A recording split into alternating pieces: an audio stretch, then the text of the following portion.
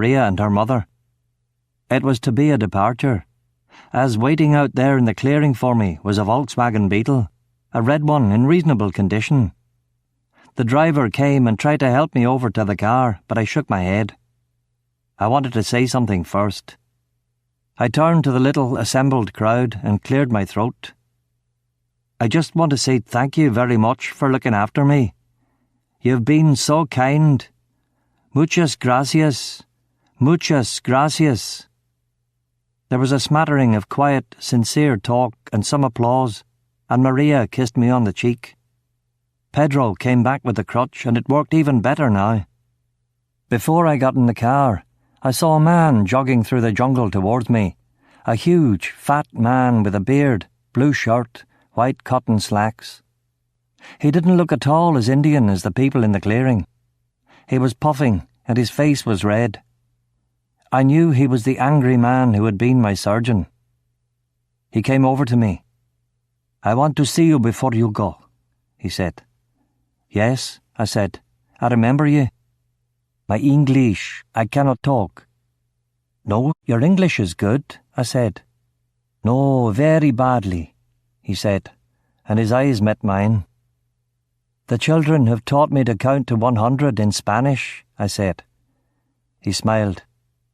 "I do not want to miss you," he said. "Look, I want to thank—" I began, but he interrupted. "Listen, please. I know who you are. You are American. Not safe any more for here. We take you somewhere else, the border. There you are safe. They are good men, but not everyone keeps quiet when he is. Tell no one about where you are from. Say that you are in trouble over girl if you say anything." It seemed a bit hokey, but he was serious, and his face was grave. I looked at him. His eyes were old and very blue. "All of you, and you in particular, you saved my life. I don't know your name." He offered his hand and I shook it. "Principe," he said. "You know that there is no choice.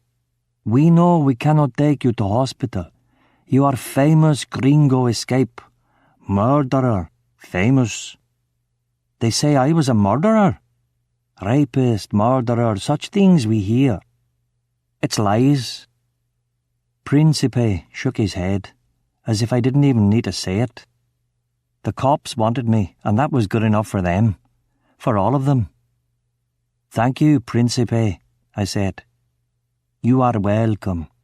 Thank also la Virgen Nuestra, Nuestra Madre, que se echa la culpa de nuestros pecados. Now, my friend, you will go." "Okay." He helped me into the car. I wound the window down and thanked Pedro, Maria, and the mother. I got in the VW and we headed off. I turned to wave, and they were all waving back. I was crying. I wiped away the tears and looked out after them for a long time. The driver of the VW didn't speak to me, but was friendly enough and offered me cigarettes. We smoked and listened to god-awful mariachi and Mexican rock music on the radio. The little Beetle was not in as great shape as I had thought, and the exhaust seeped into the car from the back seat. The engine was loud and throaty, and it seemed impossible that so great a rupture of sound could be coming from so wee a vehicle. The road was good for a long time, but then he turned off it, and the new road was immediately terrible, and the car shook and made dreadful crashing noises over every pothole. I was feeling extremely sick from the fumes, and we had to stop every half hour or so for me to get a breath. When we got going again, I tried to focus on the horizon.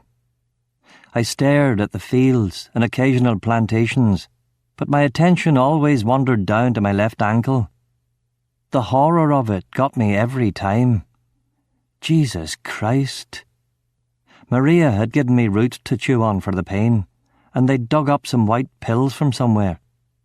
The root really helped, but whether through placebo or some natural emollient, I don't know. When it was getting dark and we had climbed a little and it was colder, we stopped at a village and the driver helped me out. He led me to a hut and told me to use the roll mat on the ground. I lay down and he went back to the car and drove off. I couldn't sleep at all that night, and it wasn't from the vermin everywhere. My heart was pounding again in my ears, not from fever this time, but from something else. Nerves, panic. Was this the start of it? My breakdown? I calmed myself very deliberately and lay awake until just before dawn, when men came for me in a jeep. They laughed and slapped my back and said things in Spanish. We drove through a town called Tenesique de Pino Suarez, and then up into mountains. When it got cold, one of the men gave me a parka, and I wrapped myself in it. We came to the camp in the evening. For camp it was. Tents and outdoor fires in a clearing by a river. About 20 men standing about, and at first I assumed they were miners or prospectors or something. But it soon became clear that they were fugitives and absconders and the like. They weren't bandits. They didn't raid anyone. They just lived up here, gathered for mutual protection. A tall, thin man with a preposterous Zapata moustache came up to me, grinning with a mouth of yellow teeth, and said something in Spanish. He shook my hand and gave me tobacco to chew and introduced me to a couple of other men. He was the boss, and I said I was happy to meet him. I suppose that he explained the situation up here and who everyone was. "Okay, mate, but I haven't understood a fucking word," I said, and smiled, and hobbled to a place near the fire. The men were kind and saw me under a canvas overhang next to a rocky little patch which was to be my spot. There were blankets, and you could stuff sawgrass into sacking if you wanted a pillow. They helped me clear away the stones, and when the ground was flat, I laid a blanket down and slept. In the morning we ate beans, and in the evening we ate rice and beans, sometimes with a tortilla. Where the food came from was a mystery. Indeed, how the men supported themselves at all was a mystery, for it seemed that they did nothing at all. A few of them spoke to me in broken English, but it was so bad and their accents so heavy I could understand very little. Principe must have spun them some yarn, because they were good to me. We were all in the shit together, and that was what mattered. Someone was bankrolling us, though, and later when I looked at a map and saw that I must have been in Chiapas, I came up with a few ideas. It was 1992, and within a year the American papers were filled with stories about that most southerly, poorest, and heavily Indian of Mexican states. In the evenings, 2 of the old guys pulled out guitars and sang long, mournful songs about sweethearts. I didn't recognize them, but I picked them up, and when I tried a few later on Spanish-speaking friends, they knew them. One night, one of the guys strummed "There's Only One Northern Ireland," the old football anthem from the Cop at Windsor Park. But it turned out that this was a very well-known song called Guantanamera, which everyone on earth had heard of except me. Seeing I was excited by it, they sang it over and over, and in what seemed like no time at all, I had learned all 7 verses. The days were all the same. The sky was blue save for a few breaths of cloud. It was cold until noon, and then hot for a few hours, then cold again at night. The landscape was high desert, cacti, a few scrubby trees, boulders. Once, when I went for a walk, I saw a fox. I had been there about a week when I started to get itchy feet. Itchy foot, if you want to be literal. The guys sang songs and played checkers and eked out their scant tobacco in the evenings and slept most of the day. Like I say, they did bugger all, and there was no one for me to talk to. I ate their supplies and contributed nothing, not even a decent story or two to the conversation. Things had probably cooled down sufficiently, and it was okay to move on. And I wanted to go. I had to get north. I had to get back to New York. On a Sunday morning, 6 of the men had rigged up church. I rolled up my clothes and got my stick and tried to make myself understood about heading north. The head man got the picture and told me to wait till tomorrow, since a car was coming and could take me to a road. This explained in bad English and more helpfully by drawings on the dirt. I did wait, and a car did come, a green Toyota Camry with a door missing. The driver left off a sack of rice and a tiny bag of coffee. The boss explained a few things and the driver nodded. I got in, and the driver didn't ask me anything at all. He drove me down into the plains. At a road junction he stopped the car and gave me some Mexican banknotes, which I refused but he insisted upon, and told me which way to hitch. Guatemala, he said, pointing in one direction. United States? I asked. El Norte, he said, and pointed along a line of blue mountains. He started the car and asked with gestures if I was sure I didn't want to head back east with him. I shook my head. He shook his, and off he drove. I stood for a while, and then I sat. Just before nightfall, a dust storm in the distance showed that there was a vehicle, the only one going in any direction that day. I hobbled up on my crutch and stuck my thumb out. It was a truck with an open back and no cargo. The driver saw me from a long way off and slowed down and stopped. He opened the cab door and said something in Spanish. "Can I come up?" I asked. He nodded, and I got up beside him. "Habla español?" he asked. I shook my head. "Bueno," he said, and started her up. He drove the whole of the night and shook me awake in the late morning as we arrived at a small town. I could see it was the end of the line. I asked him where north was and he showed me. I got out and thanked him, and he seemed to say that it was nothing. The town was so full it must have been a market day. I bought water, dates, oranges and tortillas with one of the banknotes and got a lot of change back. I sat in the market square in the shade of a church and ate everything I had. I asked around with sign language and found a standpipe at the back of the church where it was permissible to wash. I stripped down to my boxers and cleaned myself off, much to the amusement of some small children playing nearby with a ball. If the kids hadn't been around, I would have given my bollocks a good washing too. I air-dried and pulled on my mended jeans and a cotton smock that I'd been given in the village. I had a sandal on my good foot and a now filthy bandage on my stump. I safety-pinned the jeans back over and it was okay. I went back to the village square and found a bus stand and with much confusion explained that I was heading for the United States. This was tricky, I was told. I apparently could not get a bus straight there and should either go to Mexico City or take a bus up the coast, which would get me close but take much longer. In case of the peelers, I chose not to go to Mexico City. I got on the local bus, and we waited about 3 hours until it filled with passengers. It headed off, and a large woman in the seat next to me opened a black bin liner full of all her stuff and offered me a kind of sherbet to drink. She had one herself, and then she produced a Madeira cake and a pot of jam. She cut me off a piece of cake and spread the jam for me too. She offered everyone on the bus a piece of her cake, and there was barely enough left for herself at the end. She told me stuff about her life and her kids, and didn't seem to mind that I couldn't follow any of it. The bus ride was very pleasant, especially since I wasn't on the sun side, and we went through a scrubby desert and a few towns and once a pine forest. I didn't see any coast at all, and wondered if I'd gotten the wrong end of the stick somehow. In any case, we travelled for about 7 or 8 hours, almost everyone, including my neighbour, getting off at intervening places. We eventually stopped for good at another place similar to the one we'd left. It was a small coastal town called Puerto Arajo, on a large, curved natural harbour. I must have screwed up, because it was the end of the line as far as the bus routes north were concerned. Exasperated, I explained to the bus station attendant that I was trying to go north, and, equally exasperated, he explained that I had to go back south to Veracruz and get off and then go north from there. The bus south didn't leave until the next day. It was evening, so I got dinner in a filthy little restaurant which served a greasy pork stew with tortillas, and which became the greatest meal I had ever tasted in my life.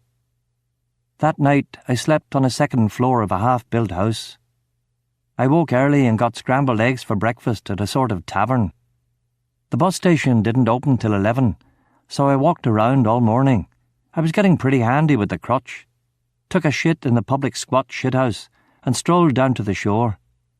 I tried to take a swim, but the salt water was bloody murder on my stump, so I got out and dried off. At 11, I hit the bus station. More confusion. Apparently I'd misunderstood the man yesterday, for the bus back was not coming today, but tomorrow. I began to fly into a rage, and then I stopped myself.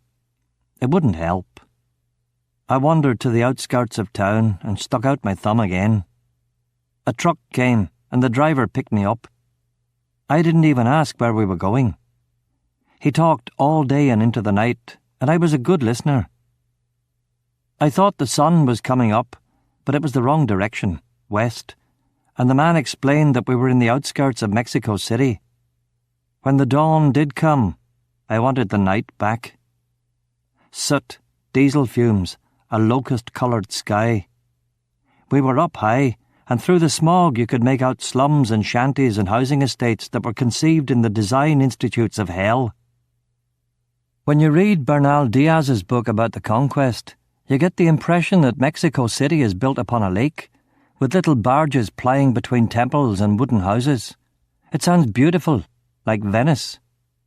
I don't know what happened to the lake, but when I was there, it was a nightmare of roads and concrete, insane traffic, poisoned air.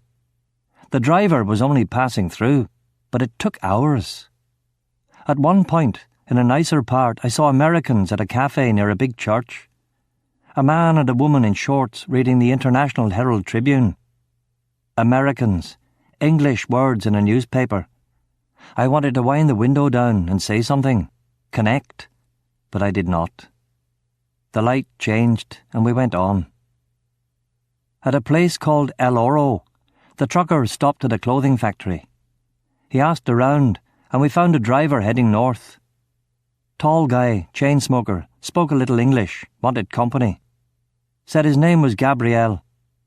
I told him mine was Michael, and he said that we were two of the archangels, and that was good luck.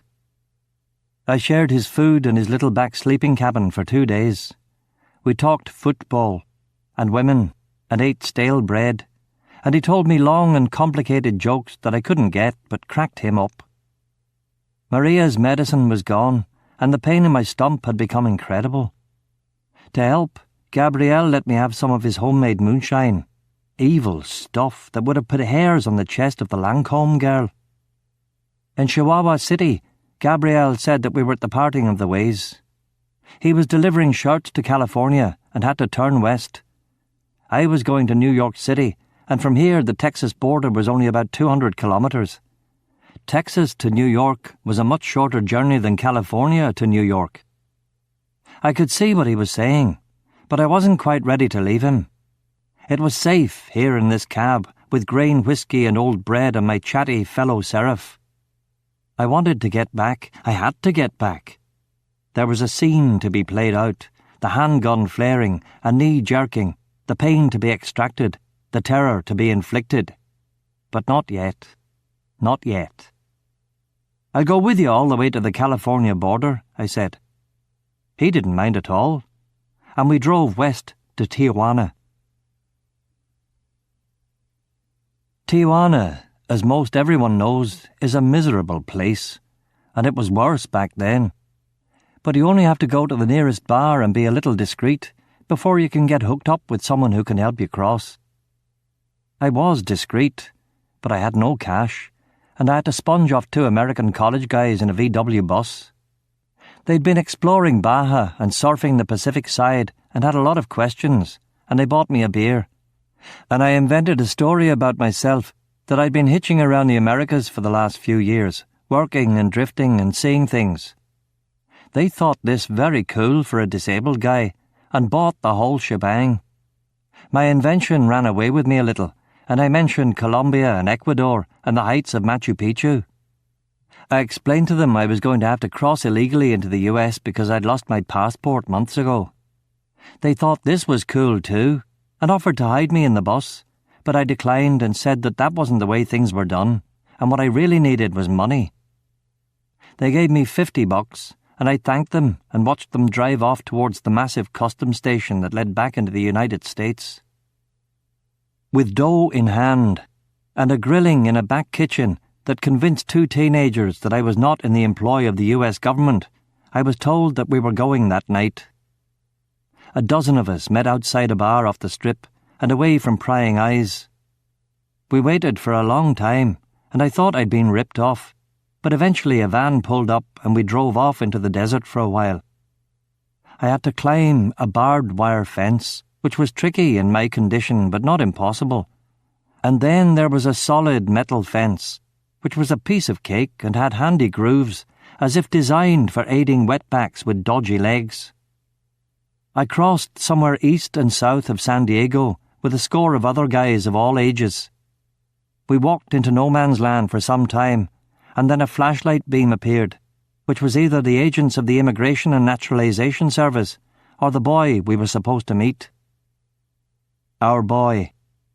Young, short black jeans, black denim jacket, and a black Stetson. He yelled at us as if we didn't see him, and we went over, me muttering that half the bloody state of California must have heard the Egypt. A van idled nearby, and everyone gave the driver money. I didn't have any cash left now, but they let me come along. They were good guys, and most of them were agricultural labourers who did this thing every year. Fruit-picking season was over, but in Las Vegas, building season was just beginning. We drove all night and into the next day, and the final stop was an industrial complex just south of Las Vegas itself. Everyone was there to demolish and build hotels, and with my experience I knew I could have been onto a good thing, and but for my leg I might have made a fortune. But as it was, no one was ever going to hire me, save to make the coffee, so I thanked the guys for the ride and started hitching east again. I was on the road an hour and a half when a sheriff's officer picked me up and told me that hitching here was against the law. I said I wasn't aware of that, and he recognised the accent and asked me what part of Ireland I was from. I said Belfast, and Deputy Flynn said that his grandmother on his father's side was from Belfast.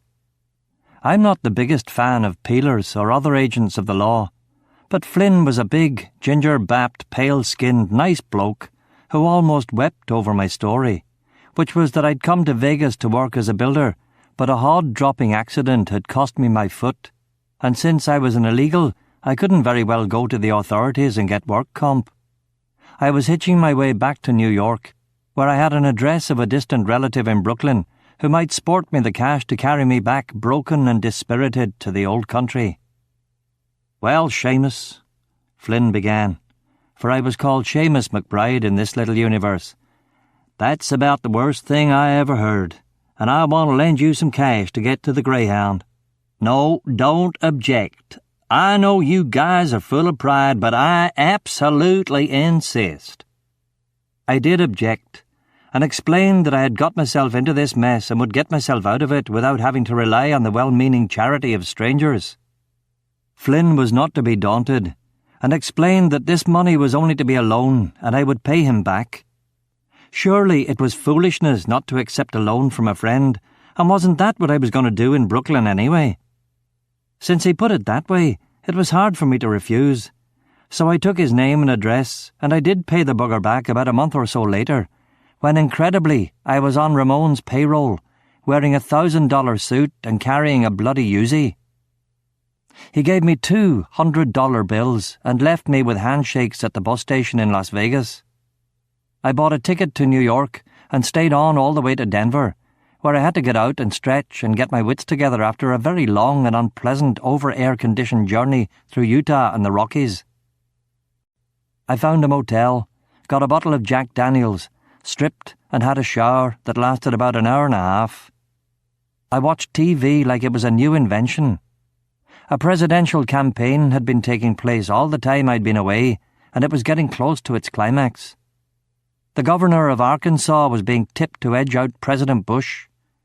It was boring, so instead I watched Wheel of Fortune and Jeopardy and flipped between endless daytime soaps. I stayed in the motel for 2 nights. I spent all my money and cashed in my Greyhound ticket and ordered pizzas and drank beer. I rebandaged my foot and stood agape, staring at my stump for a while, though fortunately I was pissed senseless at the time. Otherwise I might have had a bit of a header. In any case, like I say, in 2 days I'd spent all my hard-earned cash. It was an idiotic and silly waste of resources, considering how Nix's weans had escaped me from the prison and the jungle and given me dough. But that was it, of course. I wanted to get back. I wanted to see blood on walls and pooling under the bodies of grey men. I wanted to see widows' tears, to hear screams and pleas for mercy. But I didn't want to go back, for precisely the same reasons. I tried finding Hibernians organisations in Denver, but there was only one in the phone book. I called up and explained my case, but the guy practically laughed when I said I'd like to borrow some money. After that, I packed my shit and walked down Broadway and tried hitching at the on-ramp to the I-70. No one gave me a lift, and coppers waved me off and had no time to listen to the adventures of Seamus McBride. I slept rough that night under a bridge near Cherry Creek. I drank the creek water and washed in it before I started hitching again. I went back up to the I-70 ramp, and this time I again got lucky. An hour later, a man in a camper van was pulling up to the on-ramp and saw me, and our eyes locked for a second, and he jerked his thumb back for me to get in. It was a huge white and yellow Winnebago of the very latest fashion. I climbed up. The man was in his 50s, white hair, the sunken grey face of an actuary or undertaker. He told me his name was Peter Jennings, though not like the anchor, he said, because of the S. But I had never heard of the anchor, and immediately, from all this nautical terminology, assumed that he was ex-Navy. I spun him Seamus's sad story, and he swallowed it, and I asked him about life on the ocean wave. "Well, Seamus, I was never in the armed services. Ear problems. But my son was in the Gulf War. Not in the actual fighting, but he was a radar operator behind the lines. Reservist. Got his medal, and don't think it wasn't dangerous, because it was." "I believe it. They kept firing those things. Those missiles," I said. "Scuds," he said, seething with the memory of it. "Yeah, very risky. I was in the British Army myself then, actually, but I wasn't sent to the Gulf. Pity, really," I told him, not mentioning, as I've already said, that at that time I was finishing out a minor prison sentence on St. Helena, and that in itself was a Class A double fuck-up too, because after I got back, my regiment was merged with another regiment, and a lot of the new recruits were offered semi-generous packages to get out of the army, though not, of course, the fucking dishonourable dischargees. "You seem upset about it," he said. I nodded absently. "But son, that war screwed up. Listen to me. The ground war. Gulf War was all based on the Battle of Cannae, you know. Flanking manoeuvre. Cannae was a big victory, and so was the ground war. But did Hannibal win the war? Did we beat Saddam? No, we did not. Let me tell you, Vince Hannibal, et non sepe, usar, poi.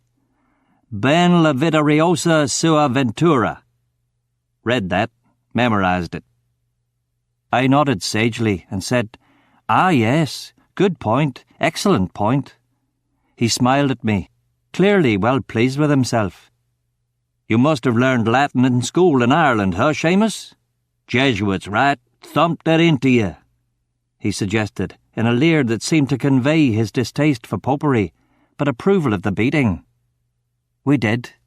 But you know, I was never very good." "Hannibal was victorious and knew not how to use victory given him. That's what that means. See my point? Bush and Powell, none of them used the victory to boot Saddam out of the country. Hannibal didn't march on Rome. See what I'm saying?"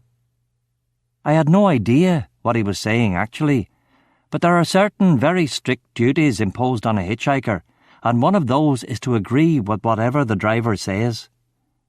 I agreed, and he proceeded to break down other errors in the president's strategy. "They're going to have to go in again, you mark my words, son. You remember Cato? Yeah. He was always attacking Inspector Clouseau in the Pink Panther move. Carthago delenda est. That's what Cato proclaimed.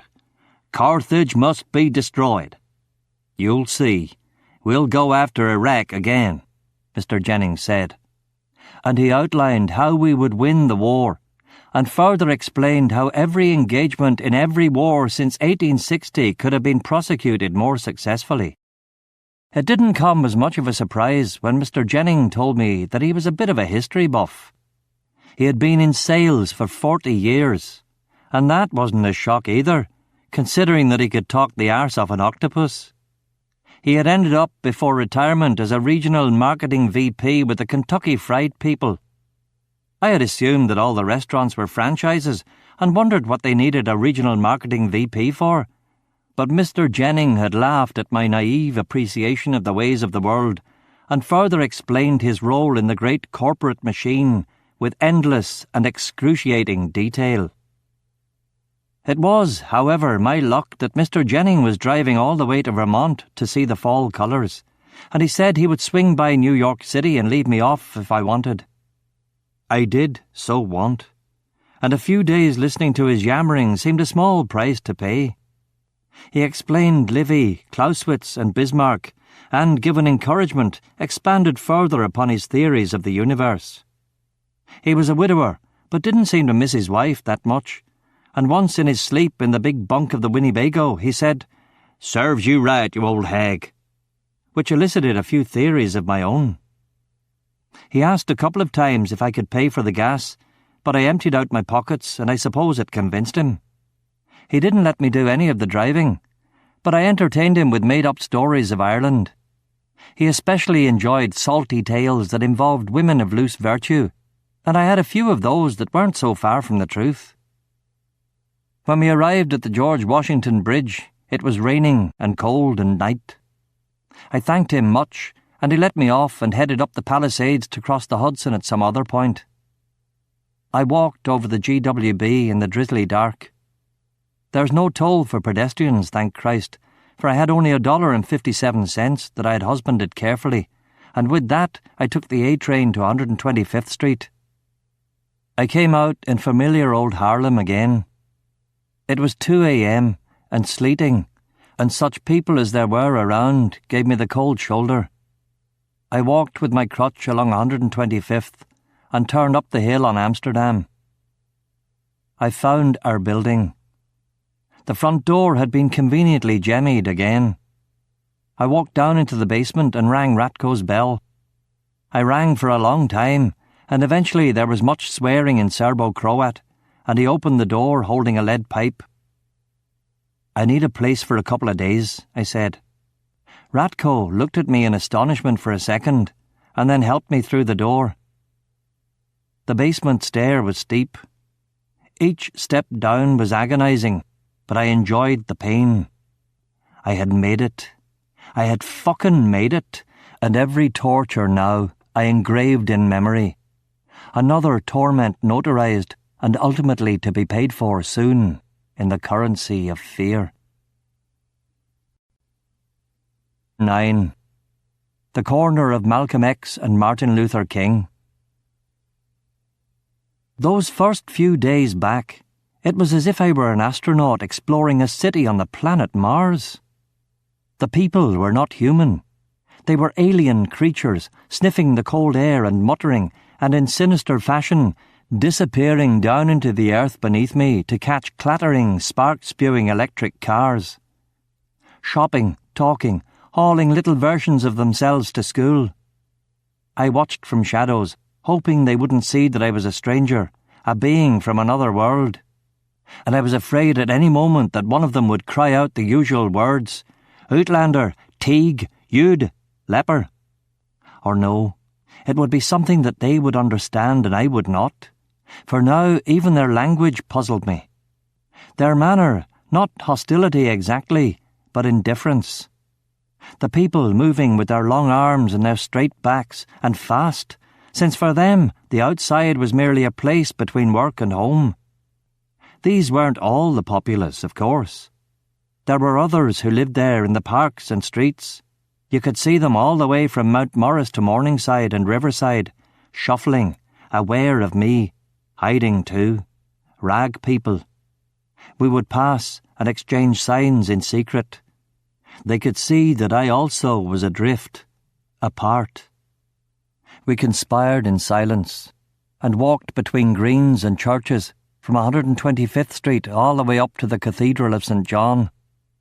Most of the time I kept it together and I walked, came back to Ratco's, ate and slept. But some days it was all too much and I expected horrors. I heard weird noises and lights and the trees would be alive. Or I'd catch a panorama of wounded birds and jungle animals, or I'd see monsters in parade coming in from Queens, and with them giants and the undead, and marching bands, elephants, painted floats, and children dressed as rats and crocodiles. Me alone, cognizant. Only I could bear witness. Only I was attuned. The other citizens of Harlem were blissfully ignorant of all this noisy caravan coming over the Triborough Bridge. They couldn't see it, but then they couldn't see anything. They were blind, perpetually blind, dazed, like survivors of a great ship intercepted unexpectedly by the shore. One morning when the sun was out, I took the Queens-bound A train to look at the Atlantic Ocean. Rockaway was cold, and the journey by crutch from the subway stop to the beach took me forever. The water was grey and incredible, tangled, bristling. Whitecaps and a howling wind. The sand freezing on my arse. There were half a dozen surfers making attempts on the slow breakers. I watched them for an hour, watched them wait in their black suits for the perfect wave and take it, cutting and gliding and falling in. Maybe I could have done that once, but not now. Fury. I walked farther up the shore where the sea was empty. I sat there and looked and begged the Atlantic to uncover itself. I waited for revelation, for meaning. But the ocean doesn't give you anything.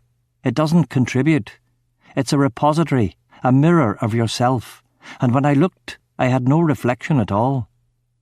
I decided to take the train back to Harlem, having learned nothing. The A train is the airport train, and at JFK dozens of people got on, bringing colour and difference to the subway car.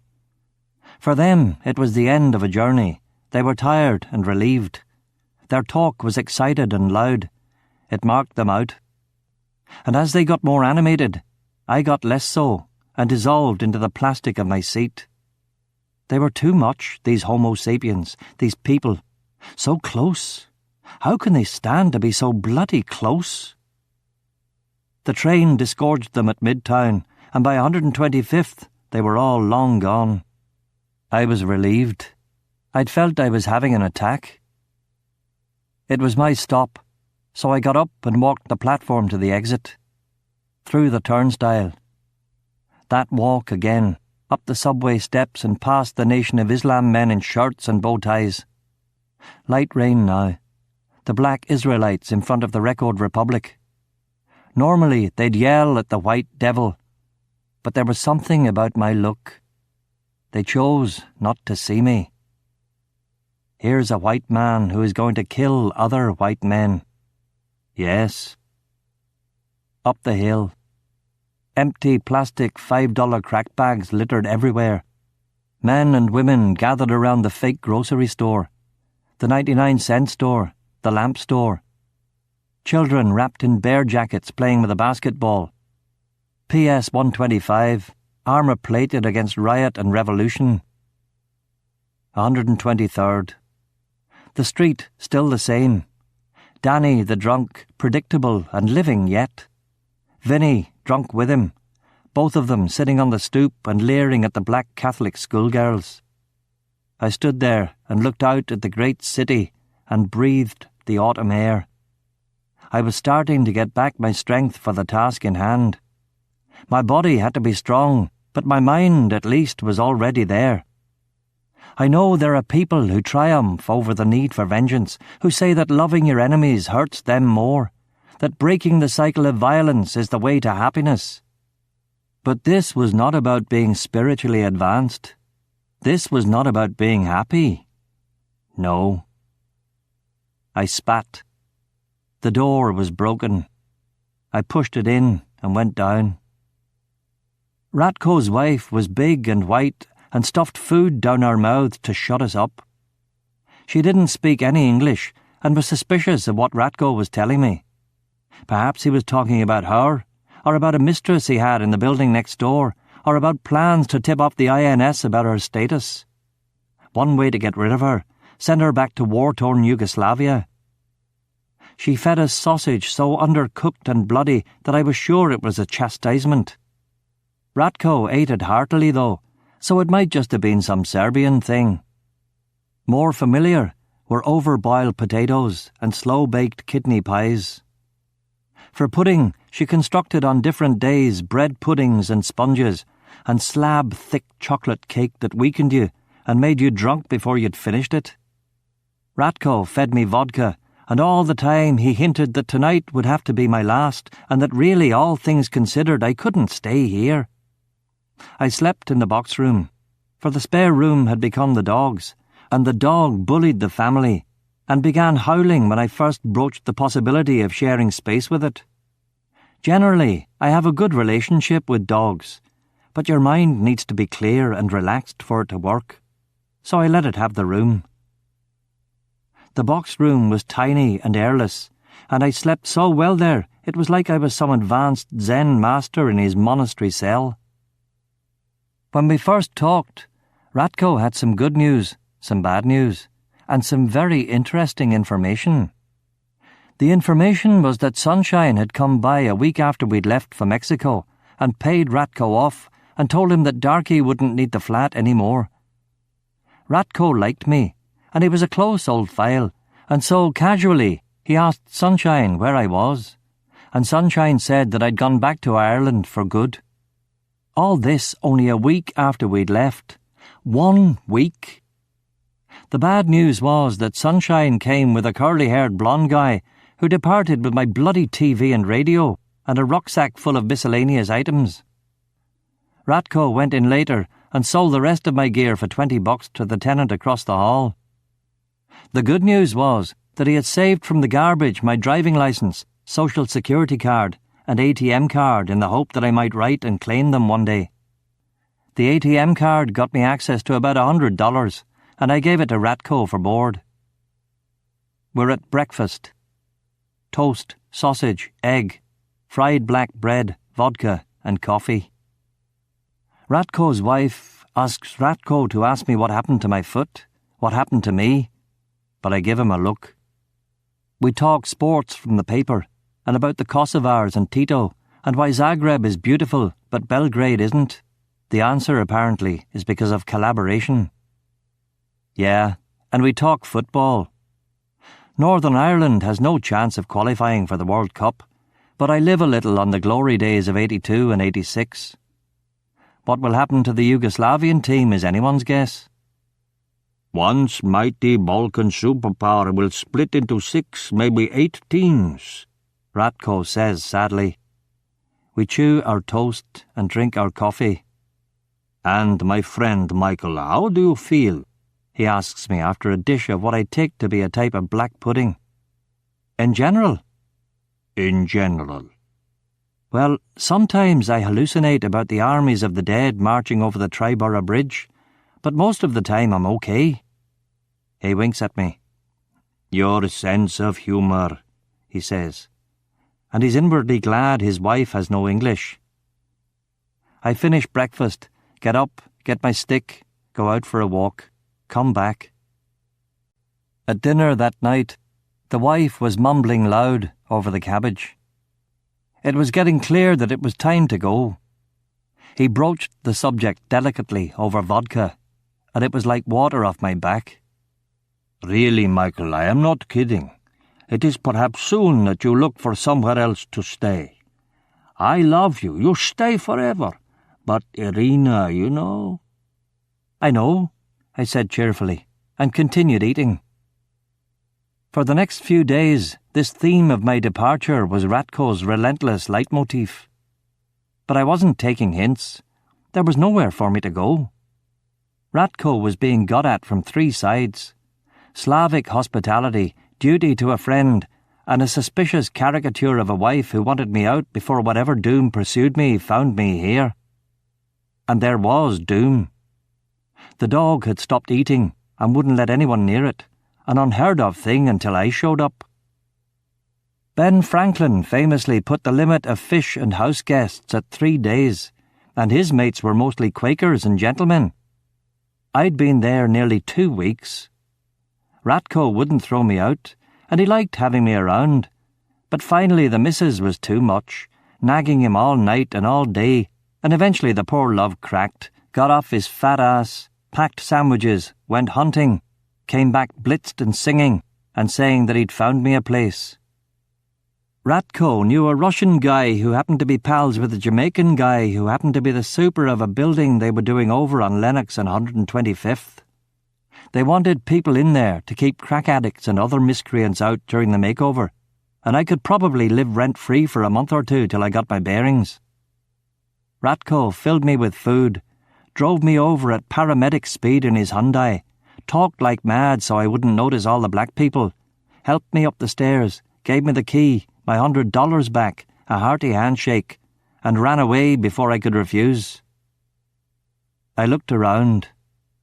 The place was abominable, but I was only there 2 or 3 weeks. That's how long it took for Ramon to find me. But you get the picture. Vermin, roaches, and a hole in the bathroom that allowed you to see into 2 floors beneath you. No electricity, but by some miracle there was cold water plumbing. The building had 6 stories, and they had a person in an apartment on each floor. Their job was to keep the homeless out of there while renovations were taking place, and it wasn't too hard a task. The guy prowling the 2nd floor was a huge Jamaican bruiser from some particularly evil part of Kingston who scared the bejesus out of most mortals. He had a shotgun, and he'd plugged someone already, and the word had gotten round. Harlem had plenty of derelict buildings, so it made sense to go to an easier place. Nowadays, Lennox Avenue looks like an okay sort of street, and it might be hard to believe that it ever was the way I say it was. But back then, I promise you, it was a murder picture. Every other building was a burnt-out, graffitied shell, garbage all over the streets, and people made campfires within the buildings to keep warm. Every floor smelled terrible, and just like in the days of Elizabethan London, you threw your shit out the open hole that should have been a window. The windows weren't boarded up because people had ripped down the plywood for furniture, and the more short-sighted or desperate simply burned it. I'm sure it wasn't always thus. I might have been living on the same street as the late Langston Hughes or Duke Ellington, and for all I bloody knew, Ralph Ellison could have been that old, sophisticated-looking guy at the bodega, but it seemed unlikely. The street sanitation was a disgrace. The architecture of the buildings post-apocalyptic. It was Belfast, circa 1973, except here there was no civil war as an excuse for the calamity. There wasn't much to do, either. No safe bars, no movie theatres. In fact, around here the most important landmark was the Apollo Theatre, but you'd be the brave white boy up there on a Saturday night in the autumn of 1992. And speaking of Apollo, patron of the muses, true, but also guardian of prophecy and the future, I knew what was going to happen. What was inevitable the minute I stepped off the GWB. I could see it in my mind's eye. I could see it, I could feel it, but I knew I had to bide my time. I had to lie low. Ratko could know that I was back in New York City, but he was to be the only one. Ratko could keep his mouth shut. Did others know I'd escaped from Mexico? I doubted it. The guard saw me fall into the swamp and not come out. So if Sunshine ever checked, he'd believe the guards. And even if rumours reached him and Darkey that I was somehow alive, why give credence to these paranoid reports? No, they didn't know anything. They were snug, safe in their beds. Egypt safe in their Egypt beds. So I had a place. I was incognito. And I figured if you couldn't speak Serbo-Croat and weren't part of a gossipy little Upper Manhattan Slavic circle, you didn't know I was here. I was getting my shit together, making plans. But before I could do anything big, I really had to do something about my leg. I wasn't having nightmares, no phantom limb itches or anything like that. But I was walking too slowly with my crutch, and going up a flight of stairs was like Scott's return from the pole. Now, lucky for me, I wasn't a million miles away from somewhere I could get help. For if you keep walking on 125th Street, you'll eventually get to the Triborough Bridge and the East River. But before that, if you make a right wheel, conveniently enough, there's a foot hospital. The New York College of Podiatric Medicine. The hospital will give you an artificial foot to stick over your stump, and the physical therapists will show you how to walk with that foot through weeks, sometimes months of training. They'll give you drugs, advice, support, and an optimistic, glossy brochure with smiling Special Olympians. All this, of course, if you have insurance. If you don't have insurance and your dancer tragic accident letter to Gene Kelly got no reply, you're not completely banjaxed. For, as I discovered, there is another way. You show up. You're not an emergency case, so you have to wait. It can be a while, so bring a newspaper. It's a presidential election year, so there's plenty of reading. But you're not an expert, and it's hard to tell the difference between the candidates. Both would be Tories back home. So instead you read the sports section. There's American football, and real football, and bizarre things like hockey on ice. The World Series is also coming up, but the New York teams aren't in it.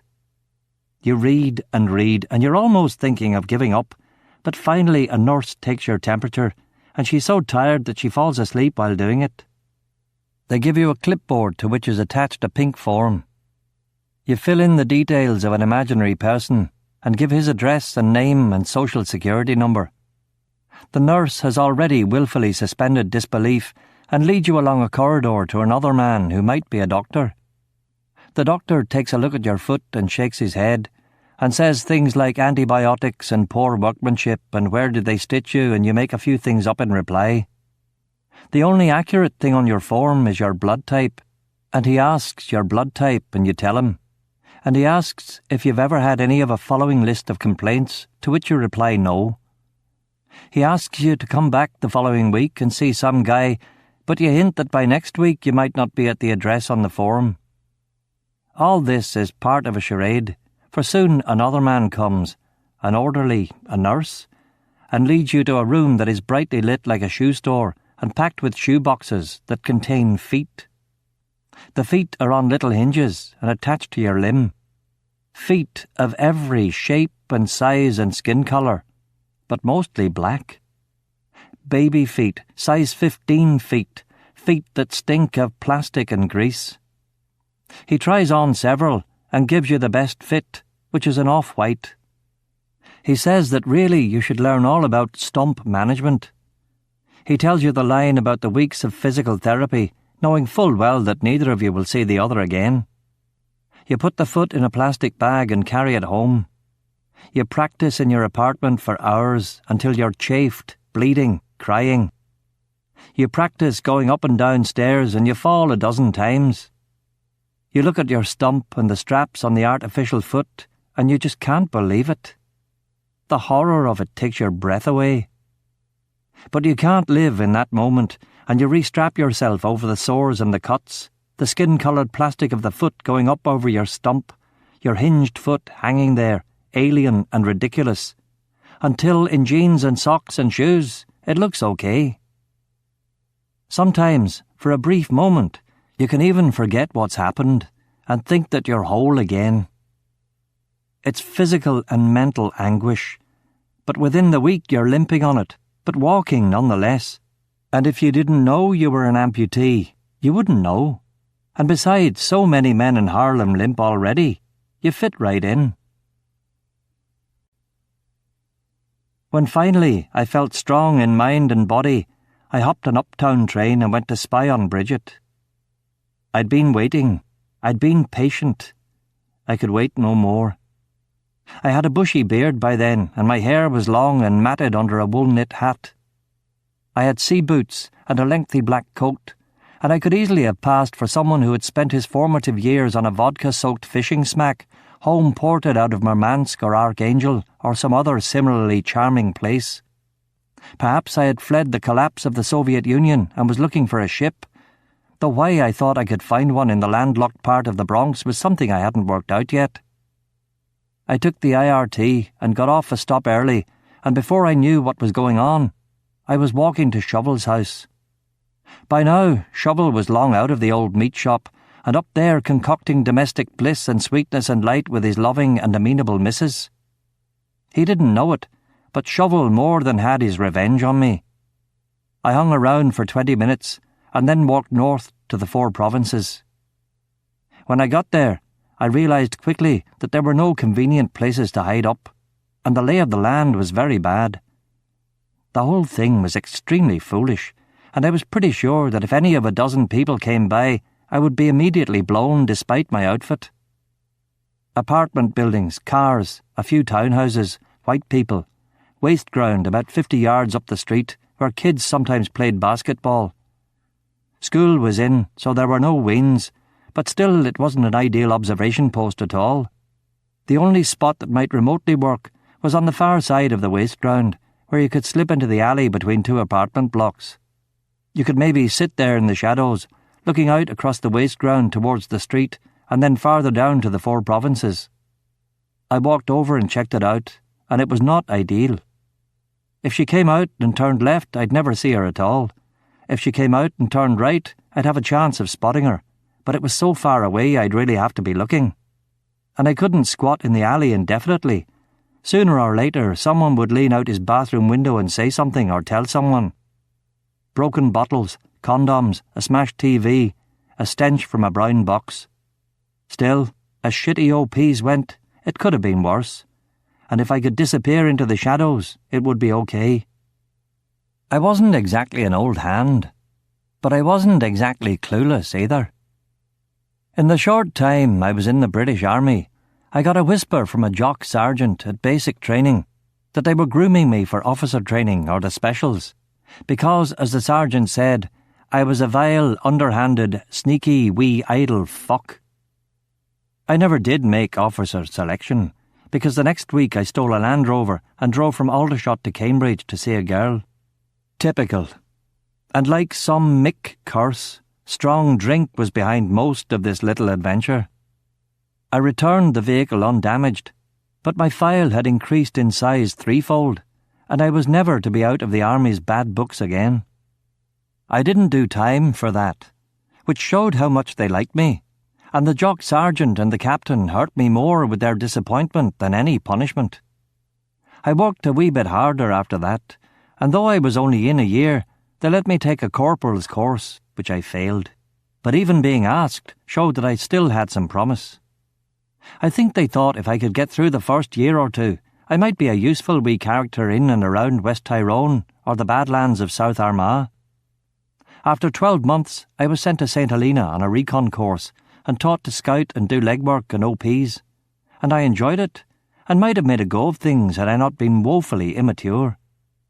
I was not 17 when I joined, and far too young to respect authority, never mind the fucking British Army, and a bar fight during the recon course, when I nearly killed a local sheep farmer or fisherman or whatever it is they do out there, was the final straw for Her Majesty, and they kicked me out after a spell in the pokey. But although my experience working for HM forces had been brief, it had been fruitful. They'd taught me to harden my body, to harden my mind. They'd shown me how to shoot, and, more pertinent here, how to do observation layups and how to wait. The corporal's course was to be useful a few weeks later when I was being tailed, but the recon came in useful right now. It was taught by a Geordie SAS staff sergeant who knew his business but could barely speak intelligible English. If you paid attention, though, he came off with some good stuff. He told us how to stay awake. He told us how to kip. He told us that St Helena herself was British and that the stories about Napoleon's dick were not true. And among these diverse Georgics that he taught us up on the windy cliffs of St. H, he told us not to believe in cop shows where you see peelers sitting with mugs of coffee and donuts on a stakeout. Never, he said, take diuretics on a layup, especially if you're on your own. If you forget everything else, remember to be careful about peeing. That was it, really. All the rest was about finding a good spot and waiting. So thanks, Sarge. I had a long pee down the alley, found a good spot, and then waited. I was extremely patient, extremely still. I wasn't smoking anymore, and this was better, easier. All you could do was breathe and look. I squatted in the shadow near a wall for an hour, and then I changed my position so that I was sitting cross-legged, and then after a time I stood. The movements between each pose were seamless and slow, and my eyes never left the street. I was still quite poised and alert 5 hours later when Bridget appeared in a camel hair coat, black jeans, black DMs, her hair tied back, a handbag over her right shoulder. She was listening to a Walkman, which would make things simpler. I let her stroll the length of the street and turn right at the corner. I crossed the waste ground. I didn't run, but I walked fast. She was halfway along the road, turning right. She wasn't going to the subway, so I tried to think where she was going. What was down that street? I tried to remember. Another bar, an Irish food store, a butcher's, a paper shop, a bakery. What else? I couldn't remember. Van Cortlandt Park and the IRT were way down the hill, but if she was going to the park or the subway, she'd have turned left at the 4p and saved herself the journey of an extra few blocks. A man appeared on the corner in front of me just as I was about to cross from the waste ground. He was a big man in his late 50s or 60s, an old bruiser, black coat +4s. He looked like fucking Boris Karloff out for a dander. He was walking at a brisk pace, and if I slipped in behind him and she didn't look back, she'd notice him only and not me. The big guy turned the corner. I slid over and in behind the bastard. He made it to the next corner, and then I did. Bridget was nowhere to be seen. Unless she'd run, she couldn't have gotten to the end of the block and turned again. She'd had to have gone in somewhere. There were a dozen shops on both sides of the street. Maybe the bakery. Maybe it was her mum's birthday or something. The big guy went down to the butcher's and stepped inside. I waited at the corner, looking nonchalant, which is absolutely the hardest part of tailing someone. It was about 5 minutes, a lifetime exposed out there in the broad. She stepped out of the dry cleaners with a plastic bag over a dress. Small, one of hers, spangly. An event dress, a we'll fuck tonight dress. She was heading back the way she'd come. Walking brisk, swinging her hips, excited. I eased out of her field of view and slipped down the basement steps of the apartment building on the corner. She'd stay on my side of the street and go past above me about 6 feet away. I'd see her face, but she wouldn't see mine down here in the shadow. I backed against the wall and waited. All the time, there was the possibility that when she went by I'd say something. I'd call her name. Bridget, down here. Shh. Don't be afraid, mouse. It's me. My mouse girl, it's me. I'm alive. Don't cry out. Pretend you've dropped something. She'd be astonished. Maybe she'd faint, yell. She'd start to cry. They told me you were dead. I thought you were dead. Oh my God, Jesus, Mary and Joseph, sweet Jesus. I'd whisper instructions to her. We'd meet that night in the park. She'd tell her ma she needed a walk after dinner. That wasn't so unusual. Sometimes she went for a walk before starting her shift in the bar. We'd meet in the park and I'd tell her everything. Christ, Bridget, you're not going to believe it. Take a breath. I've been through the mangle a bit, but I am alive. We'll have to be quick, smart. It isn't safe for me here. If Sunshine found out, if Darkey found out, they'd have to kill me. They'd have to. No choice. They know me. No, don't call him. It'll all be lies. Lies. Didn't they say that I was dead? No, Sunshine too. He's worse, if anything. I promise you, it's all true. Don't cry. Be tough. They'll notice if you've been crying. Listen, I've it all worked out. We'll go away. You'll book tickets for both of us for this weekend. I can rustle up some documents by then. It'll cost me, but I can do it. I'll get the cash somehow. Don't pack or fucking look at atlases or anything like that. Don't get your hair cut. Change nothing. Saturday morning, get up. Say you're going shopping in Midtown. Take the train. No extra bags. We'll meet at the 181st Street stop and take the A train to JFK and then fly to... Where? Anywhere? Australia. There's a second cousin of mine in Queensland. England. I know a couple of people in London, Coventry. Ireland. Dozens who could hide us out. A cottage in Donegal. Oh, Bridget, it's so beautiful there. The blue mountains, the hills, the lochs, the Atlantic thundering up on empty beaches. You'd love it. I'd get a job in Derry, maybe you too. We'd raise kids, get a wee fishing boat, a wee rower. Teach them to fish. They're surfing there now too. It's not behind the times. We'd use aliases. They'd never find us, never. I know Darkey can pull strings and Mr. Duffy has connections, but we'd be clever. Clever, Bridget, and happy. So happy. I hear her steps on the sidewalk. It's a sharp day. She has a purposeful walk. She gets close. It was you, Bridget. Please believe me when I tell you that you're the one that kept me going. I thought of you. I was half mad out there. Christ, the things that happened to us. Only I made it. It wasn't luck. It was all you, Bridget. Can't you see that? I'm sure of it. Yeah, I know I'm a pokel, a liar. There are other girls. I know you don't have to tell me, but that's behind me. I don't remember them. All that time it was you. I swear it. You. She's even closer. 10 paces till she reaches the corner. She's humming along, happy. Her boots squeal and she turns the corner. I see her face, lightly powdered, radiant. Her hair is darker than I've seen it, tied back. The music on her Walkman is you too. She's singing with it, one of the upbeat ones. She's smiling as she sings. Aye, the dress under the plastic is a fancy cocktail outfit. Darkey must be taking her to some do. Something special. No trip to the pictures this night. It's the Met or some fundraiser or a restaurant in Tribeca or in Central Park South. She's parallel with me for a moment, frozen there, and then she's passed.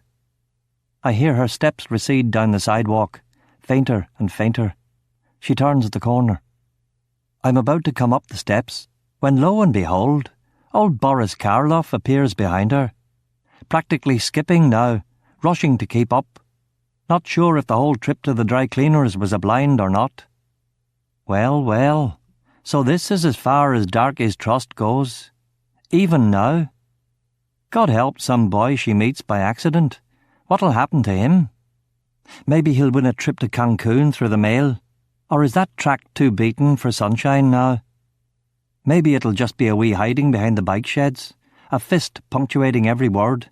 Stay the fuck away from her. Boris turns the corner, and I come up the steps. I wait there for a while. In the movie version of the story, I'd pull out a cigarette and smoke it, and stand there looking dazed and insensible. But I've given up. I need the extra lung capacity to compensate for other physical concerns. There is no point following her back to the 4 provinces, but it might be interesting to see where Boris goes. I walk to the corner, and I'm just in time to see him get into a blue Ford. I get a read on the number plate and try to compare it with the blue Ford that was on 123rd Street eons ago, but my memory has erased that number and put in its place a series of horrible events. I stare for a while, and then pull my hat low and take a long and deserted way back to the subway stop. I was fucking broke, freezing, living on cold baked beans. The place on Lennox had no gas or heat, and like the people I'd once mocked, I considered burning wood on the bare floor. I'd tried to befriend the Jamaican guy on the 2nd floor, but he was having none of it. I wasn't that welcome at Ratko's place, but sometimes I had to go over to get a square meal. I wasn't disheartened though. quite the reverse. I knew what I was doing. I wasn't just sitting there faffing about. I was mentally steeling myself for what was to come. One night, to confirm everything, I spent some time in contemplation on the roof of my building. I'd never been able to do the lotus position before, but when you can take your foot off, it becomes a bit easier. It was the middle of October, and the crisp air was disturbed only by the odd gypsy cab on 125th, and a howling crack addict at the subway stop, and then, later, gunshots up in the 130s. But you zone it out. My brain was ticking and working fine. It told me things. Patience. Things were going well, but I shouldn't jump just yet. I needed time. I had to be fit. I had to be able to run on a foot I could barely limp upon. I had to be strong and brilliant. Apollo came up earlier in connection with the future. And you know, a wise thing Apollo urged at Delphi was to know yourself. And that's what I had done. Looked within.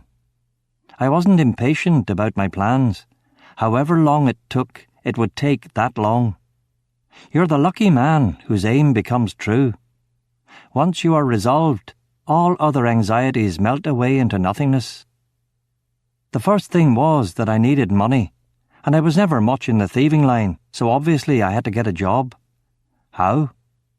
I sat for a while, and I considered various options, put my foot on, and went back down to the apartment again.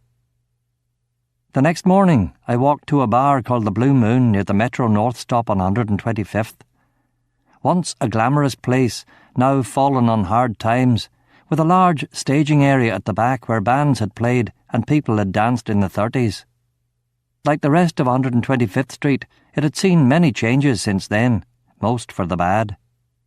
It didn't have many customers, but the ones it did have were older guys and no trouble. Crack cocaine was the vice du jour around here, and alcohol a benign and peaceful influence on character in comparison. I'd worked here for 1 week 9 months ago. It had been called Carl's then. In that period, which is exactly the gestation cycle of a human being, I too had been born again into a different, harder, more venerable person. Carl's also had transformed. It had undergone a change of name and a change of ownership. The Blue Moon had been what it was called about 5 years ago, and was what it had been in its heyday. The record emporium next door to it had become a lottery store. The African craft store had closed.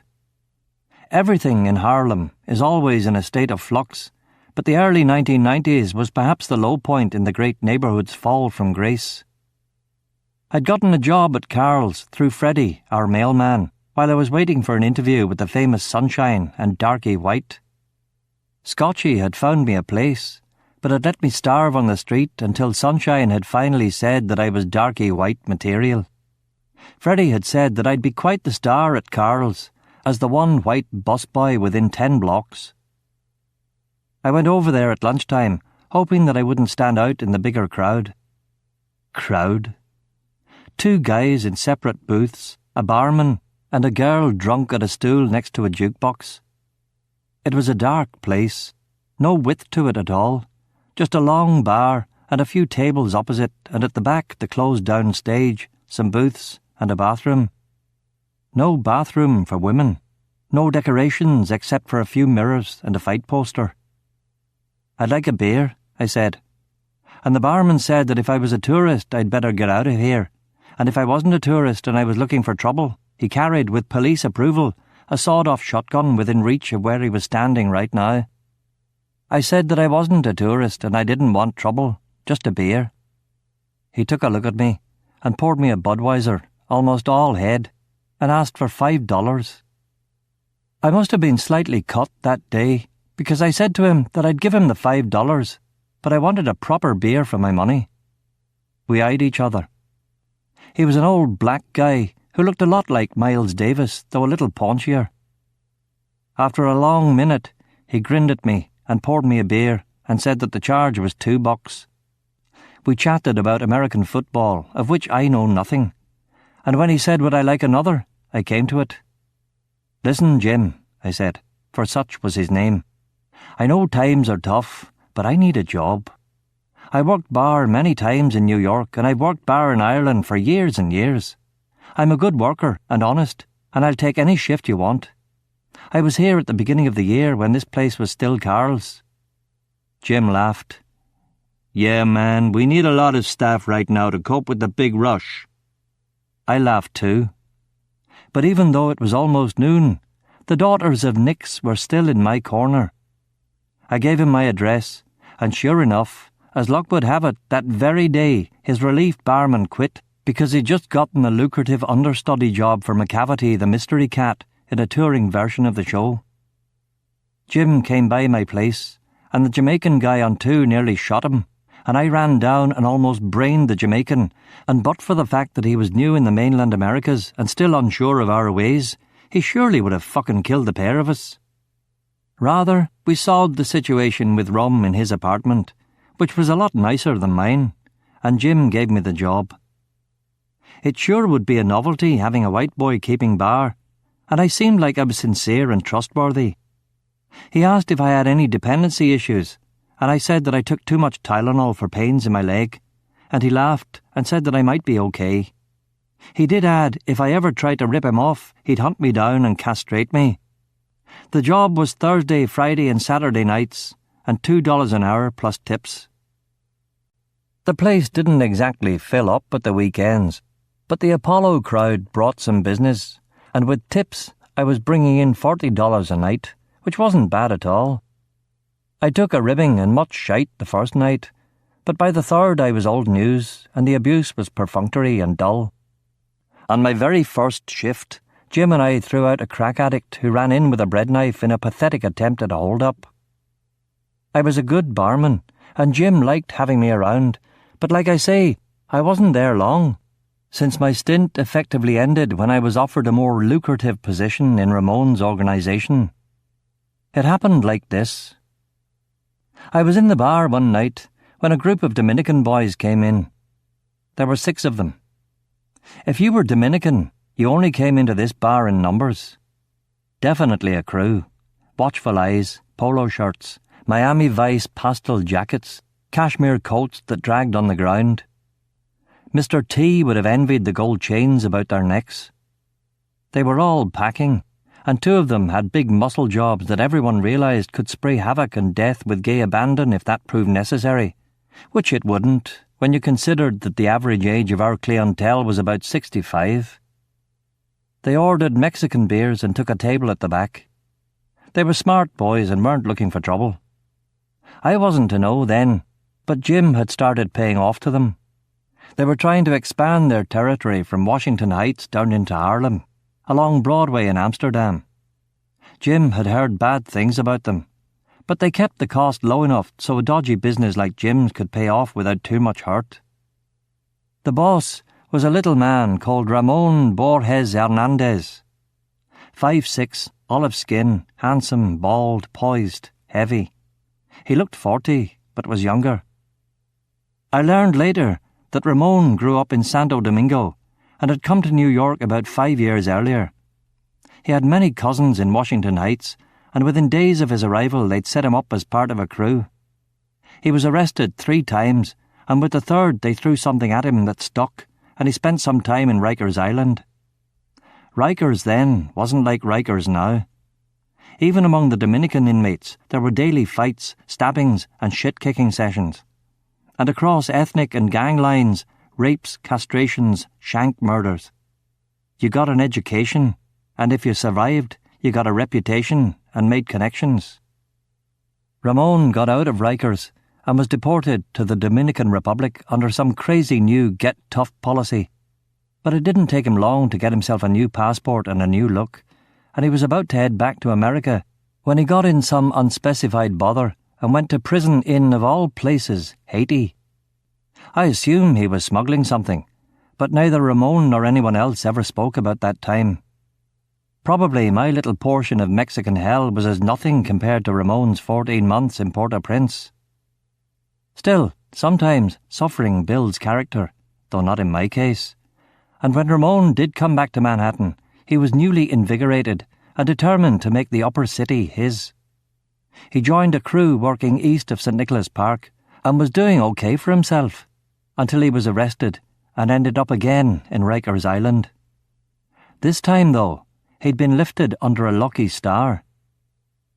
If you are the type of person who believes in synchronicity, or the power of coincidence, or chaos theory, or Jungian collective unconsciousness, or other bollocks like that, it might be instructive to learn just how Ramon's luck changed, and the small but important role I played in reversing Fortune's wheel. Vanna White wouldn't be in it, I tell you. I didn't realise it then, but Ramon's and my path had crossed inadvertently twice before. Once when Ramon gave encouragement to Dermot Finucane's foolishness, and once with Mr. Peter Berenson, the Eastern European gentleman with Santa trouble. I think I said earlier that all this might be seen as a bit fluky, but if Ramon were still alive, I'd have said no, it wasn't a fluke. It was some Ramonian magical cadence that meant he knew me before he knew me. But actually, poor Ramon was no magician, at least not magician enough to stop Moreno Felipe Cortez from shooting him 19 times. That means more than one clip, the year after I left New York. Anyway, that was all still to come, and for the moment, it's diverting to see how Ramon made that jump from AAA into the major leagues. Ramon was sent to Rikers, and he got to know a black Colombian guy from the Bronx called Bill. Blacks and Dominicans didn't pal around much, but Ramon was a charmer and had a knack for spotting talent. Bill, it turned out, was an important middleman meeting mules at JFK and holding the product while deals were done. He had several things going at once, including babying a large quantity of cocaine for a Colombian terror group's drug arm. All he had to do was hold it and keep his mouth shut. Simple. But Bill was also a bit of a fuck-up, and had somehow punched a cop at, of all heaven's holy fucking places, the Puerto Rican Day Parade. Bill was on a warrant and went to jail, and through that he lost his apartment in Riverdale. They wanted Bill out of the building because he was black and Colombian, but heavying him out would look bad at landlord and tenant court. Fortunately for them, Bill was now in prison and couldn't, or forgot to, pay his rent. He had a few places, so they kicked him out and put in Mr. Peter Berenson, who had wanted to move from the ground floor to the 4th floor to get a view of Van Cortlandt Park. I don't know what Bill's troubles were, but clearly he had a lot on his plate, and didn't get round to sending someone to look for his stash of coke until December, by which time the apartment was inhabited by someone else, our pal Pete. The Christmas burglar had found nothing, and Bill decided that he would investigate the whole thing when he got out of the clink in the summer. You might recall that the night Shovel supposedly beat the crap out of Big Andy, as I was coming up the steps from the subway stop, Mr. Berenson said that he'd had an intruder break into his place but not take anything. This was Bill out of jail and looking for his cache of cocaine, which was safely embedded in the floorboard. He didn't find it, or was too high to get it the first time, which was unlucky for him, because very soon after, Ramon saw him on the street and remembered his tall prison tales and took him to a place where all the pertinent information was extracted. Shortly after that, Ramon, or an associate, went to Mr. Berenson's apartment, killed Mr. Berenson, and took a sports bag full of cocaine out of the apartment.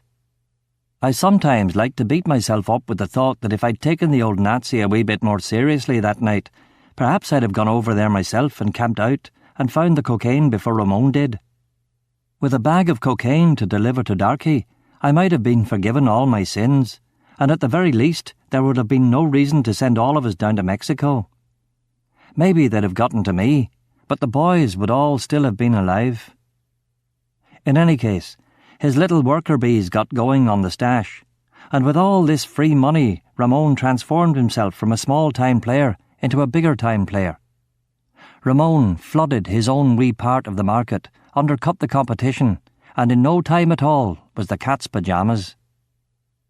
It maybe wasn't just chance, then, that the two areas I'd come across Ramon's baleful influence were in the Bronx and Washington Heights. Both places Dominicans were moving into, Mix moving out of. Places where one could expect that Darkey White's power would be on the wane. and that of thoughtful young hoods from Hispaniola would be on the wax. Yes, in this part of town, Ramon and the Dominicans were the future. Darkey White and the Irish were the past. It wouldn't last, but then again, what does? Ramon was in the group of 6 that night, and I didn't know it, but he'd come to see me. You think you can be anonymous in this city, but you can't.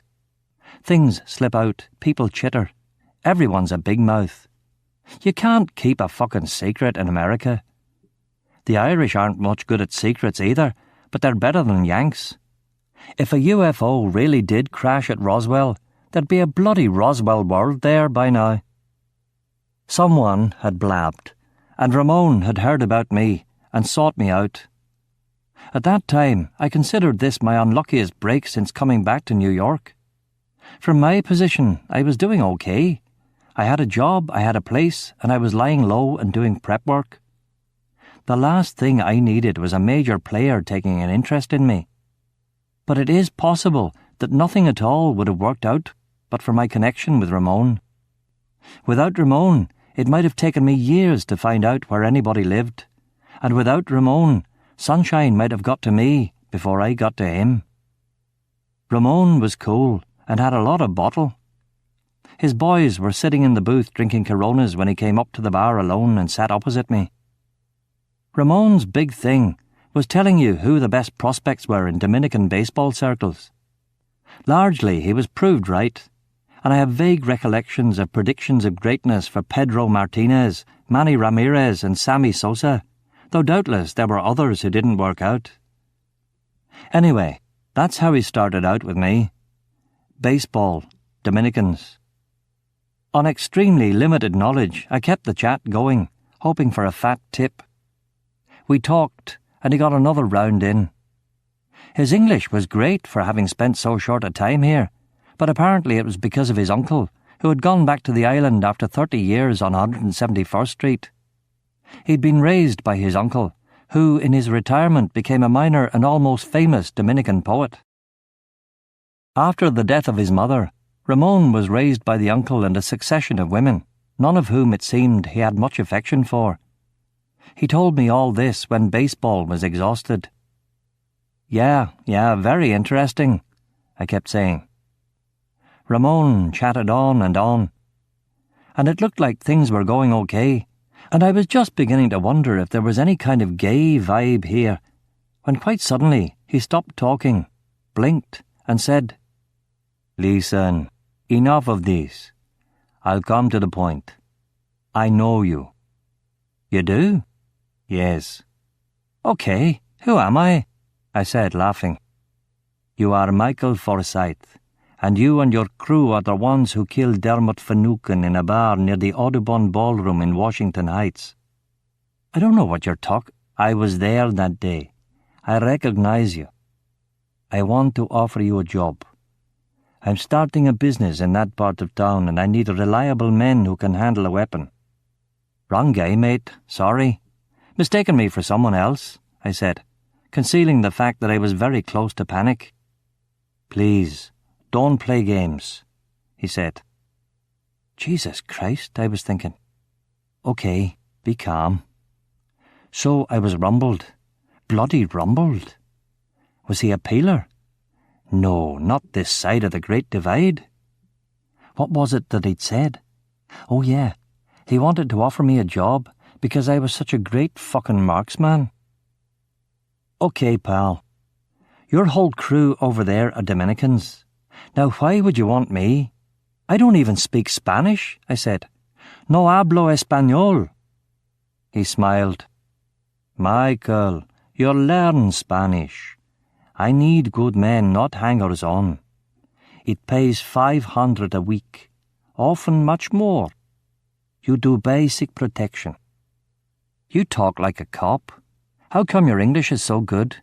I asked suspiciously. Listen to me, Michael. I'm no puta gangster smoking the product and blowing profits on cars and whores. My crew are the guys I could get, but I'm looking for quality, and from what I've heard about you, you'll fit right in. What have you heard? From whom? How did you know where I was? Don't worry, it is general information. This, in fact, worried me a great deal, but my face was studied and blank. I tried to appear relaxed. I grinned and breathed. Anyway, why would I want to work for you? I asked. Apart from the money? Yeah? I'll help you. I looked at him. Ramon, a small man, but what a presence, like a Dominican Rod Steiger. But even this doesn't do him justice. Ramon took up a great deal of psychic space. He electrified the room, and his prison eyes and wary stare brought up everyone else's game, and we became hyper-aware, just as he was always cognizant of everyone and everything within a pistol shot. Help me do what? I asked. I'll help you, he insisted. I shook my head and tried to figure out what was going on. Was he a fucking mind reader? What did he know? Things didn't seem quite right. Was this a trap of some kind? Had Darkey put him up to this? Listen, mate, I don't need a job. I already have one. I'm trying to keep a low profile, you know, I said. I know, he said, and smiled a very irritating smile. I'll help you with that too. I began to get a little scared now, and measured the paces it would take me to get at the shotgun under the counter. 2 steps and it just pulls out. Neither of us spoke for a while, but I was first to crack. I need to know how you found out about me, I said slowly. He nodded. I understand, he said. While he spoke, I tried to figure him out. The half-smile, Rolex watch, gold chain, expensive shirt. And yet it was all low-key. This was the bare minimum he needed to impress his subordinates. Ramon wasn't really the type for ostentation. 2 days ago, someone saw you in here. Someone who also was there at the bar. And yet I'd heard that you were dead, he said. From who? It had been put around that you and your crew had been killed in Mexico, murdered for skimming cream off the top. It had been put around that if that's what happened to friends, think what would happen to enemies. Oh, I said stupidly. If I'd been quicker, I'd have seen right there what the game was, but there was too much information for me to process at once. Something going on, but I couldn't figure out what. If it were me, I would never in a million years hire someone who wasn't a countryman or an old friend. You never go to strangers for this kind of deal. You can never know them well enough. Look at Mrs. Gandhi and her Sikh bodyguards. Proof enough right there. The Emperor Darius, another example. I had to think pretty quickly. First, was he threatening me? If I didn't take the job, was he going to tell Darkey I was here? Second, what was the hidden agenda? What was it? Okay, thinking. The second part of it I wasn't going to get tonight. Too smart for that. The first I might. I decided the best thing was just to come right out and ask him. Listen, Mr. Ramon. Yes? Listen, Ramon, are you threatening me? If I don't take the job, are you going to spread it around where I am? He looked very serious. His lips narrowed. His eyes didn't blink. I assume you do not mean to be insulting. Please take my card and think it over. We can help each other. That's all. He handed me a card. It was white and had a phone number on it, nothing else. He turned round and his boys all got up at once. They all walked out without another word. The door closed behind them, and I knew immediately I didn't have a choice. If I wanted to stay in New York, I'd have to go with him. Even if Ramon wasn't going to say anything, sooner or later it would come out. Darkey had more men and resources. Sunshine would see to it that Mr. Duffy knew there was a problem. Mr. Duffy had dozens of people whom he could call upon to dispose of an irritant like me. In half an hour, my world was somewhere in my fucking whips. I had no choice. And I knew then. No more spying on Bridget. No more meditating on the roof. The honeymoon was over. I called the number an hour later. "Ramon, He cut me off. He said to say nothing, that he liked to do important things in person, and he would come back down. I hung up, both irritated and strangely pleased with his way of doing biz. He came back in just before 2. The place was deserted. He came alone, no boys. He sat opposite. "You've decided?" he said. I stuck out my hand. "Ramon," I said, "where thou lodgest, I will lodge, and thy people will be my people, and thy God my God." He smiled and shook my hand. And that was that. I went home, stripped, showered, went to bed. It was all done. Ramon was to be the facilitator. I lay there. Harlem out there in the night, alive and beautiful. I lay and listened. "Ramon is the conduit they've chosen," I said, "the last piece." I closed my eyes and put my hands behind my head. I rested in the long, cold arms of Nemesis and readied myself for the blows to come. 10. A stolen car to Oyster Bay. Ramon turned out to be a brief, enigmatic, but useful presence in my life. He oozed charm and charisma. Gentle, quiet, persuasive. But that's what they sometimes said about the Führer. And you couldn't forget that Ramon's crew was responsible for about a murder a week, although he might say in justification that this was only self-defence. Not that my hands were completely clean on that score, if you counted Dermot. And in any case, what was my excuse for the murders yet to be? They got me a flat on 181st Street on the 5th floor of a building that looked right over the George Washington Bridge and the Hudson. The apartment was amazing, with hardwood floors and long windows and modern appliances, twice the size of the place I'd been in on 123rd Street. And the neighbourhood was good. The 180s near the river was a little Jewish section in the middle of Dominican Washington Heights, mostly older folks who got on well with the majority community. My apartment was airy and wonderful. At night, when I wasn't working, I'd sit and look out the big bay living room windows. There's a bit in Citizen Kane when one of Kane's buddies is being interviewed in a nursing home, and in the background you can see the GWB, and that's exactly the view I had, except in colour.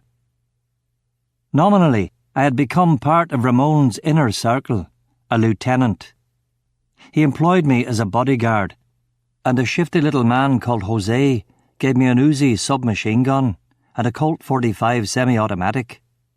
I'd fired a Colt ACP before, a huge, loud, terrifying weapon that was standard issue to US Army officers for 70 years, so the gun must have had some good qualities. I, however, couldn't shoot the thing. I mean, it'd blow the head off anything closer than 20 feet, but for me, at least, it was horribly inaccurate at distance. Also, the magazine would jam, and it made me jump when flames would come out of the barrel. And of course, I hadn't fired an Uzi. The British Army would never countenance such a silly and vulgar weapon, and I mistrusted it right from the start. I wore a custom jacket that Ramon had a tailor make up for me, and carried both guns in shoulder holsters. But the Uzi I kept on the right-hand side without the clip-in to make it a bit more comfortable. Ramon never once revealed his real plans for me, and I, for one, simply could not buy his story of needing reliable men. The morning after our meeting, a van showed up for my stuff, such stuff as I had. I didn't see Ramon for the next few days. He told me about the apartment on the phone and hinted that he might meet me there. But I waited for him, and he didn't appear. The super saw me in and around, and refused a $20 tip. The next day, Jose showed up with a tailor.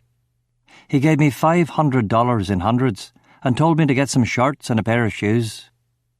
A man came and installed premium cable and a phone. Furniture was delivered from Pier 1. A couple of days after that, a car came for me and took me down to a restaurant near Ramon's place. It was early evening, and Ramon introduced me to the lieutenants, who were polite but not particularly friendly. Everyone spoke Spanish all the time. After the introductions, I was fitted out with my weapons, and I just sat there, sipping Corona. My whole role in the setup seemed completely false and out of place, but Ramon did his best to make me feel comfortable by having the occasional conversation with me in English about sports and the weather. At 11 o'clock, after what I suppose had been a getting-to-know-you meeting, I rode a cab back to 181st Street. The next day I was summoned down again, this time to his loft. The lieutenants were out pounding the beat, and I was alone with Ramon, Jose, and the two bodyguards. My real job was the unspoken thing between us. He knew that I suspected that it was all a fabrication, and what's more, he knew that I knew that he knew, but he kept his lips shut. "Ramon, if I'm your bodyguard, why don't you want me to live here?" I asked him. "You're my bodyguard on important occasions. You have a very special role, Michael," he said.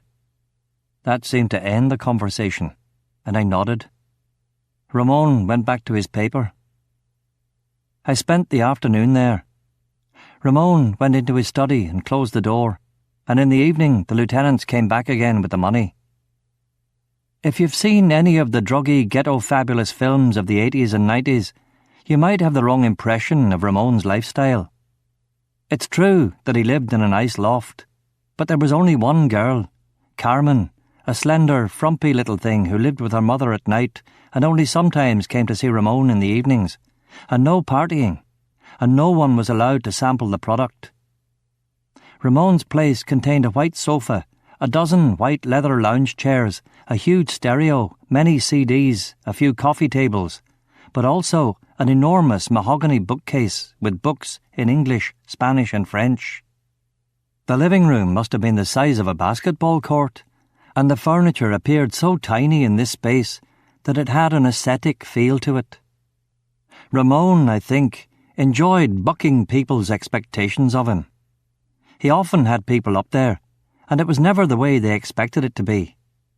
An old building in the 150s on the river, huge and bare, overlooking a gloomy, leafless park.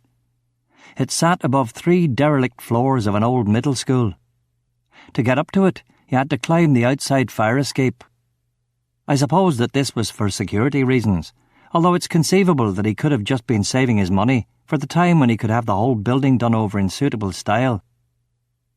Since most of the boys spoke to one another in fast Dominican Spanish, I was more or less cast as an outsider from the beginning. No one made an effort to get to know me, and I got the impression that they believed that I was one of the boss's whims and would be disposed of when, probably in a few weeks, Ramon tired of me. Since no one made an attempt to engage me in conversation, I took to wandering around the place when Ramon was in the bedroom or in his private study, the only 2 areas that were out of bounds.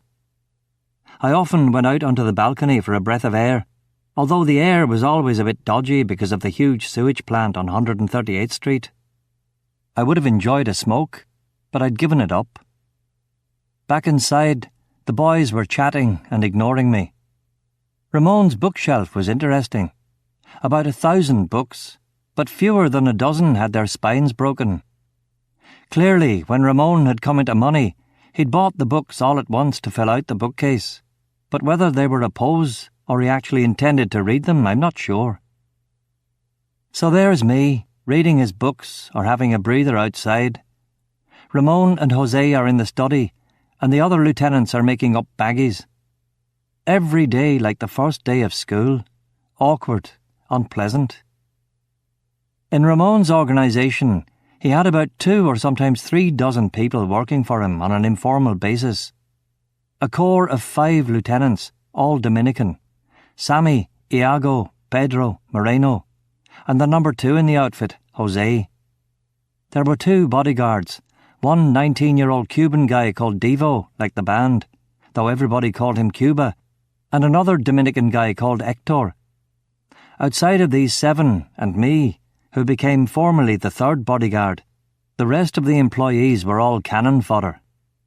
At night, the lieutenants would make up the baggies in a lab Ramon had built himself at the back of his apartment, small and white, stinking. It wasn't out of bounds, but the lieutenants saw it as their fiefdom and kept the bodyguards and even Jose out of there. In the morning, the lieutenants would distribute the baggies to the safety men, who would hold them, and then sellers would hit the streets. Once you'd bought a bag, you go to the safety man who was in an alley or fake store, and if everything was cool, he would give it to you. For every one person selling the $5 or $10 baggies, there would be 3 others keeping an eye on the street and another man who accompanied you to the safety man. Typically, a seller could make about $300 an hour, up to $2,000 or $3,000 a day. The seller saw about 5 to 10% of what he made, depending on the caprice of Ramon's lieutenants. I estimated that Ramon was probably taking in $60,000 a week. I don't know if he had to pay off anyone, or what exactly his expenses were, but clearly it was a bloody gold mine. No one seemed to have any moral qualms about selling crack to addicts who would prostitute themselves or steal, or go to the lengths of robbing their own family and pawning their kids' possessions to pay for the stuff. Ramon never seemed to give any lectures about not selling to kids or waifs or madmen, but then I don't speak Spanish, so maybe he did. Ramon owned a Mercedes, but he drove it himself, and there were very few extraneous expenses. 10 days had gone by, and every afternoon I had reported for work and hung out doing nothing until evening and then gone home. I'd done bugger all to earn anything, but I consoled myself with the thought that I had over $1,000 now saved, and because of all the plantains and rice and beans, I had gained about 10 pounds and was getting stronger. The time would come when I'd have to say goodbye to this purgatorial existence, when I'd have to do what I'd come to New York to do. But I figured I could build myself up for a wee while yet. Ramon had not revealed why he really wanted me around, and I was beginning to think that he really was just a whimsical Egypt who had taken a shine to me. I made my own routine, and I usually went over there at around 1 or 2 in the PM. The mornings were my own, and sometimes I'd haunt the old places where I used to live in the city. I had a job to do, but I had to wait, not for a sign exactly, or an alignment in the heavens, but I had to know that the moment was right. My favourite place in the late morning was 125th Street. None of Darkey's boys would ever be down there, and for me it was old and familiar, and I felt like a tourist now that I was living on 181st. 125th. Bad land and desperate land, but almost a home. Sometimes I'd walk by Mr. Hand's Chinky, but I wouldn't go in, and now and again I paid Jim a visit in the blue moon. When I was feeling particularly good, I would set myself projects. I'd try and do 5 parks in a day, or go from river to river, or try to find the highest spot in Manhattan. One day, I walked the entire length of 5th Avenue for no reason at all. I was so late I had to call Ramon and tell him I wasn't coming. Ramon, of course, didn't seem the least concerned or interested. 5th Avenue starts in abject poverty and dislocation in Harlem, but by the time you hit Central Park, you're in the territory of millionaires, and that stays with you all the way down to the Village. I didn't stop in anywhere. I brought a water bottle and a hat and just walked. The canyons opening up and the people getting fancier and more white. Cats and stray dogs and rats disappearing and being replaced by pigeons only. School kids, at first in jeans and big jackets, and then in blazers and ties. The soundtrack growing steadily all the while, crying radios and jackhammers and people and cars. I'd walked the whole length on a fake foot. Impressed by this success, I did the walk of Broadway too, but I had to do it over 2 days, and I only walked the Broadway that's in Manhattan, for of course it goes up into the Bronx and on to Westchester. But up there is too near the 4P, which was risky. Broadway isn't so linear an ascent from chaos to civilization. It has its ups and downs, poverty rising and falling like a sine curve. It begins in water, and you can see animals and boats. And then south through Park and Project, black and Spanish, and then black and then Spanish again. A crazy cinema. Bodegas, the Audubon Ballroom, a funeral swelling out from a Mormon church, sorrow seeping through the walls and out the windows. Then, below 120th, it gentrifies as Columbia University breathes her love and influence into the surrounding streets. And then there's life for a few blocks, and below 99th it becomes the Upper West Side. All the way down Broadway, through the theatres, brick stacks, construction sites, porno shows, shops, holes in the ground with the whiff of sulphur. Yeah, those were 3 good days, and I was almost happy. I saw Ramon the night after Broadway and asked him if there was anything he wanted me to do. Nothing, he said. I wasn't satisfied with this. I was ready for something. Trouble, heavying, even a minor cutting-out expedition. But Ramon was all patience, annoyingly so. Get yourself strong. Relax. I'll tell you when I need you, he said. Walk, move. I did as I was bid. I went everywhere, from river to river, from island to mainland and back, the path and the subway and the M4 bus. I went to Dower St. Pat's, and I went to Riverside Church and the great St. John the Divine, surely the holiest place in the city outside of Monument Park and Yankee Stadium. For even a Mick who's never seen a baseball game in his life has heard of Gehrig and Ruth and Mantle and DiMaggio. I went south, and I had a scare in the Upper East Side when I saw a boy I knew called Roddy McGee coming out of a bar on 3rd Avenue. So after that I avoided the Mick zones and the neutral zones and kept mostly to Greater Harlem. But that was okay. I liked it there. I absorbed Harlem. I took it in and became part of it. I went all the way from the West Side Highway to the Triborough Bridge, from Sugar Hill to Manhattanville, from Washington Heights to Inwood Park. The walking was making me stronger, but Ramon noticed how I moved and gave me a telephone number. He didn't say anything. I called the number, and it was a doctor who specialised in the rehabilitation of amputees. I went to see him, and he was an old guy in a nice building off 48th Street, which I supposed meant that his practice did very well. He was a Vietnam vet, and although he had not seen combat, he had worked in Navy hospitals in Saigon for 2 stints, in 1966 to 67 and 1969 to 70. We had a consultation and x-rays, and he put me on a treadmill. After it was done, he recommended that I have corrective surgery to shorten my stump to make it more balanced and comfortable, with a cleaner tuck at the end. I absolutely refused. The thought of cutting off more of my fucking leg was utterly absurd. But Dr. Haverkamp was not to be browbeaten by a civilian patient 1/3 his age, so he sat me down and explained everything in detail.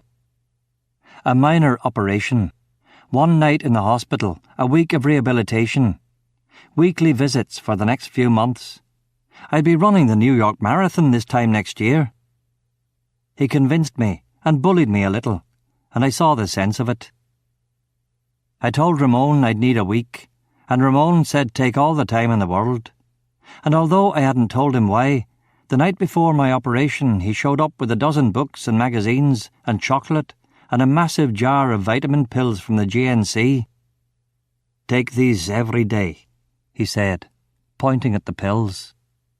I will, I said.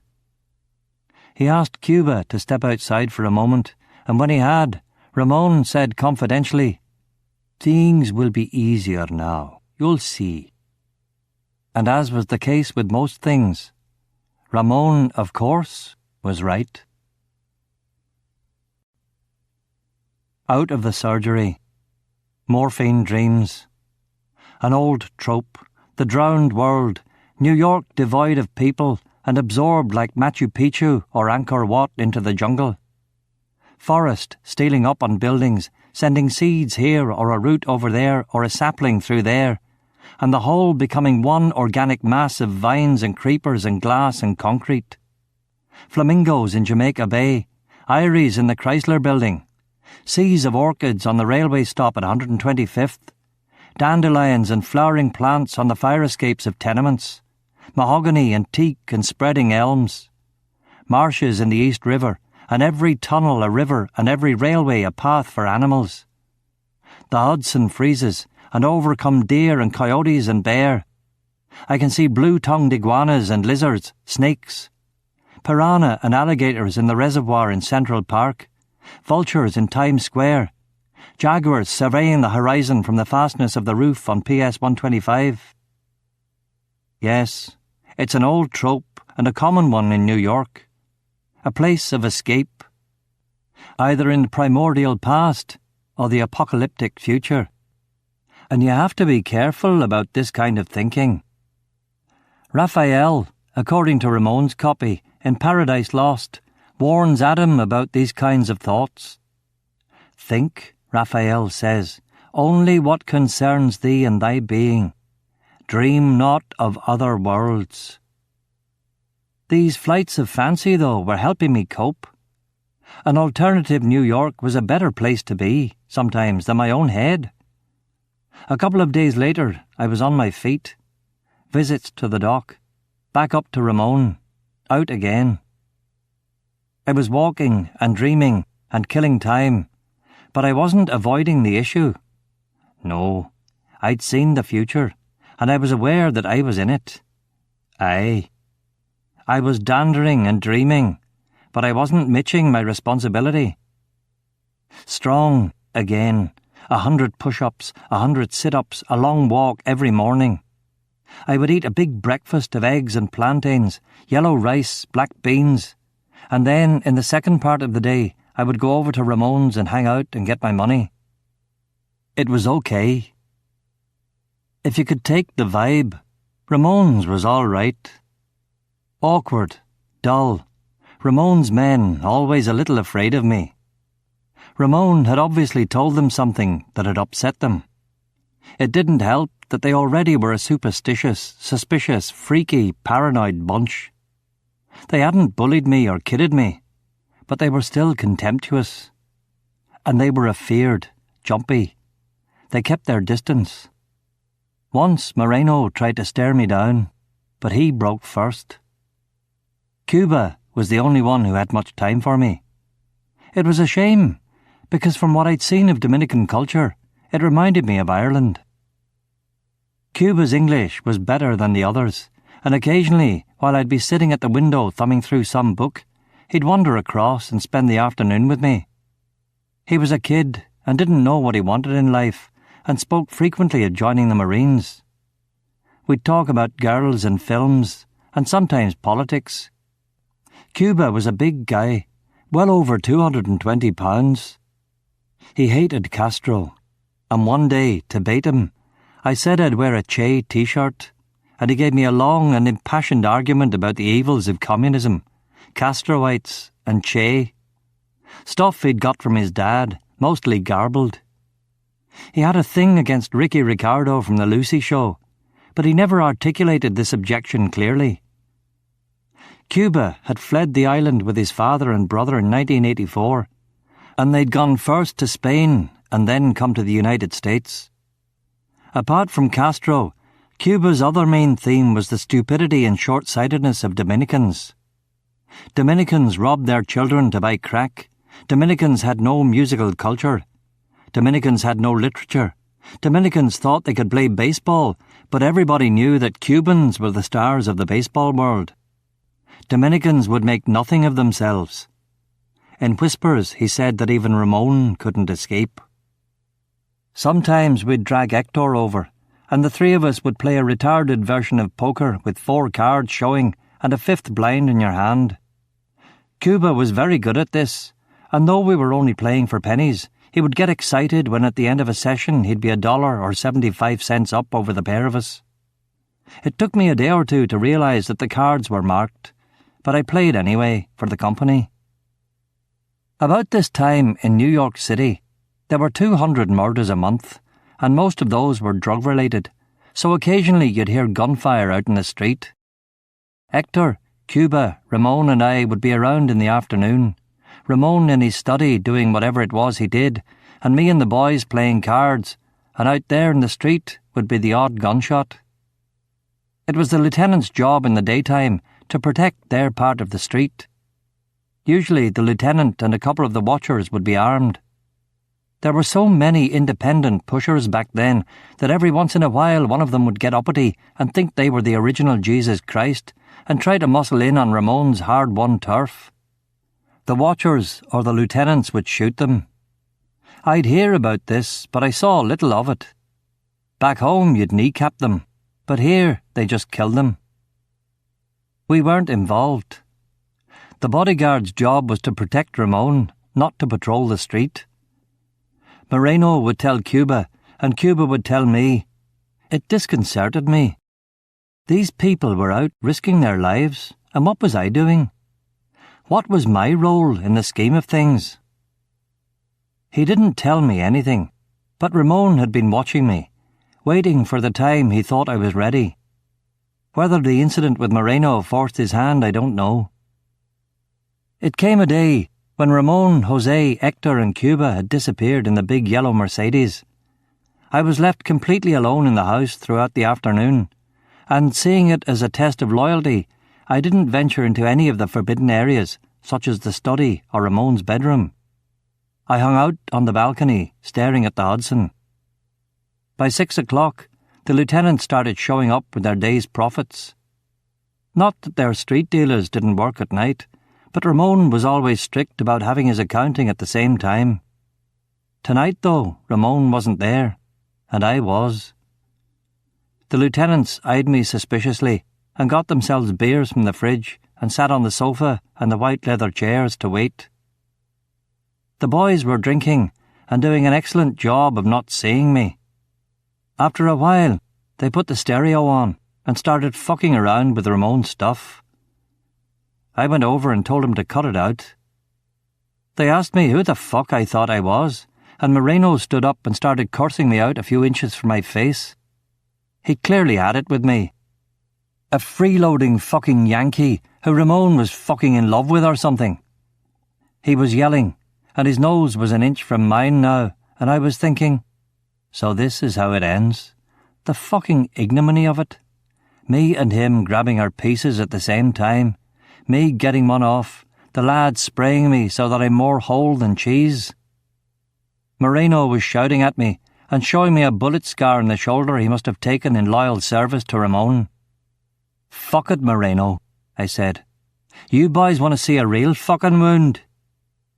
They didn't understand, but they stopped while I rolled up my trouser leg, took my foot off. They didn't know. Moreno shut up. All of them shut up. In that silence, standing there with my foot off and feeling utterly ridiculous, Ramon came back. He slipped in as normal, dressed in a coat too big for him. He looked at us for an embarrassing moment and said nothing. He was with his boys and he muttered something to Jose, and Jose said something in Spanish, and everyone went back to the lab. He called me over, and I sat next to him on the white sofa. I gathered my wits and pulled myself together. He waited until I'd strapped my foot on again. "You're bored," he said. I shook my head. "Are you strong?" he said. I nodded. He came straight to the point. His voice was low and in a whisper. "Michael, they stagger things now. They're careful, different places. But we know their meeting is tonight in the old place. And if you want to go, we can give you a lift up there." I didn't need to be told what meeting or who he was talking about. It was time for business.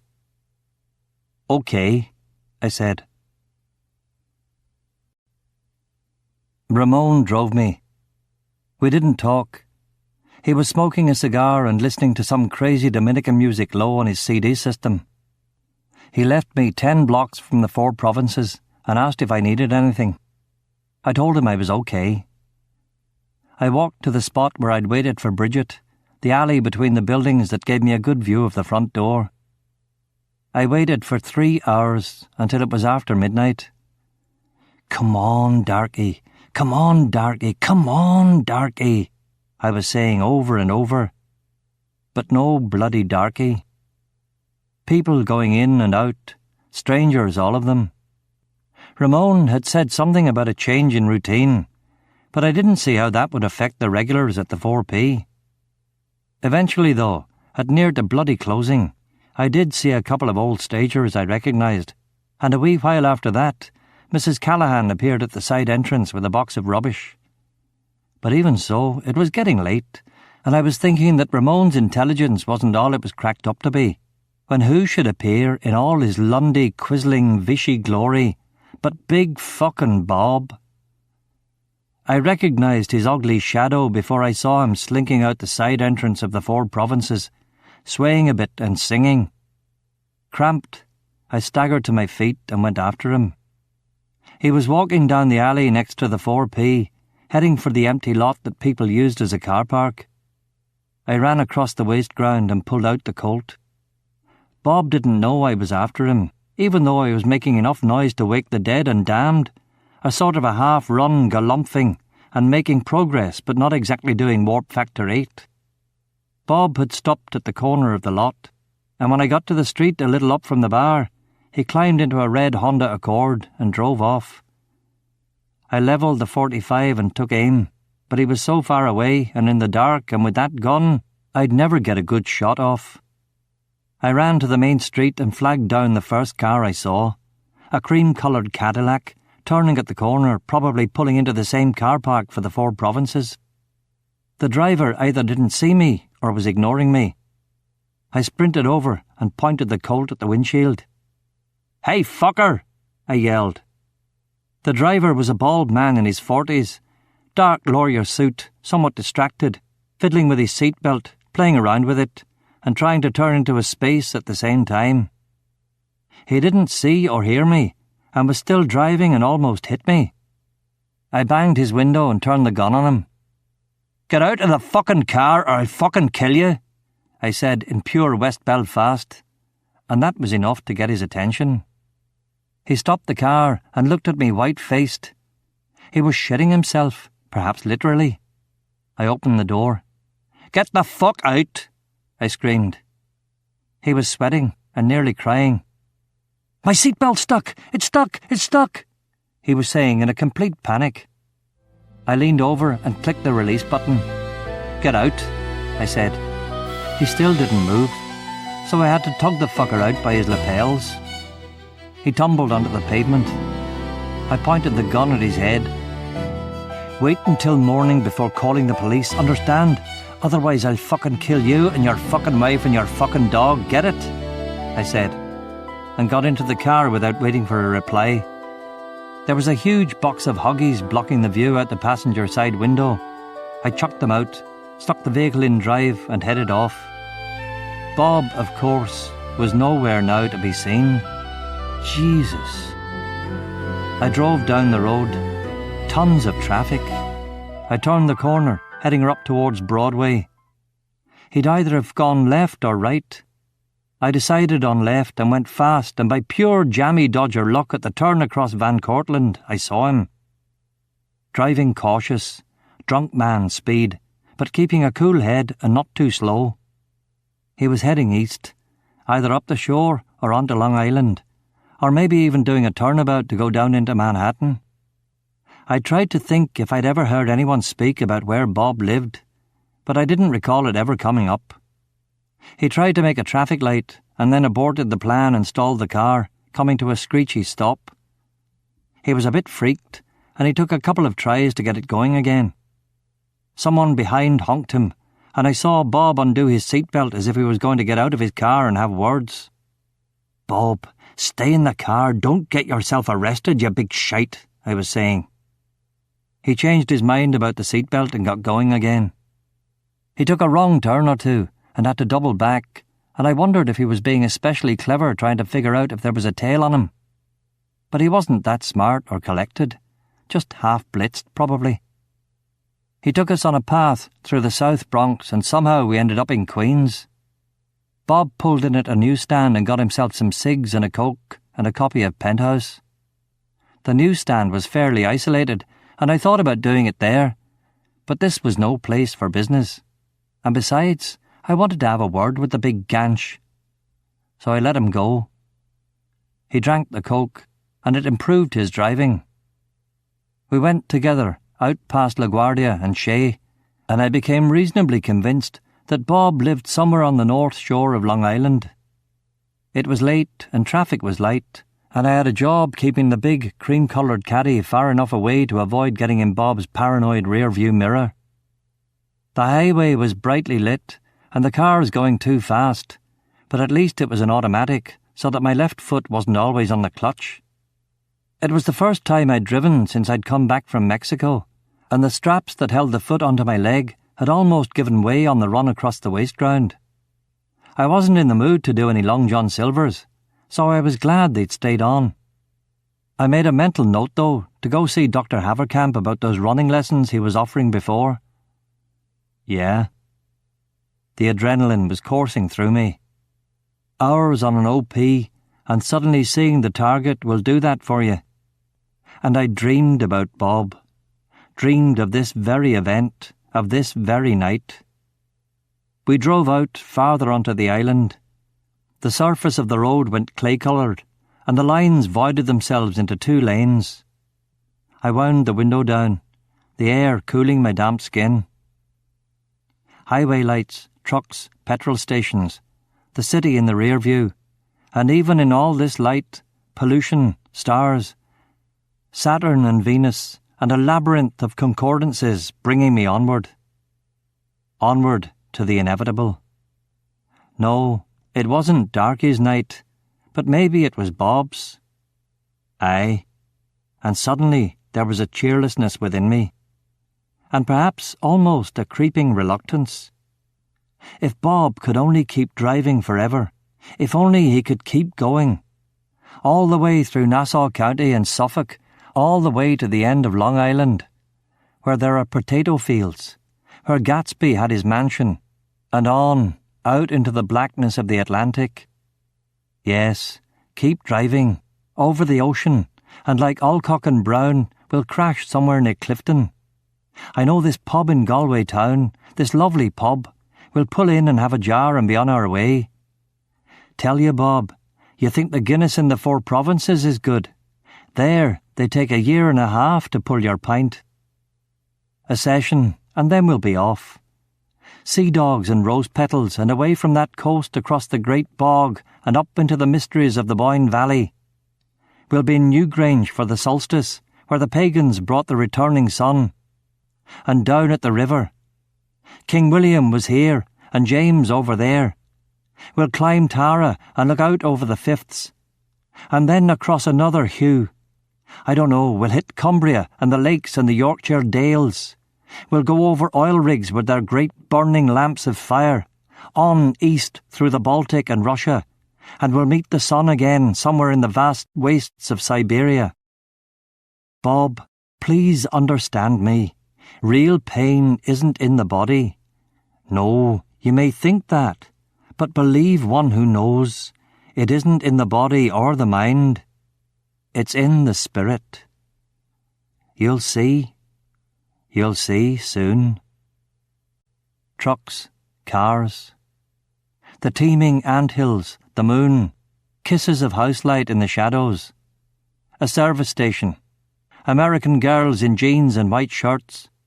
Fill your tank, Bob, and be about your way. Don't stop if you know what's good for you. His black shirt, his little eyes, his hands like the claws of scorpions. Amigo, despierta. I'm coming. I'm coming. his fat paw on the lever. He puts in exactly $10 and curses when it comes up $10.01. You need to lower your blood pressure, Bob. You need relaxation techniques. Yoga, Tai Chi, meditation. Chant the for an hour. Om Mani Padme Hum. Maybe it'll help. You're too stressed. Look at you. He turns and gazes towards the girls. Says something. One laughs. At him or with him. Who can tell? He twists his neck back and rubs it. Stress. Maybe it's a conscience, no? Not bloody Jiminy. But hurry now, Bob. Pay. Get your candy bars. You have your smokes already. Pay. Go. Back to your car. Hurry. Go. Amigo. Despierta. I'm coming. Yes. He came out muttering and shaking his head. He got back in and stalled the car again. He tried to talk to a girl in a black Corolla, but she wasn't interested. He drove. I edged out of the shadows next to the car wash. Only another 15 minutes and his turn signal went on. We cut off the highway somewhere I'd never heard of. People lived here. It was a community. Big houses, streets, near the water. But actually I had no idea at all where we were. A while ago, there'd been a sign pointing out something to do with Theodore Roosevelt back on the motorway, but this place wasn't it. It wasn't anywhere. Quiet town, nice, pretty, I liked it. He drove away from the shops and the town centre, up a tree-lined street that was denuded of leaves, of cover. Bob stopped his car and paralleled it into a spot. He got out and went up a path. His house was a white bungalow with a metal fence around a small garden. There was a shriveled pumpkin on the doorstep. When was Halloween? I'd missed it. I was outside of time somehow. Had the election taken place? Who won? Who was president? The weeks had blurred. I parked the car slowly. Parking's not my strong suit. Driving's not my strong suit, but parking's worse. And I didn't want to bump anything and have the fucking neighbours coming out and asking me where my fucking parking permit was. Somehow, I squeezed in the big caddy and crossed the street. I paused at a tree near Bob's front gate and checked the road for dog walkers and insomniacs and other assorted trouble. Nothing. Bob was in the living room and he'd put the TV on. He got up and went into presumably the kitchen, got himself a 6-pack of beer, came back and sat there. He opened a cold one and drank and flipped the channels. He wasn't going to shower? No. Bob wanted to calm his nerves after driving drunk all the way home. He would have a few drinks and then he'd get his shit together, shower, get out his wank mag, go to bed with a job well done. Another day, another drive home, blitzed to fuck and no casualties. No probs for Bob. He drank his beer and tossed the can over his head into a trash can. It didn't go in. I was out there too long. I checked the street again. Yeah, Bob, you're the only victim tonight, mate. Sorry. Have a beer and get your head straight, you poor love. It must be shite having to do things all by yourself and with a bunch of new boys, most of whom were green around the gills. Jesus. And what with Ramon piling on the pressure and everything. Poor old Darkey. Poor old Sunshine. Poor old Bob. I opened the front gate and went down the path. His garden was dry and unkempt. There was rubbish in it. I stared at the pumpkin, which was carved in far too nice a way for Bob to have done it, unless he had hidden talents. I opened the screen door and stood for a moment in a tiny porch. Letters lay trampled into the floor, a bill, a vote reminder, a yellow envelope from a debt collection agency. I picked them up and looked them over and set them down again. I turned the handle on the front door. It was locked. Fuck. He wasn't so drunk that he hadn't locked the front door. Well, good on you, mate. At least you weren't a total useless shite. I opened the screen door again and went around the side of the house until I was in the backyard. More garbage, tyres, a cement mixer. I tried the back door. It, too, was locked, but there was a top window open in the kitchen. I peered through and checked inside. All seemed to be okay. I put my hand through the top window, flipped the handle on the big side window, and pulled it open all the way. The kitchen door was closed, but under it you could see the flickering light coming from the TV in the front room. I climbed through the window and onto the sink. I was about to go into the living room when I heard Bob get up. I pulled out the Colt and waited there, but he was only swishing the curtains over, and I heard him sit down again. I chambered around, opened the kitchen door, and went straight into the adjoining living room. The light was on, and I adjusted for a moment. Bob's back was to me, and the local news was on the telly. "Bob?" I said. He dropped his beer can and started to get up. "Hands on your head, Bob. It's fucking Banquo," I said. He puts his hands up, but I think the reference probably eluded him. "Holy fuck," Bob said. And when he turned round to face me, he was white with terror. His hands fell into a pleading gesture. "Hands on your head, Bob, or I'll shoot you." He put his hands back up, and I motioned for him to sit down in the chair. I turned it around so that he was completely facing me. I sat in a wicker chair opposite. He was smiling weakly at me. Even for Bob, it was stomach-churning. "Christ, Michael, I'm glad to see you. Sunshine finally got you boys out. He said he would. But why the gun? Jesus, you don't think I stole you boys or anything? Ask Darkey. Jesus, Mike, I mean, come on. You know me." He'd confirmed everything I suspected in one big slabber. The stupid fuck. I nodded. "Listen, Bob, it's important that I know when Sunshine told you about the plan," I asked him quietly, calmly. "What plan?" "Bob, just tell me. Was it organised a long time, like weeks in advance, or was it something that took place in that last couple of days?" "No, man, you got it all wrong. I didn't fuck you guys over. It was a straightforward deal. It just went wrong. You know that. Just fucked up," Bob said, dripping with sweat. "Bob, listen to me. I know nearly everything. Look, have yourself a beer, and throw me one. No, roll me one," I said, and we both laughed a little. Bob picked up a beer and rolled it over, opening a fresh one for himself. I opened mine with my left hand, the right pointing the barrel of the 45 at Bob's chest. The can was Budweiser, but it was so cold you couldn't taste it, so it was okay. Bob was more relaxed now, and leaned back in his chair. Bob was just over 6 foot and about 250 pounds. I've seen heavier men carry it better, and I felt bad for him, for a moment. "Okay, Bob, now listen to me. Please don't waste my time denying the fact that Sunshine had you set us up. It's only going to irritate me, and it's a really foolish move to irritate a man who's pointing a 45 at you, don't you think?" "Yes." "Okay. Now, all I have is a few questions. When did Sunshine tell you about Mexico?"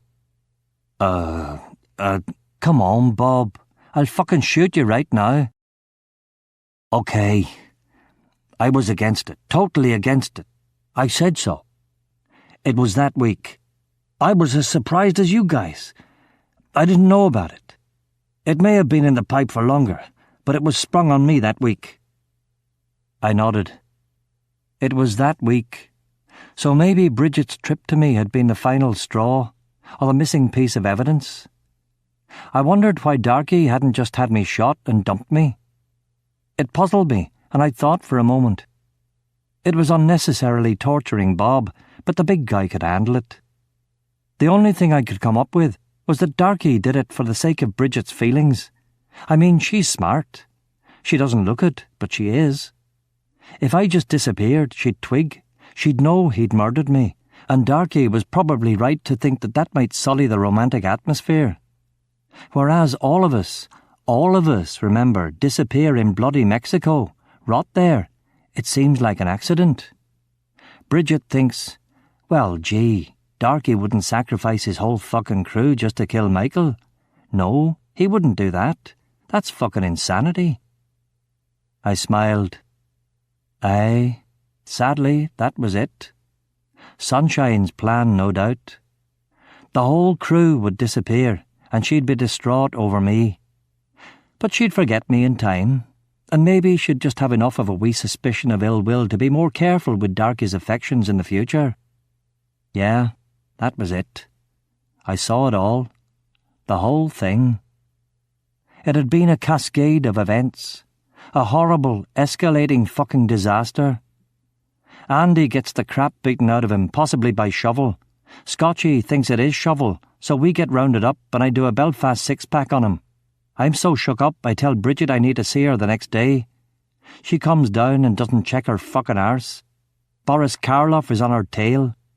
The evidence gets passed on, it's all confirmed, it's all fucking true, and Sunshine starts organising things. In the meantime, unfortunately for Sunshine's filthy conscience, I save his bacon at Dermot's, but that doesn't change Darkey's mind. He's cold like that. You make your bed, you lie in it. The sequence was perfect. The events projected and fixed in reels, and I had no choice about the next act. How much did you give the Mexicans? What did it cost to get rid of us? Michael, listen. You've got it all wrong. How much, Bob? I insisted. He wiped his brow, looked at me. There was $100,000. I was to take 20, he began, but he couldn't finish. Christ, I was worth that much. I ought to be flattered. Bob's room was bright. He had ferns. I liked ferns. They followed the Fibonacci series. They were orderly. I got up and grabbed the cushion from underneath the wicker seat. I rolled the cushion as tight as I could with one hand. Bob was leaning forward in his seat, a curious but not frightened expression on his face, as if he was watching me attempt origami or something. Things are going a wee toady bit better now, he was probably thinking. What did Sunshine say had happened to us? I asked him. He took a sip of his beer. He didn't say anything. He said to forget about yous, Bob said. Jesus, weren't you curious? I mean, for fuck's sake, Bob. Look, man, you don't ask too many questions. You don't want to know, you know? I know, I said. I pushed the cushion against the muzzle of the 45. Bob looked even more confused. Hey, Michael, you're not doing what... I shot him in the chest, and then I got up and moved close and shot him in the head. The first shot had killed him, but it was an old lesson. The noise had been awful, even with the cushion, but probably outside in the street they'd assume it was a car backfiring or a firecracker. Did they celebrate the 5th of November in this country? Guy Fawkes night? I wasn't sure. I went outside, bold as brass, and walked casually back to the Cadillac. The street was deserted, and as far as I could tell there was no one staring at me from behind net curtains. Heading out of town, I noticed that the fuel gauge was on empty, so I had to stop for petrol. I pulled in and got $5 worth and headed in the direction of the highway. On the way home, I got lost on 3 separate occasions trying to get back into Manhattan, but finally, sometime after 4, I made it to the building on 181st. I drove the car 10 blocks north and dumped it where I knew someone would take it. I walked to where I could get a clear shot at the water and threw the 45 into the Hudson. I'd ask Ramon to get me a new piece tomorrow.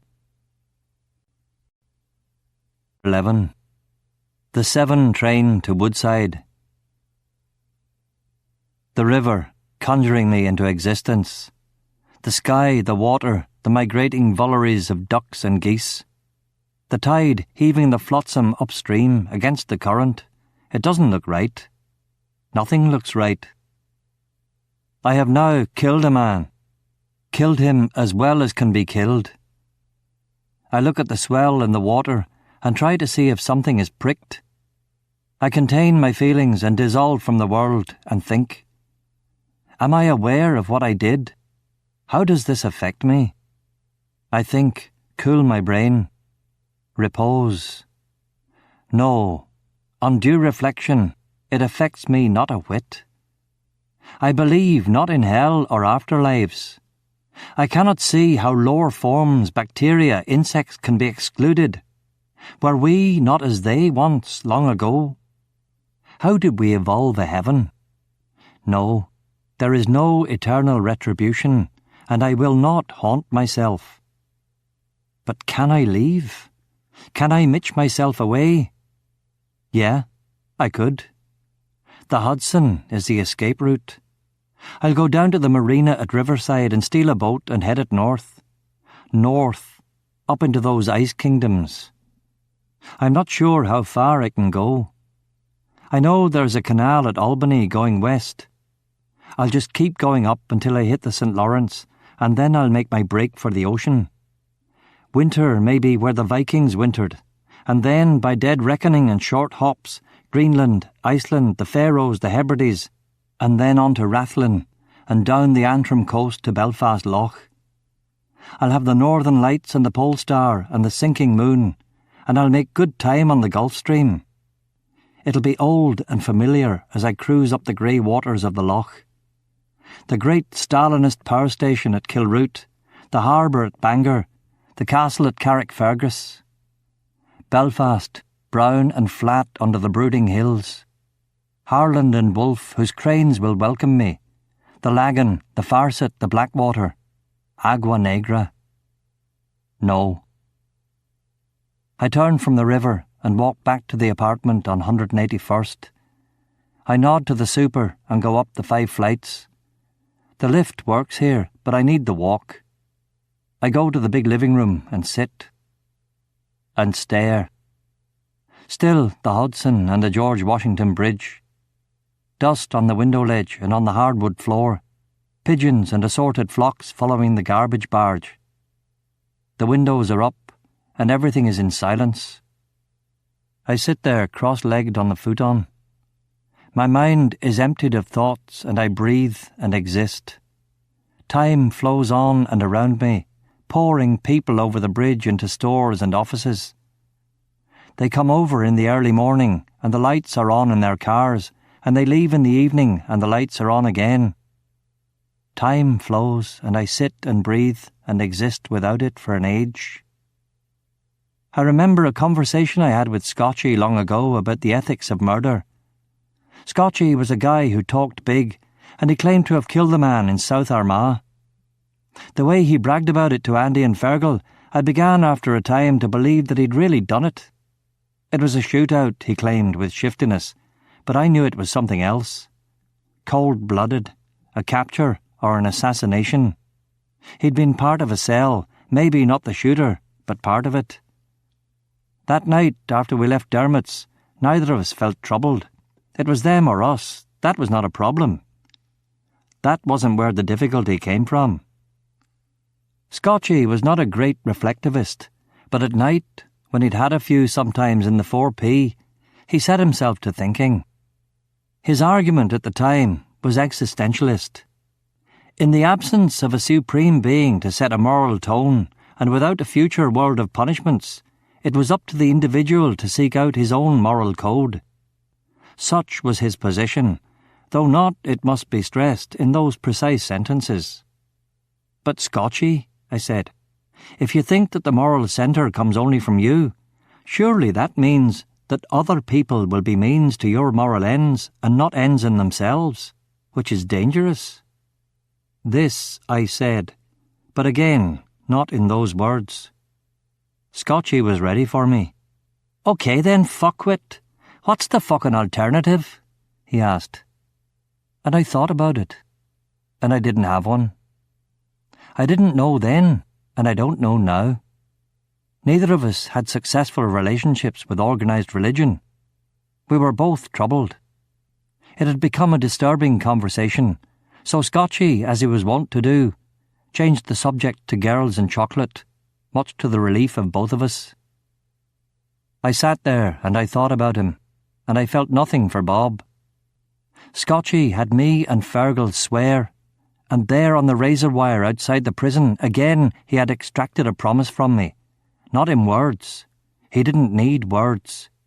He had made me promise, and that bond trumped all other moral sentiments. It wasn't that ethics weren't worthy of thought, but the argument was loaded from the beginning. Bob was dead, and there was one down and two to go, and woe to those who would get in the way of sanctioned vengeance. I stayed in the apartment the next day and ordered up fried eggs over plantains, rice and beans from the Caridad on 180th. It was foggy and dense, and rain came and changed the landscape to a better one, erasing the grey Hudson and New Jersey and all but the closest towers of the suspension bridge. With the fog and the ghost bridge, you could be anywhere. Washington Heights bleeding in greys and blues into the moss of deserted places. Lamps from caravans bobbing down the river's edge, the swaying faces of herds of buffalo, recognisable only from their bells. A fort on the far shore, invisible, and down along the ghats, pilgrims coming to pay homage to a disappeared sun and bathe themselves and purge their being of present sin. Sadhus washing, and children up to their waist and swimming and throwing water and pieces of the moon. And farther down, sandalwood fires casting up smoke and the science of incarnation, the crackling gold of daisies as the funeral pyres and their inky skeletons cloud the sky still more. The burning ghats of the Hudson giving off an aura of incense and tobacco. On the third day, Cuba came to see me. He came in the morning with coffee and Dominican cakes. He also brought real food with him in a pot covered with tinfoil.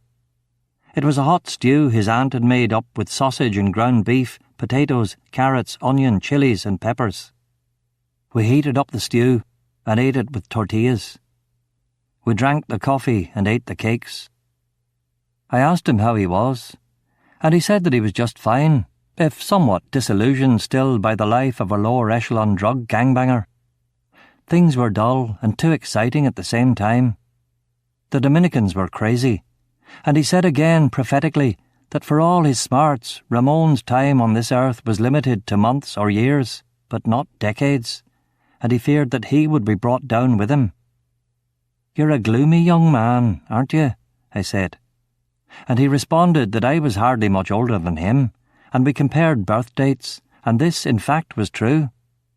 But I said that I was more experienced, having crossed the Atlantic and the equator, and having spent time in jail and in the service of my country. He was pleased with that, for only yesterday he'd been down to Times Square to get more info on joining up with the Marines.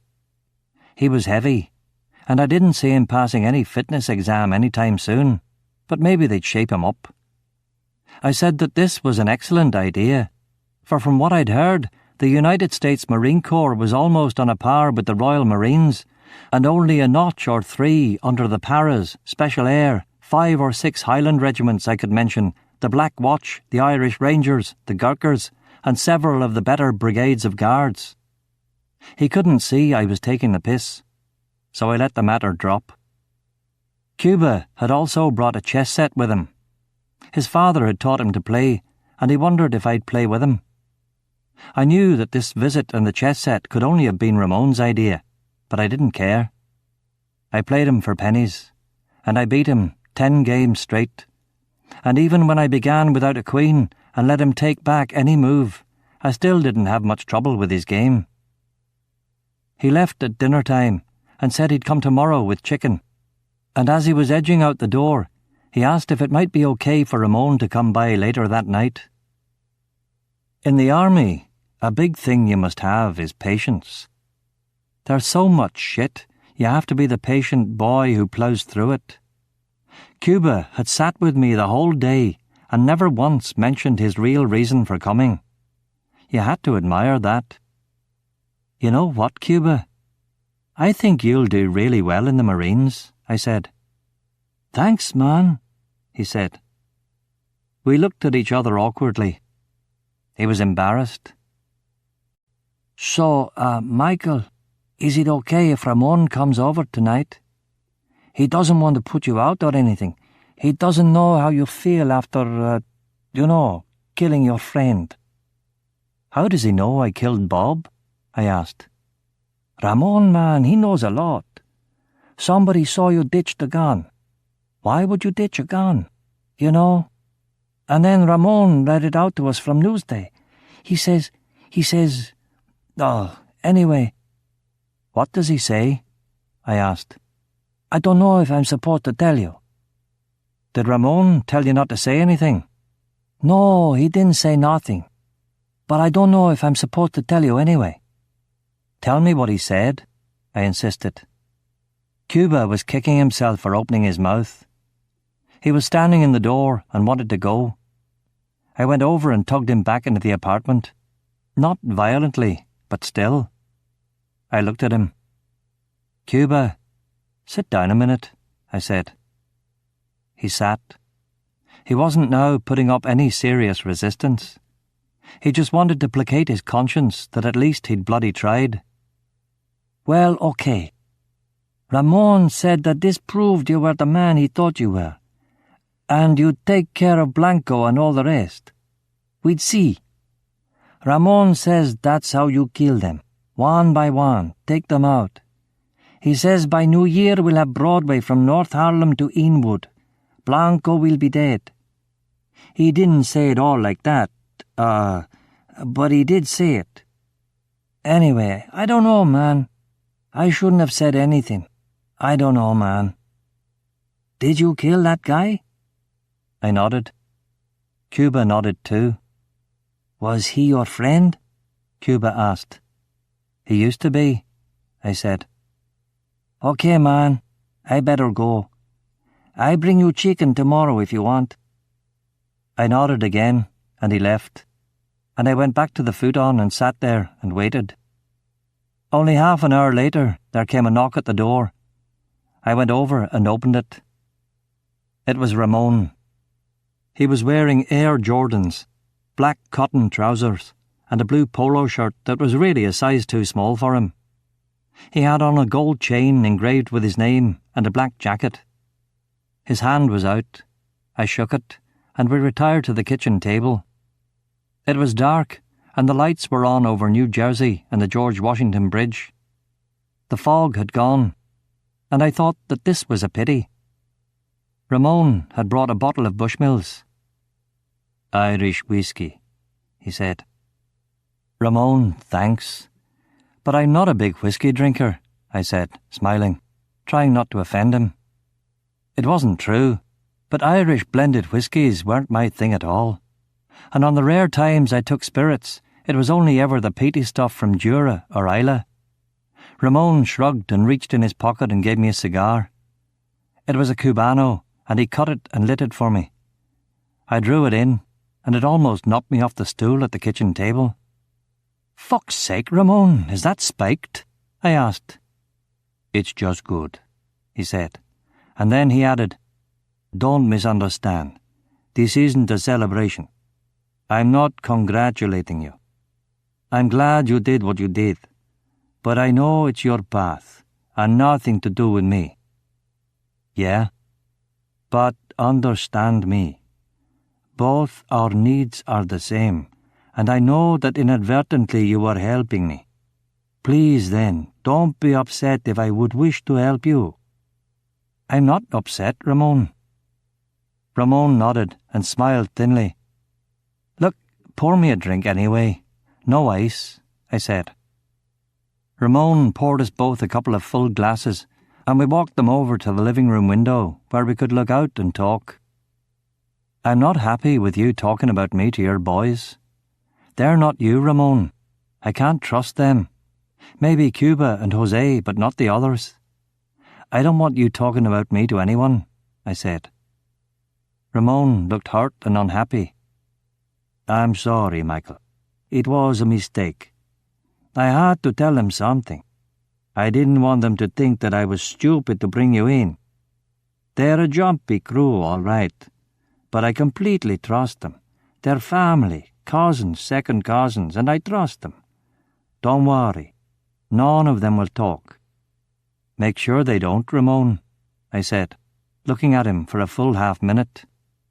"It's okay," he said. "Yeah? I wanted to be anonymous in this city. This wasn't my fucking plan, to have dozens of fucking people." I trailed off and drank some of the whiskey. "You did very well, Michael. This isn't the way I thought you'd start, but you did well," Ramon said. "How much do you know?" I asked. "I know enough. I know that our paths will intersect here for a while and then you'll go. I know that you'll help me and that you'll want nothing for that help. But I want to help you, Michael. Not for services rendered, for a job done. I want to give support now, and I want to give you some money, so that when this is finished you can go anywhere you want." "Thanks." "Times are changing, Michael. You can feel it in the air. You have to be smart to survive now. It's all going to be new in the 90s now. You have it, I have it. Bill Clinton is that type of person too." "Who's Bill Clinton?" "Shit, Michael, what's your problem? He's the president-elect," Ramon said. "Of the United States?" He gave me a look. He wasn't sure if I was bullshitting him or not. We sat and drank our whiskies for a while and looked out at the night. It was cold, and there was a wind making the windows vibrate in and out. For some reason, I was pissed off. "You know, I'm not your fucking lackey, and I'm not your boy, and it's not fucking right going around telling your fucking Dominican blow-snorting fucking hoodlum crew that I am your boy, 'cause I'm fucking not, okay?" "Michael, I thought do you under-fucking-stand?" I said loudly. "Yes," Ramon said sadly. He put his glass down and ran his fingers over his scalp. There was almost no hair there, and the gesture must have come from when there was. It made no sense now. He took a breath. He was gearing up for a speech. I leaned back in the chair and relaxed. "Listen, Michael, I don't know your background, but mine is not a cliché of the runaway child who comes to New York and becomes a dealer of Cinco bags to his own community. My vision isn't a hoodlum one. My uncle raised me, and he was an educated man. True, I did run wild for a while, and by the time I was 16 I knew I could make more money on the black market than I ever could in the legitimate economy. Smuggling, drugs.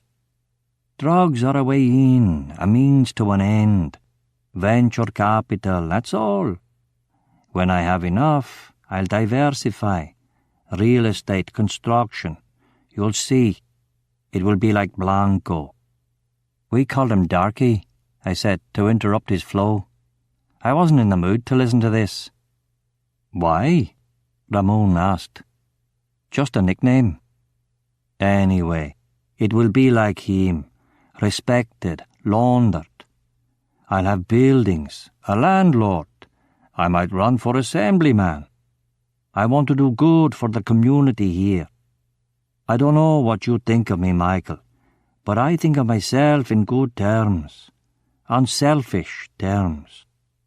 "You're selling fucking crack to desperate people." Ramon winced and leaned back a little. "I'm explaining to you. It's just a means to an end. You know what the Jesuits say. If the ends are just, the means are just." "Don't kid yourself, Ramon." "I'm not kidding myself. I know my plans. I know that sometimes sacrifices have to be. I knew people like you in the army. Attrition rates, acting all concerned. It's bollocks." "You were in the army?" Ramon asked, as if the information had thrown him a little. "Aye." "In Ireland?" "No, in England." "They put you in?" "I joined up." "Why?" "Who the fuck cares? Listen, don't distract me. People like you, I mean, Jesus, talk the talk, but indulge me, Michael, for a minute. Why were you in the army if you didn't have to be?" I don't know. Drop it." "Something happened to you, Michael," Ramon said sadly. "Nothing happened to me." "Something happened to you." "Nothing happened to me. And it's nothing to do with the fucking army." Ramon smiled at this contradiction and shook his head. "It isn't just that you are from Ireland. I won't ever get to know you," Ramon said, not a question. I shook my head. "I'll never get to know you either, and to be honest, I don't think I want to know," I replied. Ramon laughed and went to get the whiskey bottle from the counter. The tension had eased. "Hey, Ramon, do me a favour. Tell me about Dermot. He was the trial balloon, wasn't he? It was you, wasn't it? You talked him into crossing Darkey, didn't you?" Ramon came back and sat down and gave me another full glass. He thought for a second. "A bad business. That wasn't just me. I will say I thought we could protect Dermot. I didn't realise he'd be killed. It was a mistake." "You seen me then, didn't you, Ramon? You've been stalking me. You're like my ghost. I could have had all your coke too. I mean, Jesus, it's not on, Ramon. You fucking think you own me. You don't own me." "Michael, I want you to think of me as a friend," he said kindly, but I was spoiling for a fight. "You're a fucking hypocrite, Ramon. You talk and talk, but it's all fucking bullshit. You're a callous fucking monster. You think you're so fucking smart. Well, you're not." Ramon didn't say anything. He hadn't touched his glass. He sighed. "You look down, Michael. You're a serious person, but perhaps you should relax more. I could send some girls over if you want," he said unhappily. "Girls? Christ, Ramon. Fuck. No. Actually, I could do with a girl. Any girl. Jesus. No. Jesus, this whiskey, getting to me. Cigar, not used to it. It's the time of year, Ramon. It's not me or what's happening. It's the time of year, do you understand?" Ramon looked a little concerned and shook his head. I was a bit drunk now, rambling. "See, it's November, that's all it is. November's the worst month. January has all the optimism of the new year. February has Valentine's. March is the start of spring. April to May are the pleasant months, you know. June to September is the summer. October has the leaves and Halloween. December has Christmas. But November has nothing. We don't do Thanksgiving, see? We've Remembrance Day. Fucking riot, that is. I used to have to blow taps at it. Depressing. Always freezing. Bugle would go flat. Nightmares. Horrible month. Horrible." He nodded, but it was clear he didn't know what I was talking about. "Maybe I could get you a glass of water," he said. "Fuck your water. Fuck your water and your fucking whiskey and your fucking cigars, Ramon," I screamed, and let the glass drop onto the floor. It didn't break. I clutched my head and snarled at him. "What the fuck did you come over for? Fucking telling your boys I'm killing all these wankers for you? I'm killing nobody for you. Fucking liar, hypocrite. All your talk, fucking hypocrite. You're worse than Darkey. At least he doesn't kid himself. Fancy plans, my arse." "Michael, wait. Don't ever talk about me, Ramon. Is that clear? How fucking dare you? Get the fuck out of here." Ramon smiled. He wasn't sure if I was pulling his leg or not, if I was being sarcastic or ironic against myself. He seemed uncomfortable. I stood and yelled at him and told him to get the fuck out and leave me the fuck alone. My head was pounding. I wasn't drunk. It was, as they say at AA, a moment of clarity. I picked up the whiskey bottle from the counter and threw it at the living room window. The glass was thick and double glazed, and the bottle bounced harmlessly off and landed safely on the shag pile rug. My rage boiled over. "That is fucking it!" I screamed and went for him. I tripped, but I got a grip on his arm and bundled him to the ground. All of it came pouring out. Shovel, Dermot, Mexico, Big Bob, all of it, in howls, deflected blows. All of it, like a volcano. Jesus Christ, yells, punches, white light thumping between my temples. So this was it, my breakdown at last. I screamed and spat. I tried to deck him, but he was strong and threw me off. I roared incoherently for half a minute, grabbing at him, desperate to get purchase on his clothes and throw him through the glass coffee table. Ramon elbowed me in the throat, stood up, and put his hand on the inside of his jacket. He didn't take out the piece. The threat was enough. "Aye, go ahead. Do it, do it," I yelled at him, laughing. "Calm down," he said, backing off but keeping his hand there. I looked at him and thought for a second about trying it on, going for him. But I didn't. I was exhausted. We held the pose for half a minute. "Get out of my house. I don't know what you fucking want from me. You're a vampire, that's what you are. And don't send Cuba over either," I said. "Michael, really? I don't know how you got so upset. If I said anything, are you deaf? Get the fuck out," I said wearily. Ramon opened the door and went out and closed it gently behind him. "Bastards," I said, and for a while I kneeled there, expecting tears. But even when I forced it, none came. I stayed in bed the next day, and most of the next. No one came to see me. Cuba didn't bring his chicken. I didn't read. I didn't do anything. I drank brown water from the tap. Finally, I got up and went to a restaurant on Broadway on 189th Street. The menu was entirely in Spanish, and I ordered something that seemed like a stew, and when it came it was tripe soup with bits of what looked like embryo in it. I couldn't start on it and left the cash and got up, but the waiter was affronted and wanted to give me something I would like. And since I was the only customer, the cook came out, urged me to try the soup. I tried to explain the biblical prohibitions, but he was unfamiliar with them and any form of English I could recognise, so things went badly. The guys were only being nice and wanted to feed me, but I was a wanker and pissed them off, and the word puta got raised, and I left and on the way home picked up some Dominican cakes instead. That night I got a 6-pack of Corona and plugged the TV in and flipped through the channels. There wasn't anything good, really, if you discounted cable access. I saw somewhere that there was trouble in Ireland, but that hardly counted as news.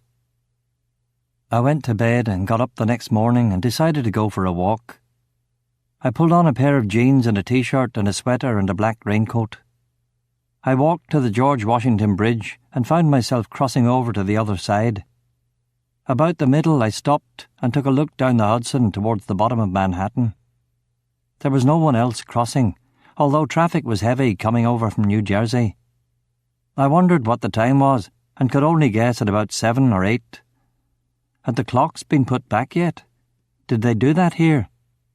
They put them forward in the spring, so I suppose they went back in the autumn. The area on the far side of the GWB was dreary and uninteresting. I explored it for a little while, and at a bakery I got some choux pastry stuffed with custard. It was quite good. They did coffee there too, so I had a cup, but it was so weak and nasty that it wiped out the taste of the good custard thing. I wandered back in the direction of the bridge and found myself trying to figure out how you got down to the wooded area that I'd looked at so many times from my apartment window. I took a few turns and found a tiny sign pointing to Palisades Park, which seemed to be the spot I was looking for. From my side of the river, it seemed an interesting and perhaps beautiful place, with cliffs and trees tumbling down to the water. Of course, now the trees had given up much of their cover, but perhaps it would still be nice. I took a road that was wending its way downward, and before I really knew it, I was in the middle of the forest and deep somewhere under the bridge. It was like that story of the troll and the billy goat's gruff. The men had been tailing me since at least the bakery, and probably all the way over from Manhattan.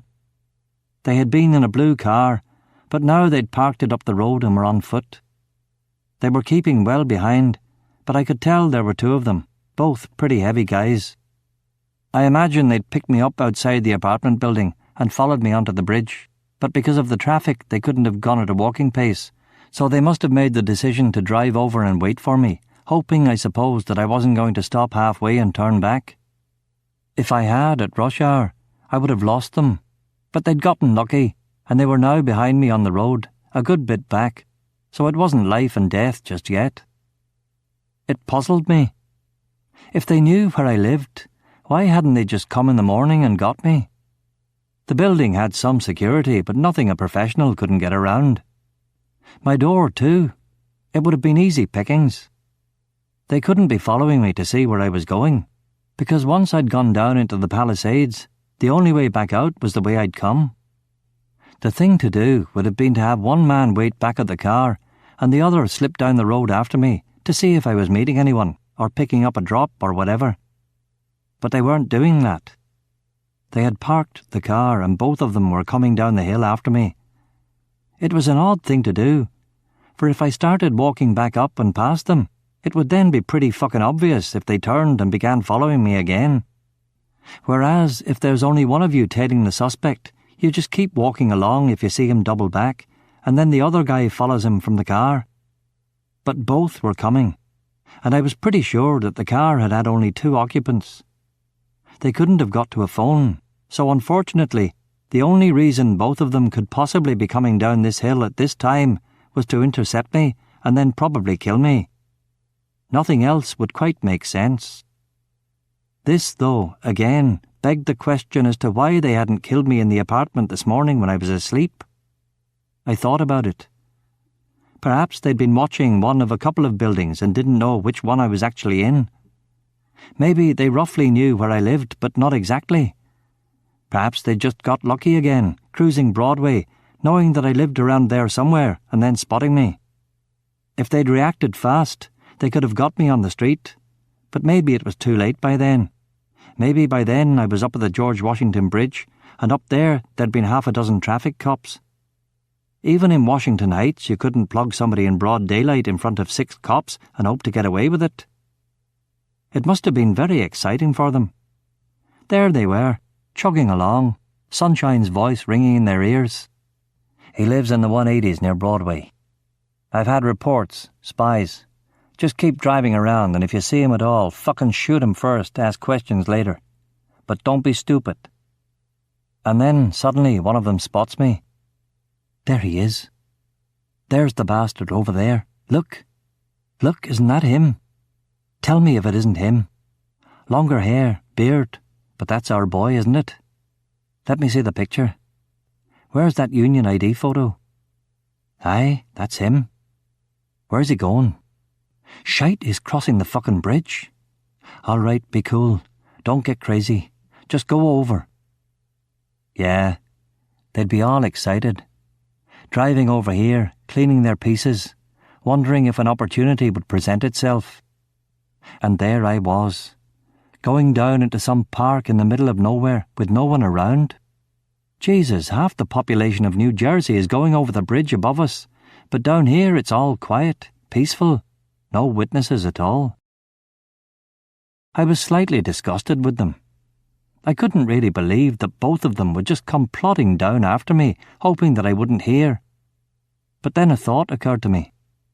Maybe there was more than one car. Maybe they'd be calling in backup. 4 men would be a lot to handle.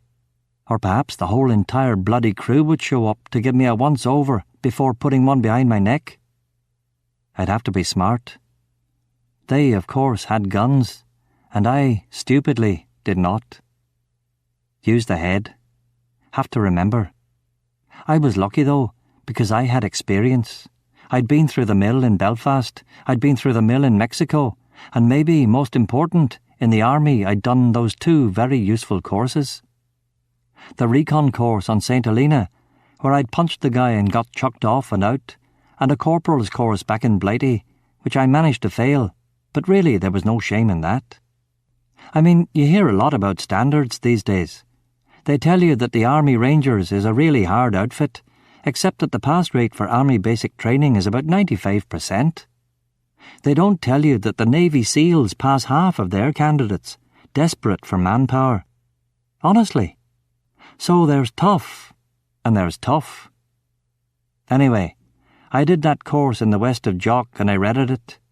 But by way of excuse, let me say that the corporal's course of the British Army is one of the hardest bitches in the world. See, the Brits consider corporals the backbone of the whole organisation. Corporals and sergeants run everything, so you have to be good. You learn exponentially. In 4 days, you get months, years of distilled experience. It's like the wisdom of the I Ching. Now, one of the things I did on the course was a night foot patrol through a forest. There's another foot patrol looking for you, and if they find and kill you, you lose. In the patrol, it's creepy, and you're approaching a mock village from different parts of the wood, and believe me, you learn to slow down, to halt your boys, to listen, to hear. People don't know how to listen these days, but anybody can do it. In that moment, on that hill in New Jersey, after all my slagging off the army, I remembered all of this in an instant and tried finally to do what they told me. Listen, unclog your ears of bog, you paddy fuck. Try, listen, come on. I stopped, crouched, and cupped my hands behind my ears. Took my hands away, got in a better position. You could barely hear them at all, but if you listened for a minute and sorted the sounds and deciphered them and filtered out birds and traffic and riverboats and ambience, you could tell that first, they weren't running. Second, they were walking, but their footsteps were not regular, not normal. Third, they were walking, but they were treading lightly, carefully. They were actually trying not to make too much noise. They were confident, but not cocky. This told me 2 further things. 1, they were dumb enough to think that I hadn't heard them in the first place, which Helen Keller could have done a mile away with a Walkman on. And 2, there was probably no backup coming. It was just them. And they, in their half-arsed, crappy way, were trying to be careful. So, the 2 of them, and the 1 of me. I stood up and started walking again, following the path along the leaf-strewn road, all the way down almost to the river. It was really quite striking. The naked trees with huge branches twisted and gnarled. Underfoot, golden leaves carpeting everything, and in the distance, fleeting glimpses of the Hudson and a mammoth, weird city perched precariously on an island. At the next turning, you approached the water, and there was a bit of a grassy meadow and a stony beach. It had to be either at this turning or the previous one. I decided on the previous one because the cover was better. I ran up to the last meander of the road and got in behind a bush just above the path. I hid there and pulled my raincoat close and waited. I was glad I'd been wearing dark colours. The boys were going a wee bit faster now, still careful but nervous, sensing their big moment was coming up. If I'd had 2 functioning feet, the ideal play would have been to let them go past, jump, drop-kick one of them in the back and head with separate feet. And as he's going down, at least try and get a swipe at the other bastard. But with my left foot unreliable, I decided against this. Instead, I'd jump the bigger of the 2 guys and try and bowl him over into the other and hope somehow that it all worked out. I waited for the boys, breathed, kept calm, and remembered that I'd actually failed that corporal's course on the very first night. Jesus, who was I kidding? Distilled experience, my arse. Fucking Ching. Knowing me, I was almost certainly blitzed that night too. Any US Army Week 2 reject was probably better than me. It was in the midst of this period of self-doubt that finally they came. One big and fat, one big and thin. They were both smoking, which was ridiculous. I could have smelled it. I didn't, but I could have. The big and fat one I recognised as Boris Karloff from The Tale on Bridget. The other I'd never seen in my life. He was sallow-faced and skin-headed, and probably another import from Erin. I wonder if Darkey made him sing Bloody Danny Boy to see if he was the business. They were both walking fast, and neither had his weapon out, which suited me just fine. The trail was narrow. The thin man was on the inside, so I had to go for him first. It would all have to be very quick and very hard. Hesitation would be the death of me. I held my breath, tensed, poised, and then, when they were just past, I jumped the bugger. I took off on my good foot and landed on the thin man's back. I got my knee into his spine and knocked all the air out of him. My right hand was already under his neck and pulling his head back. He staggered and fell into Boris. The fall helped me, and I twisted his neck hard and tight. By the time all three of us were sprawled in a heap on the ground, the thin man's neck was broken, and I'd scrabbled up his gun, a little six-shot revolver of unknown caliber. Boris was fumbling for his weapon somewhere on the ground in front of him. I took a couple of breaths and pointed the revolver at him. I clicked back the firing pin. "Don't," I said. He stopped what he was doing and put his hands up. He was still lying on the ground with his mate splayed out over his legs. "Car keys," I said. His pocket," Boris said in a sad old man's voice. Boris, I suppose, might even be in his 70s. Why had they sent him on a job like this? His accent had a trace of the old country, but it was tempered by years of living here, mostly in Boston, it sounded like. I reached into the thin man's trousers and found the car keys and a wallet that I didn't look at. I sat cross-legged beside him, still keeping the gun on his face.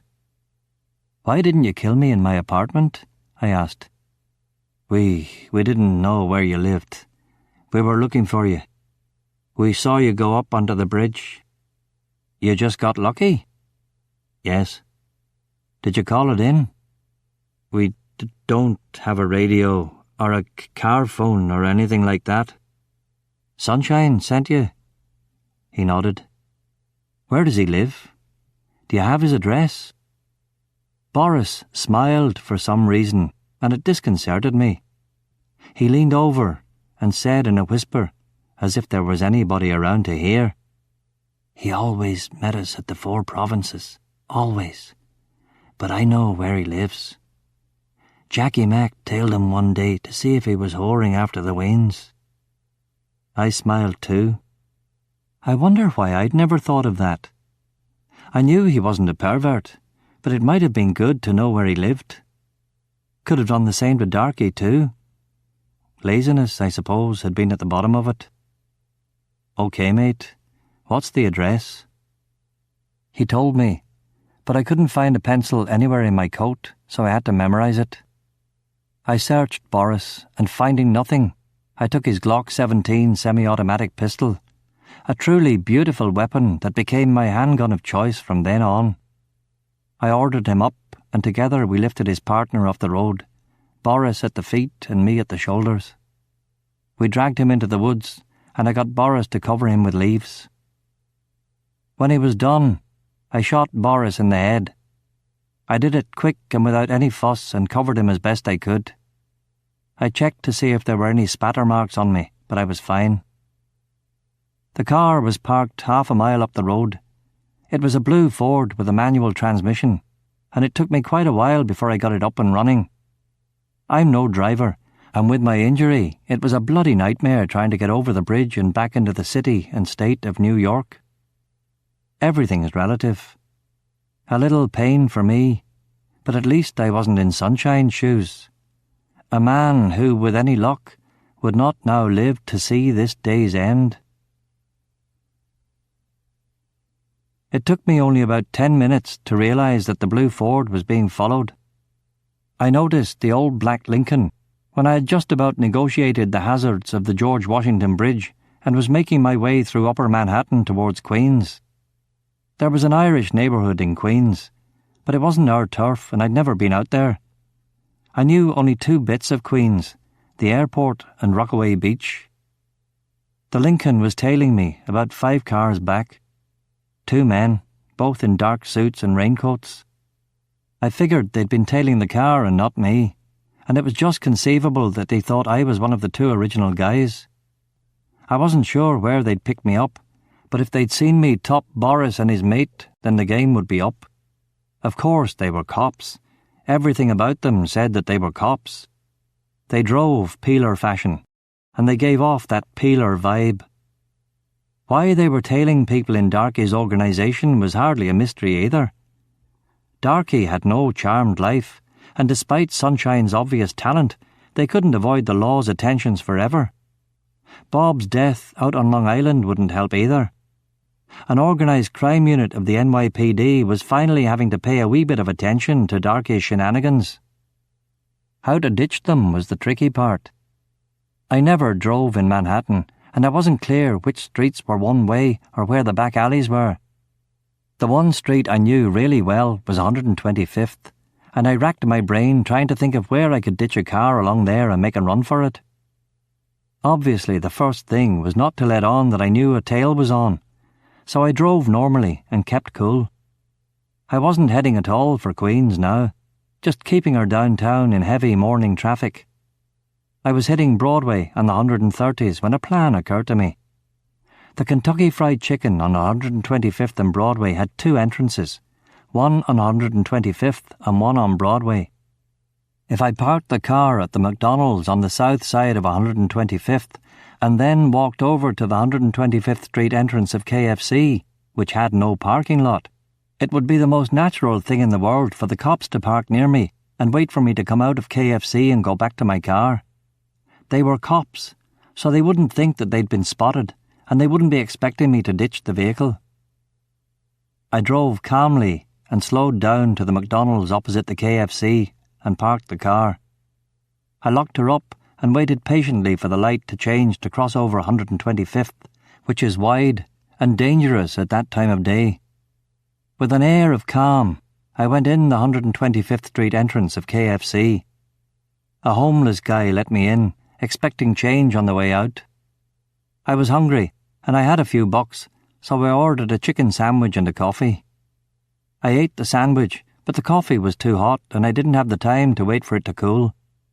The windows were so clogged full of posters advertising the latest specials that it was impossible to see through them, and so I couldn't tell if the cops were over there or not. But I guessed they would be. I went out the Broadway door and looked for the black Lincoln, but of course it was still back in the McDonald's lot. I ran a block up to the subway escalator. At the top of the stairs, I waited for a minute to see if the cops were after me, but they weren't at all. They were still waiting for me to finish my breakfast at KFC and come out on 125th. Peelers, always the bloody same. I checked the subway map and figured the best way to Woodside from there. It would mean a couple of changes at the ugliest part of the morning, but it would be okay. I bought tokens for the return. I rode the train and lifted a Daily News off the seat, and sure enough, the election had been won by the Democrat Bill Clinton, who was from Arkansas.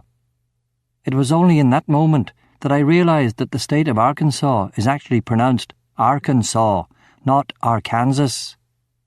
I'd been hearing Arkansas, but had no idea where it was.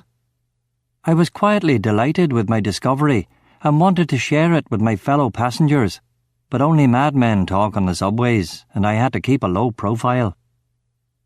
When I got out in Woodside, the Irish part seemed to be just a few square blocks, surrounded by a much larger Polish neighbourhood. It was small, and there were a lot of gossipy-looking witnesses hanging around cafes and Irish bread shops and pubs and the like, but at least I thought that its smallness would make finding Sunshine's place relatively easy. I went in a store, bought a packet of Tayto cheese and onion, and munched as I explored. I'd arrived around 11 o'clock, but in fact it took me until 12:30 to find his address.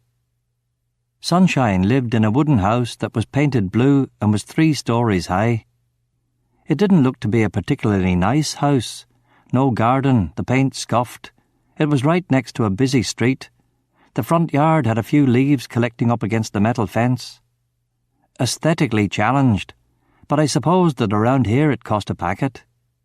It was close to the subway, and the neighbourhood was white and reasonably prosperous and safe. There was never a doubt in my mind that maybe Boris had stroked me. He was way too much of a good old boy for that. I had a pang of regret that I'd shot him, but I dismissed it.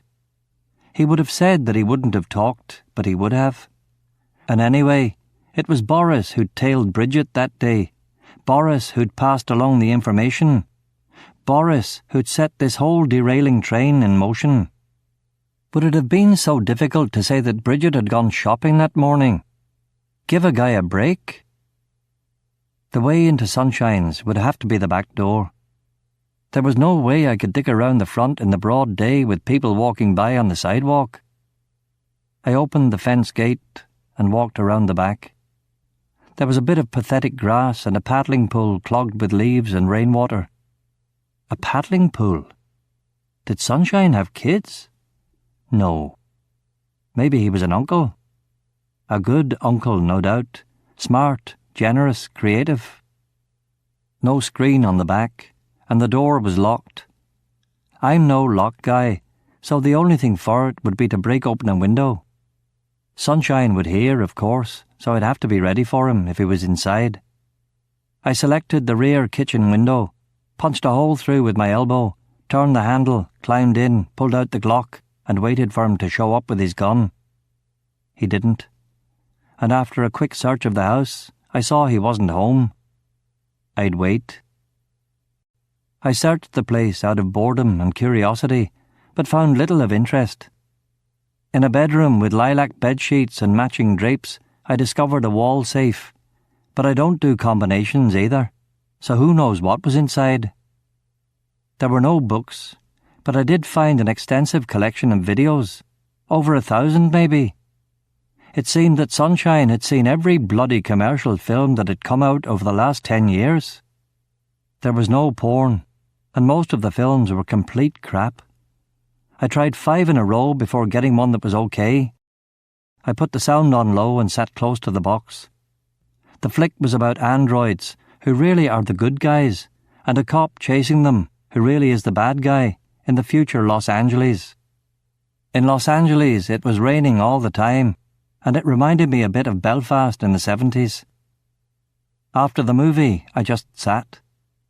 The house gave me the creeps. There were no pictures up and no personal details at all.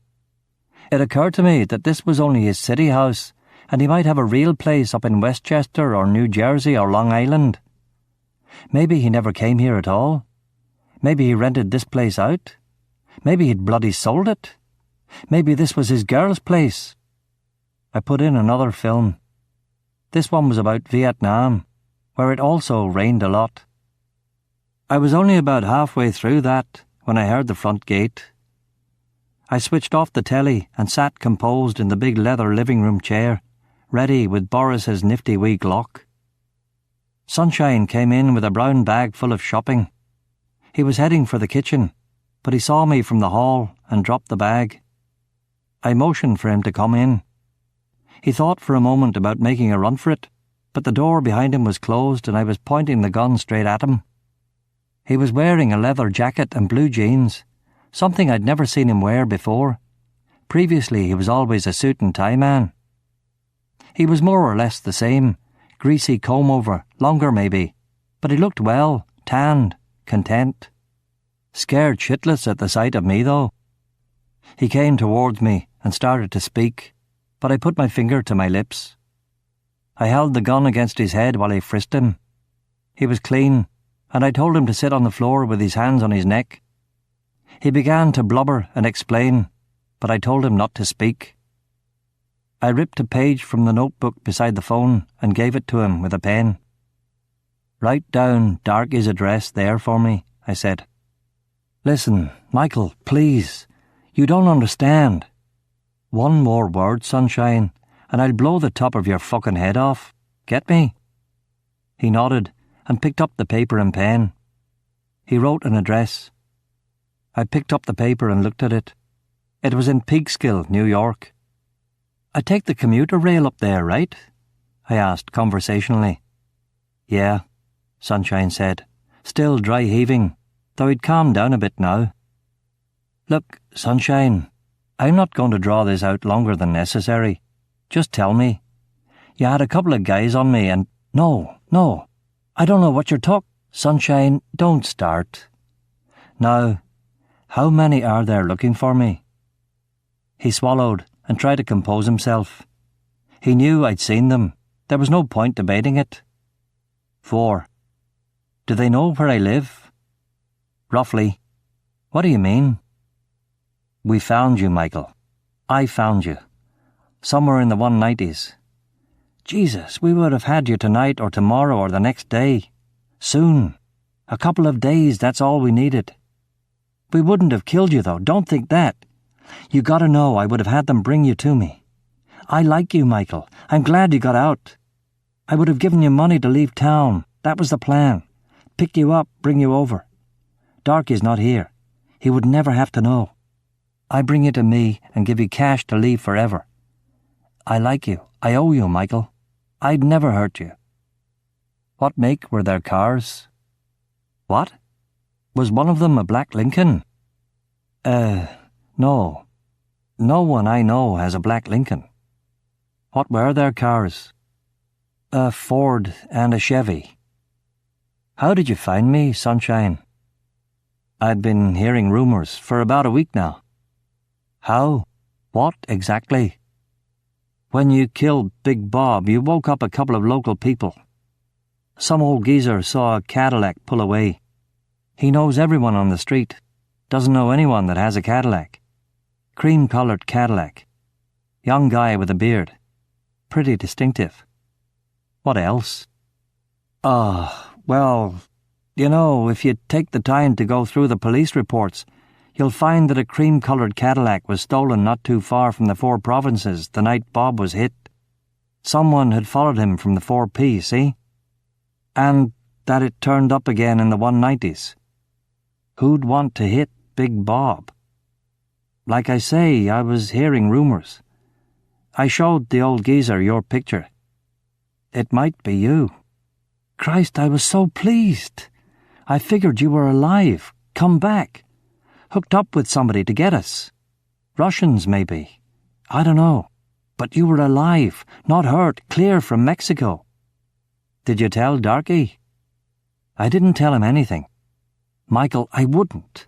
And besides, Darkey left with Bridget. They're going to the Bahamas for a few weeks. I'm running the show. When does he come back? December early, I think. I can check. Jesus, we could clean him out while he's away. Clean him out, Michael. You and me, Sunshine said, licking his lips from nerves, not anticipation. How exactly did you find me, Sunshine? Who else knows? It's like I've said, Michael. I'm not lying. Cadillac, around the 190s. You could have taken the subway from there, but I didn't think so. Who thinks to dump their car and take the subway? You don't, do you? Not after killing someone. You just want to toss your gun and wash your hands. Should have had you advising me, Sunshine. You should have, he said, looking at me, smiling, sweating. He was keen to talk. Talking was his whole life. His quick brains and quicker mouth would save him now. What was the next move? I asked.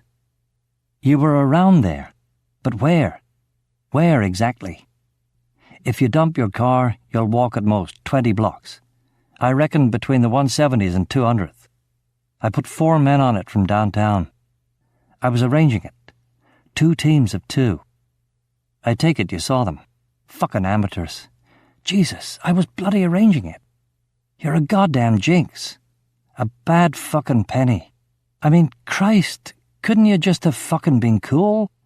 I mean, just this once. I mean, Jesus, Michael, please. I would have picked you up, all would have been well. Would have given you cash to go away, no guns. So it's just 2 other guys. Darkey doesn't know. No. Jesus, if you just had waited. I would have had them bring you to me, no guns. It would have worked out for the best. I guess I'm unlucky. Luck, nothing to do with it, he said, blinking, wiping the sweat off his lip. And I had to admit it was nice to talk to Sunshine after all this time. I liked his take on things. He was clever. It relaxed me. Aye. It's depressing though, Sunshine. For a guy who's trying to be incog-bloody-neato, there's an awful lot of people who know where I am, I said ruefully. Sunshine grinned. Yes, you're trouble. I was always worried a bit about you, Michael. Always. Why? Well, your references were good from Belfast, and you were in the army, and you were no thief.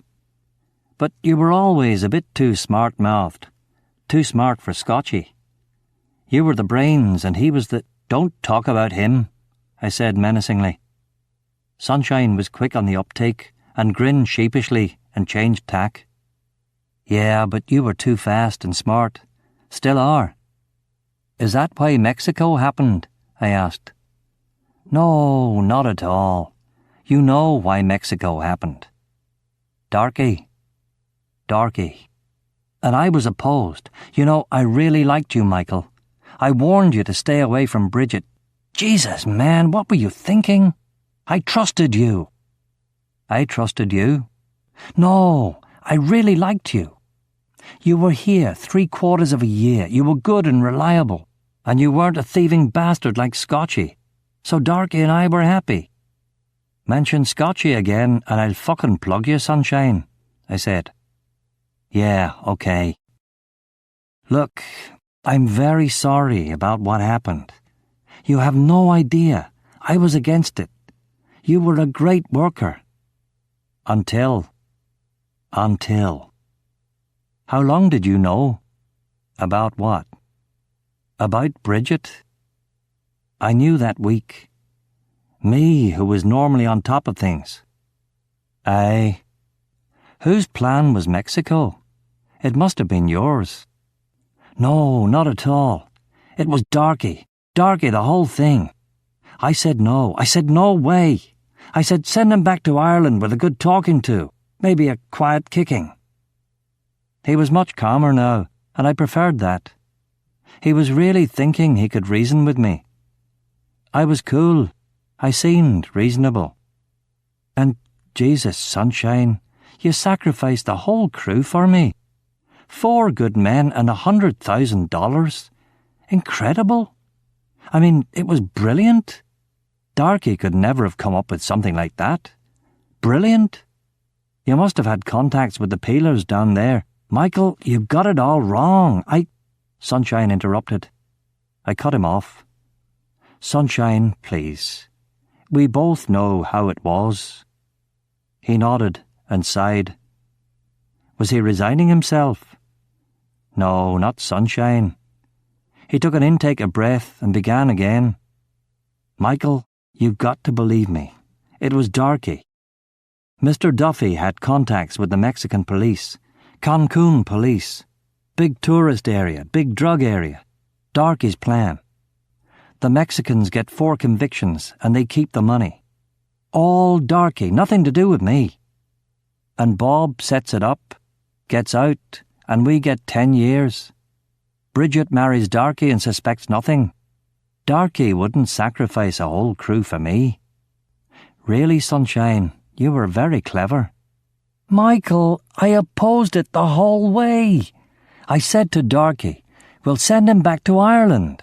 And I suppose if it fucked up and Bob got lifted too, it wouldn't matter. It was only Bob, right? Michael, why aren't you listening? I knew it was madness. I said to Darkey, this is completely nuts. Aye. You're not going to kill me, Michael? Sunshine asked, suddenly serious. I have to. I'm sorry. Even if I did believe you, it wouldn't matter. I made a promise. With who? The jungle? Triptych bastard to the last, Sunshine said. He was kneeling on the floor, with his hand still on his neck. He leaned forward and started to sob, gasping with it, getting hysterical. His hands dropped from his neck. He was getting up, coming over, hyperventilating. Do you want to get it over with then, you fucker? He screamed, coming so close I had to step back. Okay, I said. He put up his palms and looked at me panic-stricken. He was going to beg, and it would be terrible. He started to cry frantically and dropped back to his knees. "Please, Michael, I have $500,000 saved, more in it." I put my hand up to stop him. He was prostrate before me, his hands together, gurning his face off. Breathy, gasping, choking it out, vomiting with fear. I could smell the fear on him. His bald head, puke on his weak chin and the sleeve of his outstretched arm. His dark eyes filled with tears. No one said this was going to be easy. "Michael, you're a good guy. I know you're a good guy. I'll disappear. You'll never hear from me for good. Jesus, 500,000. Think of it. Darkey has 1 million. More. We could get it. Millions. Come on, Michael. I know you're a good guy. I know it. I know it. You're a good man." I shook my head. "Sunshine, I'm not going to draw this out. Tell Scotchy I was asking for him." "What?" "You heard," I said. And before he could say anything more, I shot him in the heart. 12. Metro North. It had rained in the morning, and then it had snowed, and then it had sleeted, and then, as if exhausting all possible combinations of the three, the precipitation petered itself out and stopped.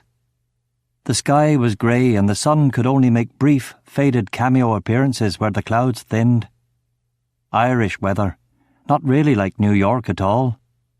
Cold, too cold for snow, a weatherman said. It was December. Last December I'd come here. It didn't seem like a year ago. It seemed longer. I thought of Nan. I hadn't thought of her in many months. I'd sent her some money in February, and I'd spoken to her a few times, the last occasion in the spring. Nan didn't have a phone, so it was a complicated process of calling the neighbours and then having them go over and getting her, and her getting all flustered and coming over and so on. Still, it was no excuse. In Belfast, it would be 3 o'clock in the afternoon, getting dark. If I called now, I'd be admitting that I was alive, but I supposed they all knew that anyway. I didn't want to call, though. The hassle of it, and every conversation usually degenerated into crossed purposes or farce. Also, I was in no mood to placate Nan's neighbours with lies about my life in America. I dressed as warmly as I could and exited the building. I scoped about for a Chevy or a Lincoln or any other cars I didn't like the look of, but it was clean. Really, I should have moved to Hoboken or somewhere, but I liked this place, the bridge view, and besides, I was always cautious. I took the train to Fairway, the one in the 70s. There's one now where we used to take people and give them a hiding, down at the Hudson. A place I thought Darkey and Scotchy were going to take me and shoot me one night a long time ago. A night when Rachel Narkis was in my life and could have been a major part of a different existence. Such things were not to be. Fairway was packed full of Christmas shoppers, but I braved it, bought some potato bread, soda bread, black pudding and sausages. It wasn't the real Irish stuff, but there was no way I could go near any Irish neighbourhoods to get the imports. If I needed a fix of the old sod, I figured an Ulster fry might help. I took the supplies home, and I fired up the old grill and cooked myself one, and it was quite good. Of course, I cooked it in vegetable oil, not dripping or lard, but still. I exercised in the afternoon for an hour, and then did yoga and meditated for another 2 hours. I slept. I woke and saw the George Washington Bridge light up. I watched the cars move on the decks, and when I was bored and tired, I slept again. It was another day, and grey. I got up, stretched, and meditated for a half hour. I stretched again and did some exercises. I ran on the machine, and when I was sweating and exhausted, I showered. But none of it was any good. Bloody Belfast was still nagging at me. I opened the fridge. There was still some potato bread left. I wondered if I made another fry would it cure me. I got out a pan, ripped open the packet of potato bread, and at the smell finally cracked, picked up the phone and dialed the number. Mrs. Higgins was in her 80s and slightly scatterbrained and deaf, and it took me a minute or two to explain the nature of my call. "Mrs. Higgins, please, it's Mike Forsythe. You remember Mikey? Here, calling from America. America. I wonder if you wouldn't mind getting Nan for me, please, if she's around." Mrs. Higgins said that she was around, explaining that she could see her through the back window hanging out her washing. Mrs. Higgins said that at the moment Nan was talking to Mrs. Martin. I remembered Mrs. Martin. She was a frightening woman who had a soft spot for Nan, but who scared the crap out of me and most of the rest of the parish. Among a number of suspects, it might have been her that grassed me out to the DHSS about working that one bloody time. "She's a bad woman, that Audrey Martin. A bad one," Mrs. Higgins was saying. "Yes. Now please, would you mind at all getting Nan for me?" I asked with great patience. I heard Mrs. Higgins put the phone down and shout across the garden. Mrs. Higgins was also about to do her washing, and before mentioning the long-distance phone call, I could hear her scold the other two for hanging out their washing with the rain about to come on. This was the wrong thing to say, since for the next several minutes they got into a heated discussion and talked with a professional eye about the prospect of foul weather. Mrs. Higgins's and Mrs. Martin's loud voices managed to enter the telephone receiver and carry all the way under the Atlantic to America. This was typical, and I knew the process of getting Nan would take some time. I cursed myself for calling. I put them all on the speakerphone. I put some oil in the frying pan and heated it, and waited for Mrs. Higgins to get to the point in hand.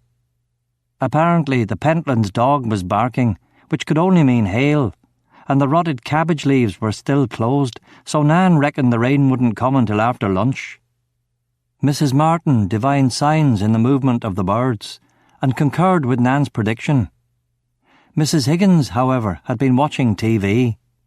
The BBC was claiming that it had been raining all night, and in fact was raining right now in Belfast, on top of all three of them, and although the sky was overcast, it was dry, and she had to admit that there wasn't much physical evidence to prove this extraordinary statement. Mrs. Martin started yelling at children playing on the fence 2 houses down.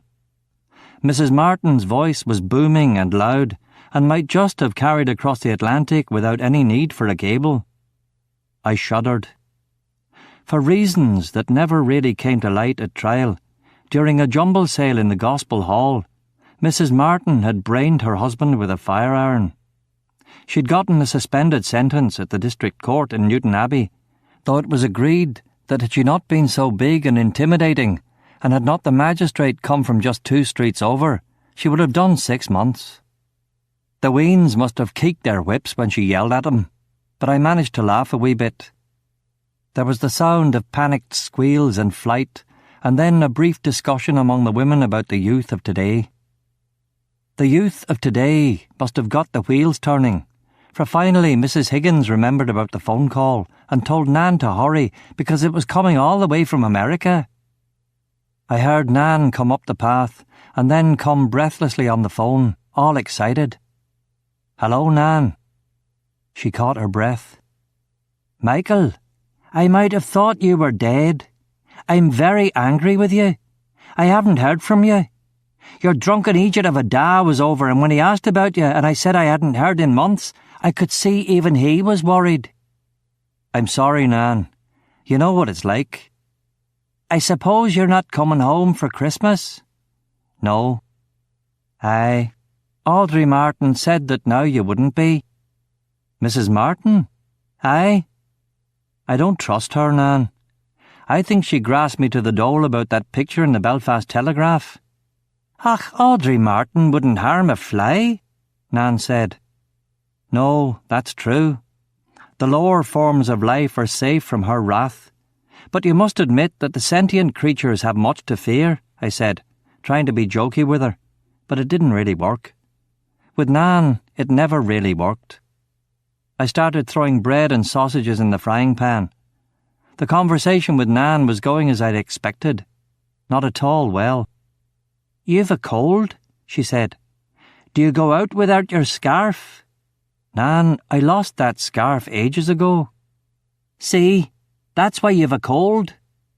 "Nan, I believe in the germ theory of the transmission of disease." "Aye, you'll see when you catch your death. Germ theory up your arse," Nan replied, in what for her was uncustomary coarseness. I guessed she was upset about something. Probably me blowing her off for so long. "Look, Nan, I'm sorry I haven't called. Don't be angry with me."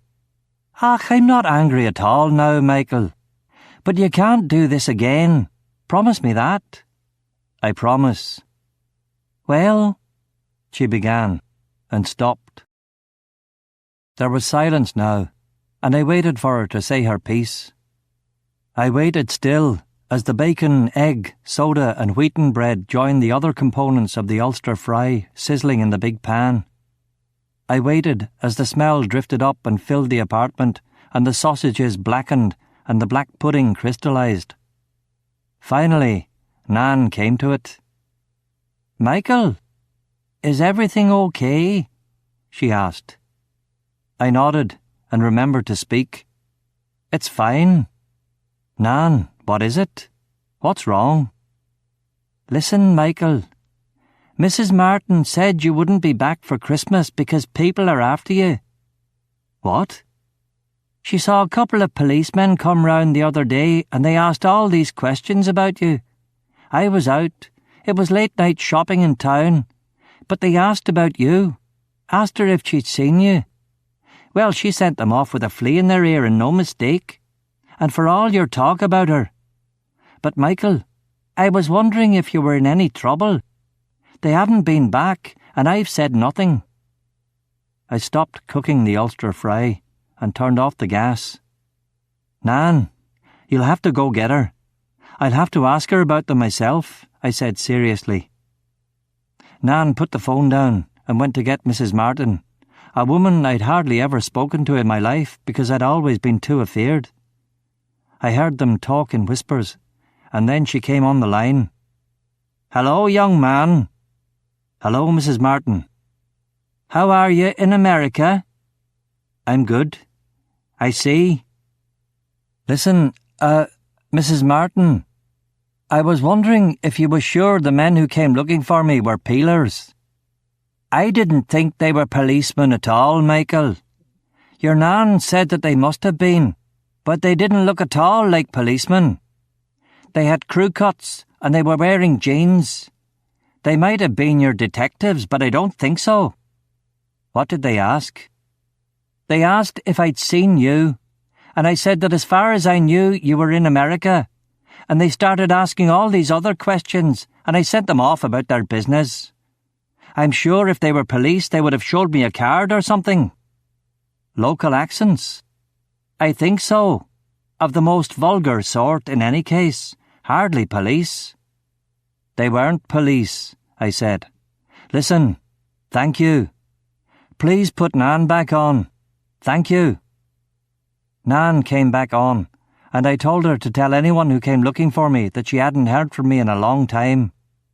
I told her to tell Mrs. Martin and Mrs. Higgins the same thing, and Nan said she would do it. She didn't ask me why, and she must have sensed that I was in some kind of shit. She knew it, but she didn't want to know. I stayed on for a while longer and made up some lies about having a new job and a new girlfriend. I was sure she didn't believe them. After I'd hung up, I wondered if they would try to get to me through her. I felt weak as fear went through me, and I was terrified for Nan for a moment or two. No, it was a tough estate, and you'd be the brave boy who'd send hooligans down into that one-way street. And an assassin of an old lady in that part of town would never get out of Belfast alive. No, Mr. Duffy and Darkey would come after me, if they came at all. I suppose they'd just called local people up to check in on Nan to see if she'd heard from me. An interesting thought occurred to me. Maybe Sunshine hadn't passed on the rumours about me. Was it conceivable that they weren't sure if I was alive and out of Mexico? Was that possible at all? Could Sunshine have been telling the truth? Could they really still be in the dark? No. My heart sank. That would be too good to be true. And not after Bob and the boys and Sunshine. The smart thing, though, would be to keep them guessing. To lie low until it was time. And it's not as if I was doing anything stupid. I was being patient. It was weeks since Sunshine had got topped, and yet it still wasn't quite time yet. Not quite yet. Relax them down a wee bit more. I was still living the life. I knew no one. I'd seen no one. The talk with Nan had been the first real conversation in a long time. Every week, Ramon had sent a boy round with money. I was no mad ascetic, so I'd taken it and spent it on things. I'd got myself special sneakers, the running machine. I'd put on weight and got stronger. I rarely left the apartment, and then sleeketly, and since it was winter, always with my hood all the way up. I spent my time in meditation and exercise. I watched TV and ordered in food and learned Spanish from a book. When I did go out, it was to distant places on the subway line, places where I knew they wouldn't find me. I had to go out early in the morning with a crowd. I had to be sly. There was Sunshine's men and Mr. Duffy's, but there was also the Black Lincoln to be considered. The peelers might have got wind of a few things, as peelers are wont to do. They might have got it from any number of sources. A tap on Sunshine's phone, an ID at Bob's place, a slabber among one of Ramon's lieutenants. Still, it couldn't be that exact, or they, like Darkey's men, would have come knocking. I wondered when Darkey was supposed to be back from his hauls, but then I realised he would have to come back early once they'd found Sunshine. Aye, he'd have to. Yeah, Darkey would be home by now with Bridget. With Sunshine dead, he'd really have his hands full. He'd be home, and probably he'd be waiting for me. Even scouting up there would be dangerous. If it were me, and I was in his position, I'd have a man at the railway station 24 hours a day. I'd have a dozen patrolling the grounds, and I'd have half a dozen inside the house. I'd also have a dozen looking for me in my last known location, cruising in cars, maybe stopping people in the street and showing them my picture. No, not the latter. Ramon wouldn't allow them to do that. It was his turf. They'd have to be discreet, or Ramon's boys would lift them for something, for surely by now Ramon owned the precinct. I could only guarantee my safety if I stayed in the apartment, but like I say, sometimes I had to move in the outside air. The day after I called Nan, I woke up freaked and had to get out. I did my usual shifty manoeuvres and then rode the bus to the cloisters and spent a morning freezing up there. A day after that, I slipped downtown and took the path to some hellhole in Jersey. No tales, no problems. I was fine. I had outsmarted them. The peelers, Darkey White, that's how you'll beat them, Mikey boy. Your native wit, your charm, your Celtic cunning. But don't forget that other legacy of an Irish boyhood. The Paddy curse. Not quite American Indian levels, but high enough. Enough to fuck you up. I decided I needed to get drunk. But it would be okay. I could handle it. I could handle anything. I left the next morning after daylight and took a complicated route to a cafe on 112th Street. It was a Cuban place, and I got rice and beans, fried eggs and toast for breakfast, as well as a big con leche and a juice. It was good, and it buoyed me. I was going to go on the piss, but I was still getting paranoid about tales, so I sat in the window seat looking out at the street, memorising everyone. I walked down to a bar on 79th Street and sat in the blacked-out window, but there was no one I recognised. The whole week had been depressing, starting with that call to Nan. I needed this, a release. The Dublin house, a black hole with Irish bar staff. Not a good place to start, too chatty, 1 pint and out. The kitchen bar, the dive bar, Cannons, the West End, a pint in each. I wanted to have lunch, but too many students. South again. It was freezing. I had my thick navy coat and my knit hat, but I was still cold. The Abbey pub, a Brooklyn beer, a nasty lunch of curly fries and ketchup, a cute Dutch waitress who lived in the youth hostel on 103rd in Amsterdam and had not yet been mugged or worse by Les Enfants Brillants, the Haitian street gang that ran Amsterdam above 100th. We talked, and I told her to move to a Dominican part of Broadway. She asked if I had plans next week, and I said I had to kill a guy, and she gave me a wide berth after that, and I left her a $20 tip. I was half tore by now, clearly. I went east towards Central Park and into a library to get out of the cold. Read the last few months of Time and Newsweek. Things and people I'd never heard of. Hurricane Andrew, Murphy Brown. The security guard said I was singing and asked me to leave. I walked to the subway, stopping outside a liquor store. I stared at the window for a while, and the man gave me an "Are you coming in or not?" look. I went in. I bought a pint bottle of brandy, and he gave it to me in a brown paper bag. I was thus constitutionally protected against unlawful search if I drank it in the street. It was only encouraging me. I decided to walk all the way home and drink the brandy as I walked. It was snowing now, and I'd lost my hat somewhere. I shivered. I drank the bottle and went into another liquor store and got another one. I drank most of it, too. I'd only walked up to about 106th Street and Broadway when I thought it might be a good idea to take a wee nap in the middle of a snowstorm on a bench in the traffic island.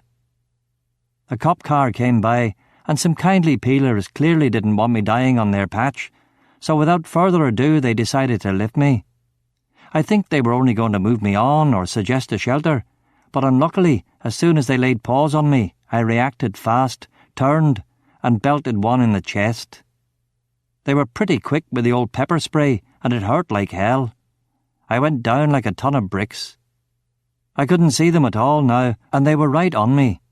2 of them. Just 2. I put it down to the drink. They cuffed me behind my back and walked me without any fuss to a cop car.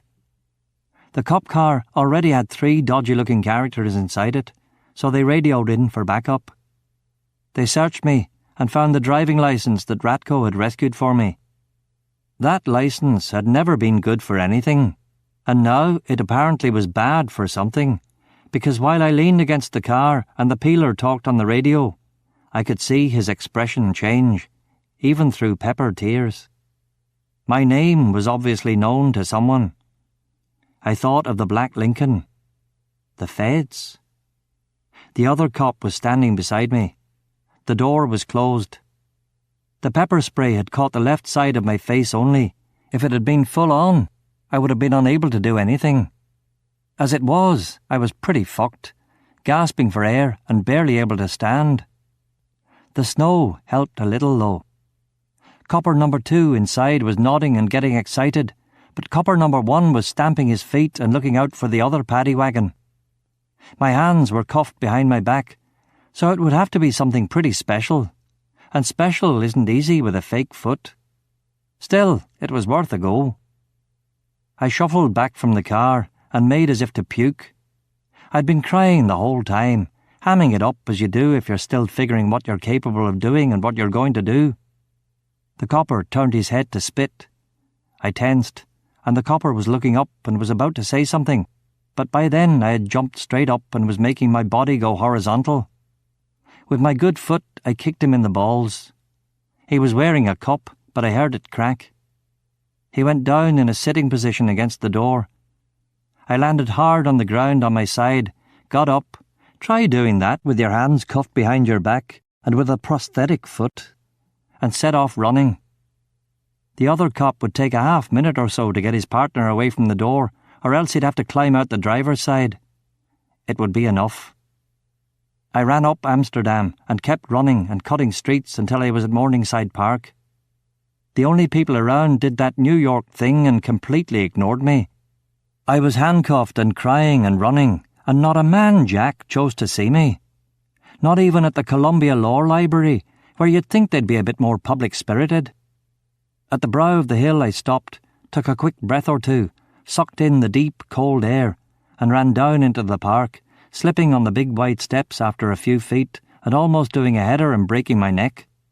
Instead, I righted myself, got my balance together, and skipped on down. I didn't look back once until I was safe in the park at the basketball courts. There were no signs of pursuit. Jesus H. Christ, I'd bloody lost them. I laughed and jumped about. I'd lost them.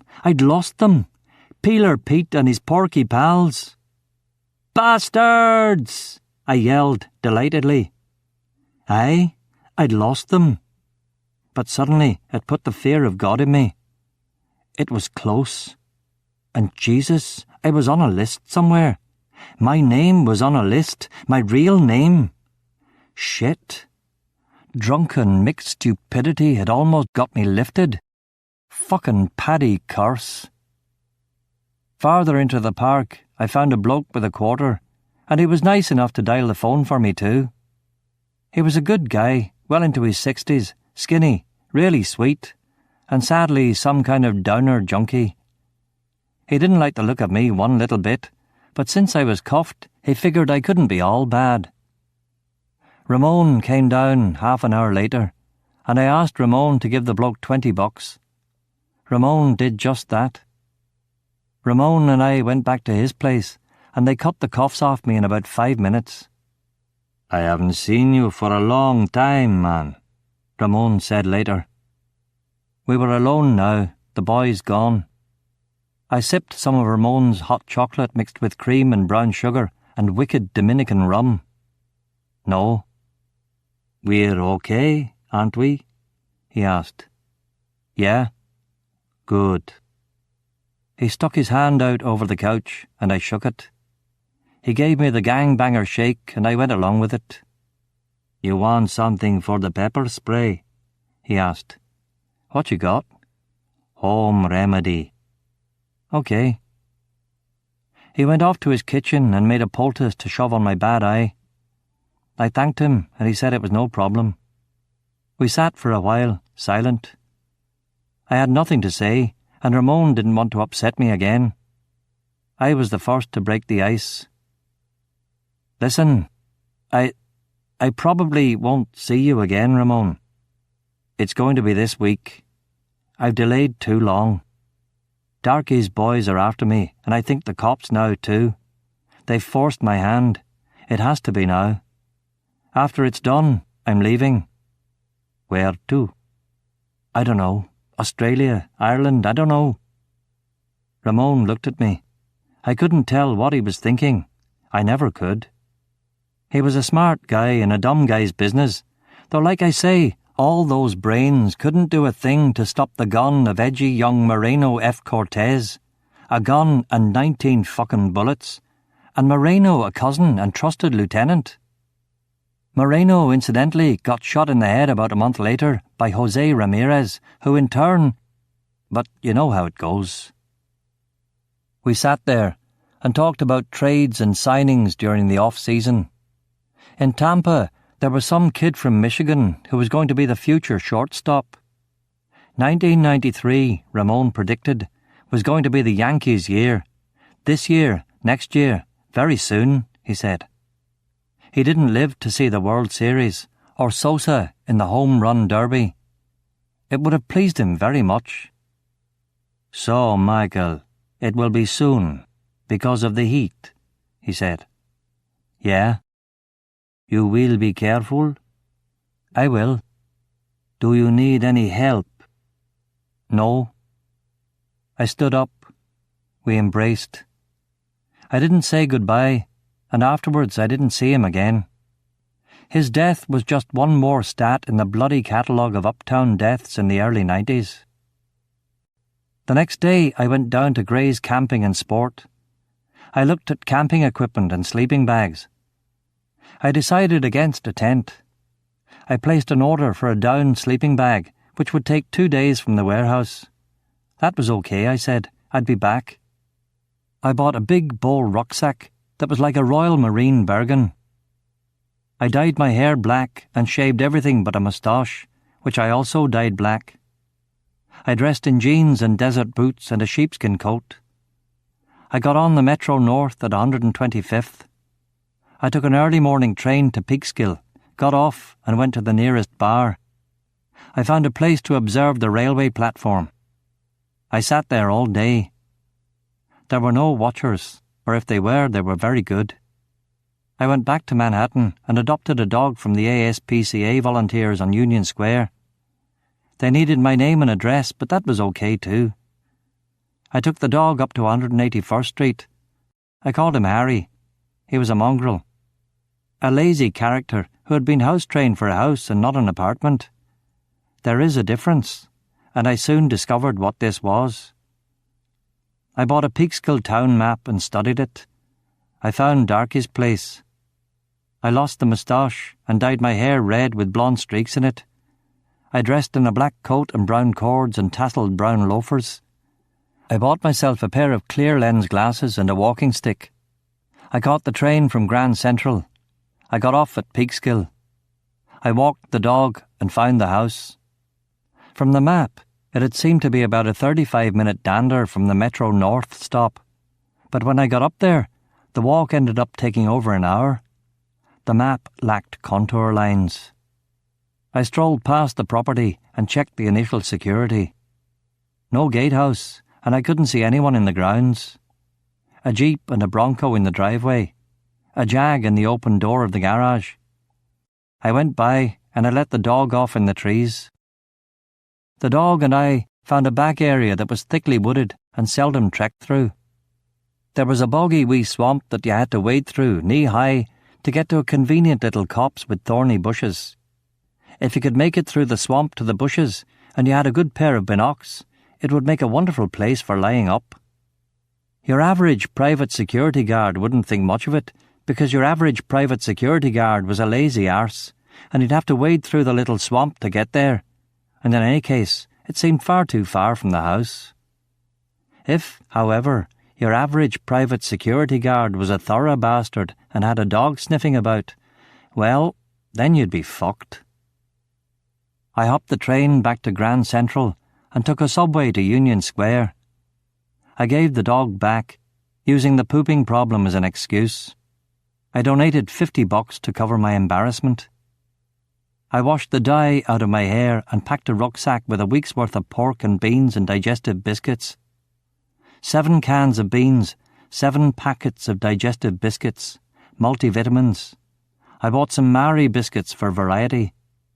I bought some water purification tablets and 2 plastic litre bottles. I bought a funnel with a connecting tube so I could take a piss without moving. I bought a large bivouac bag and spent a day scraping it from emergency orange to white. I bought the expensive down waterproof sleeping bag and a pair of night vision binoculars. I bought silk undergloves and thick ski gloves. I bought long johns and sweatpants and fatigues. I bought a stopwatch and binoculars that came with a tripod. I bought a snow camouflage jacket, a snood ski mask, a black wool hat, a black cotton scarf, and a windbreaker. I bought 2 pairs of wool socks and a pair of cotton ones. I bought a flashlight and boots, and unable to find a knife I liked, I sharpened a long screwdriver and bought a nice new Stanley box cutter. I bought 2 t-shirts, a sweat top and a black sweater. I bought a notepad, pens, pencils and plastic bags. I bought rope, duct tape and thin leather gloves. On impulse, I bought a pneumatic nail gun, but I didn't bring it. I bought matches, a water can, a big bag of peanut butter cups and a toothbrush. Finally, I bought a box of AA batteries, a Walkman and an audio version of War and Peace. Some people think you should get listening gear or infrared body heat sensors or motion detectors or a device for tapping into cellular phones. But then some people are fucking idiots. The house lay on a quiet road with about 2 acres around it. A house on each side, all 3 of them what in Ireland we'd call mansions. The lucky break was that opposite the house was a thick, swampy wood that eventually curved all the way down to the Hudson. I suppose the marsh was why this area hadn't been developed. It was winter, and the cover wasn't what it would be like in the summer, but still pretty substantial flora nonetheless. There were bushes and big old deciduous trees and some pines, and because of the water and the muck, it wasn't the place you'd go for an idle walk or take the pet pooch. Peekskill is up the river, past Sing Sing. It's famous for being the birthplace of Mel Gibson, the scene of an important 1950s race riot and a 1980s sitcom. It's also the home of Governor Pataki and a couple of 1930s socialist utopian communities. Darkey lived quite near one of these communities, but in winter almost all of its residents went down to Florida. So really there were very few people around, and if you found yourself a convenient little bunker, established yourself in the cover in your bivvy bag, and coated yourself up with snow, you could lie unfound for weeks, months, or maybe even until the spring. I had to admit that it was a nice wee spot, and the only drawback was that it wasn't that near the house, and you'd need at least a 12 by 50 pair of binocs or a telescope. I had the binocs only because they were less bulky. Things had gone smoothly. Napoleon was invading Russia and having a wry old time of it. A couple of the main characters were dead, and this was a relief because I'd gotten a bit mixed up anyway. The lying up had been easy. I'd taken the first morning train from 125th and doubled away from the station and back through the woods. I established the OP in darkness, and by first light it was snowing lightly, and this made things pretty sweet. It snowed all week, and this suited me fine. Peeing was no problem, and because of the cover, if I'd chosen, I could have even stood up to go, but I didn't. Water was good too. I used the swamp and the snow. I had water-purifying tablets, and with them there was a new development, a pill you put in that made it so that it didn't taste of iodine. This was a terrific invention, and I felt very happy about it. The pork and beans were good too. I ate them cold, but I was warm enough, snug even, and most important of all, I could see a good 3/4 of the house through my binocs. A couple of times I saw Bridget go in and out. My heart leapt, and it was all I could do not to stand up and wave and let her see me. Darkey left and came back every day. He drove the Bronco, Bridget the Jeep. When they went together, they took the Jag. Darkey left early, came back late. He had 2 personal bodyguards, and there were 2 more who lived on the estate and who came in rotation. There were also 2 servants, a man in his 60s and a woman about the same age. 4 guards, that was all. I was surprised, but not that surprised. Darkey didn't know for certain that it was me. It had been a long time since Sunshine's death. No one knew where he lived, and besides, he could look after himself. He was a big boy. Hadn't he proved that after 20 years on the street? It took me a full 72 hours to be sure of the routine, and another 3 days to check it. I was all ready to go on the 23rd of December, but they'd gone out to a party, and they hadn't come back until early in the morning. I was worried about Christmas Eve, too. Wasn't that also a party night? But by 1 a.m, the cars were still in the driveway, and I was fairly sure they weren't going anywhere. Technically now, it was Christmas Day. My batteries had finally died. I was 3/4 of the way through War and Peace, and finally getting into the book. But if all went well, I'd come back and dismantle my OP and sweep it over and take all traces with me to a dump somewhere. I could finish W&P on the plane ride to wherever the plane was going. It still wasn't quite late enough, but there was just enough battery life to listen to the radio. I stuck on classical to calm my nerves. They were doing the 9 symphonies, and I had enough third-form German to switch off after Alle Menschen werden Brüder. It was time. I put away the Walkman and listened to the stillness of the woods. I checked through the binocs again, but there'd been no change. The domestics had been given the day off, and aside from Darkey and Bridget, only 1 guy was walking the grounds, 3 other guys in the house. The lights were out, and you could assume that Darkey and Bridget had gone to bed. If the 3 men were in shifts, I guessed one other would be awake in the house. That's how you'd do it, split the night in 2. 1 man on the grounds and 1 man waiting by the radio. The other 2 would sleep until it was their watch. So hopefully there'd be only 2 people awake to deal with. That was all. Unless, of course, I'd been a complete idiot. But I didn't think I had. Shifts would be a smart thing to do. 4 guys, Darkey and Bridget. Not one of them had thought to get a dog. Jesus, I mean, did they want to be murdered? I put on my black sweater, boots, thin black gloves and combat trousers. I pocketed the duct tape, screwdriver and Stanley knife. I carried the Glock too, but I was hoping I wouldn't have to use it just yet.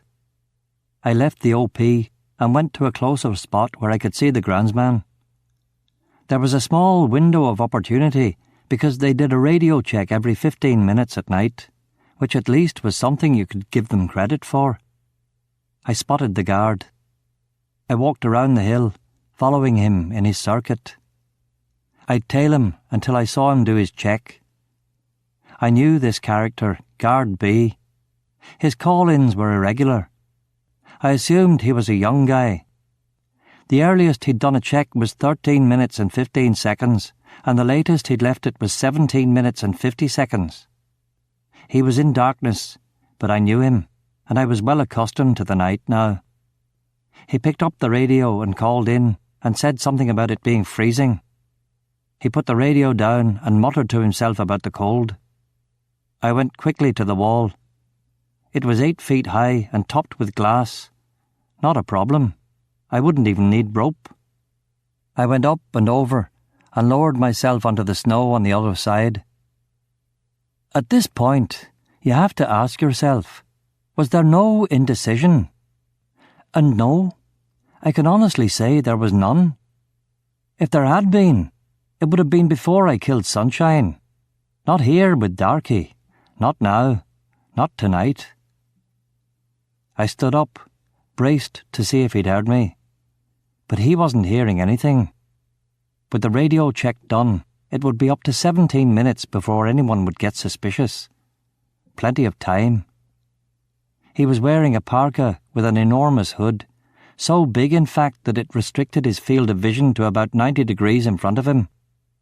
He was walking and muttering and carrying a .38 revolver in a thick woolen-gloved hand. So thick it would make finding the trigger difficult. I mean, I ask you. He turned and the moonlight caught him. I was a bit surprised to see that it was our old chum David Marley from way back when. He'd put on weight. He was humming a chieftain's song and banging the gun rhythmically against his leg. He turned away. I crept up behind him and shoved the screwdriver into his throat at the same time as a knee went into his back and my left hand went over his mouth. I left the screwdriver in, and with my right hand I removed the gun from his grip. I had it before he even hit the snow, stone dead. I fell on top of him, and we lay for a moment, blood trickling over the snow. He gurgled for a while, and I removed the screwdriver. I looked at his gun and checked it for cleanliness. In a pinch, it would do as an extra. I put it in safety mode and slipped it in my side pocket. I looked at my watch. 15 minutes to find and kill the other guard. With luck, there wouldn't be a shift change, and I could let the other 2 guards sleep and live. With luck. I had no glass cutters, and I was no alarm guy. I'd searched Marley for keys, but I knew he wouldn't have any. The indoor man let the outdoor man in and out. My plan was to go in the garage door. If the garage door was alarmed, I'd have to abort, but I didn't think it was. It wasn't an automatic door, and I'd seen them come in late when the house was alarmed, and when the garage had opened, nothing had gone off. But another time, when they'd opened the house door first, flashing lights, whoop, whoop, whoop. But still, that wasn't exactly proof. And if wishes were horses, we'd all have a ride, as the Scotch boy used to say. But what else could I do? It was the garage door or nothing. I slipped around the side of the house. I found the garage door and jemmied it up with a screwdriver. It was aluminum and bent easy, and I made just enough space to slide underneath. I was so busy doing stuff, I didn't notice that the alarm hadn't gone off until I was in.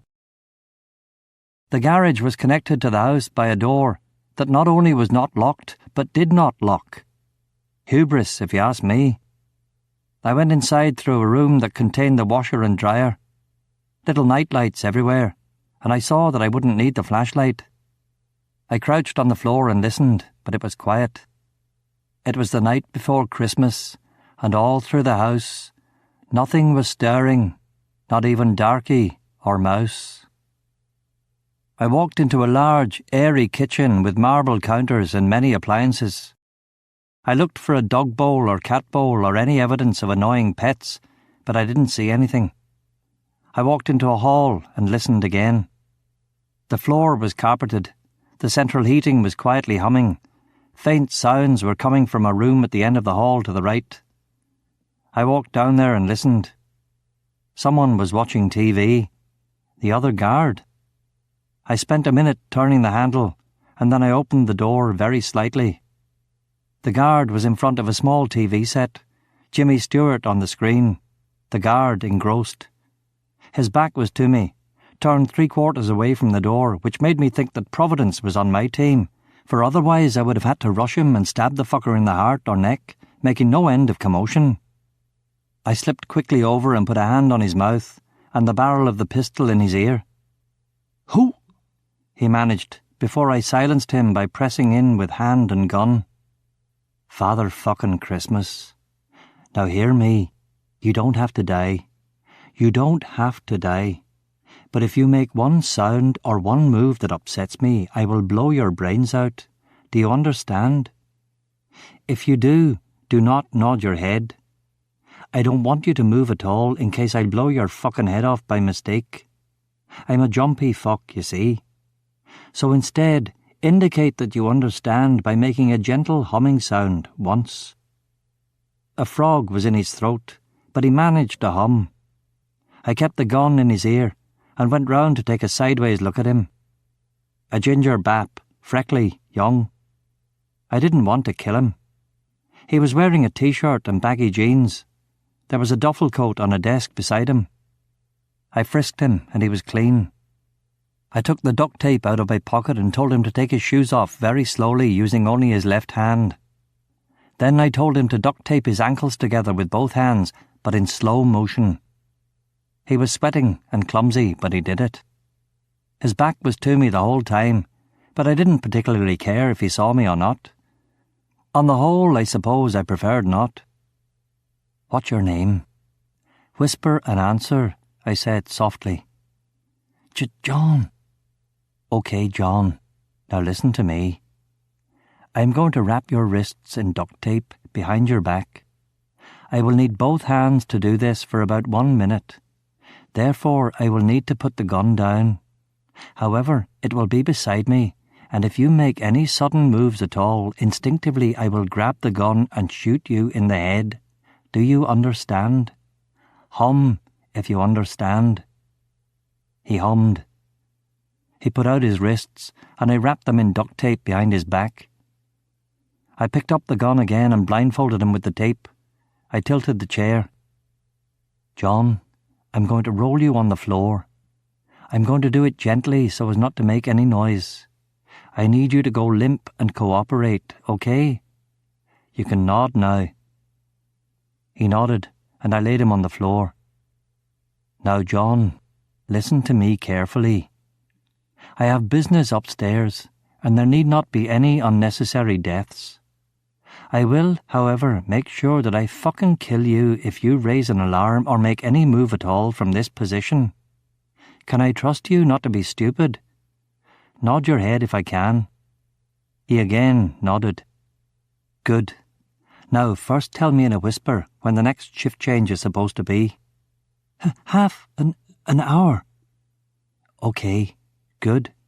You're doing well. Do you wake them?" "Yes." "Tell me in whispers where exactly Darkey and Bridget's room is, and where exactly the other 2 guards are sleeping. There are only 2 other guards in the house, aren't there? Yes. He went on and told me where his mates were sleeping and where Darkey and Bridget were. I gagged him with tape and enjoined him not to move 1 inch from this cosy spot on the floor. I left the TV on quietly and went outside the room. The stairs were carpeted and curved round in a 30-degree angle. You could see the whole house from here, and it looked quite nice, a bit busy and overdone, but that would be Darkey, not Bridget. I went upstairs and paused at the top. This was the only moment of indecision I had the whole night. Darkey's room was down the landing to the left. The guard's room was the second door on the right. They had bunk beds and slept in the one room, John had said. Bunk beds indeed. Darkey being a tight bastard, no doubt. Now, the smart thing would have been to go into the guard's room and cut their throats.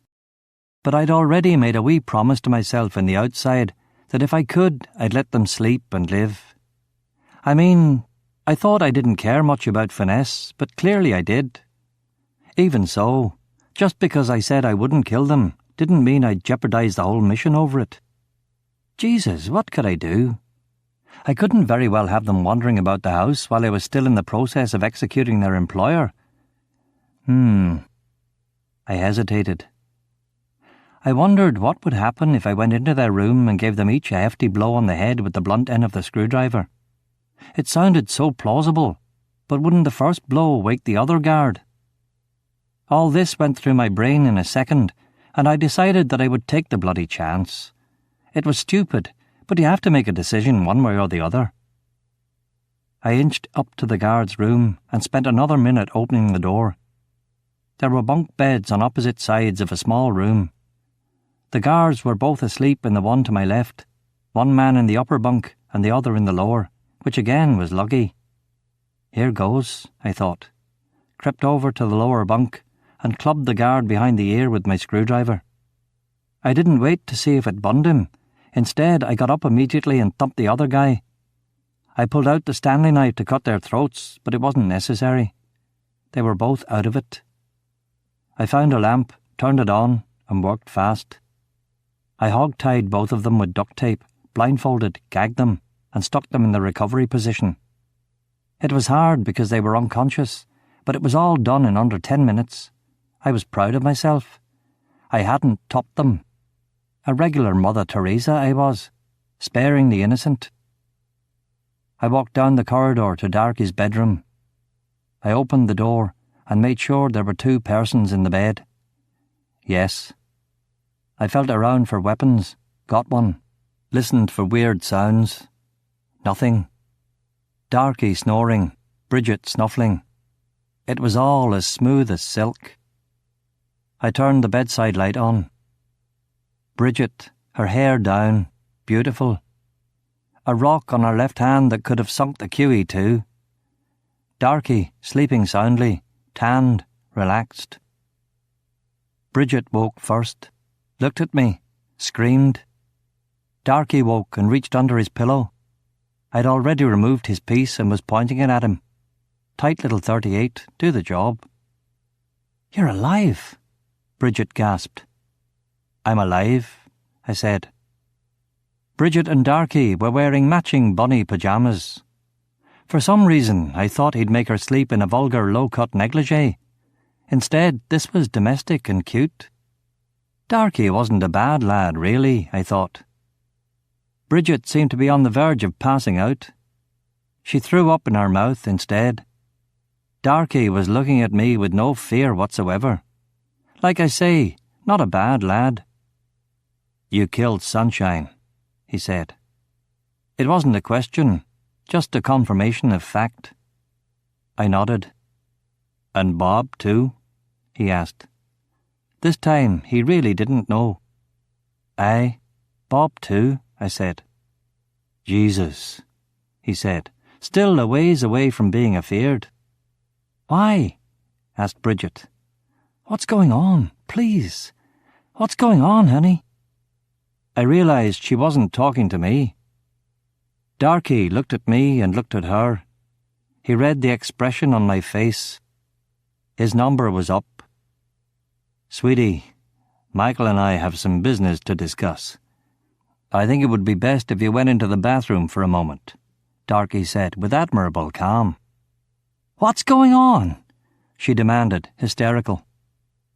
I'd wanted to talk to her, to let her know what kind of a man Darkey was, to let her know about Andy, Fergal and Scotchy, to tell her what I'd been through, to tell her that he was a fucking monster, subhuman, that he deserved to die, that she was better off without him, maybe even better with me.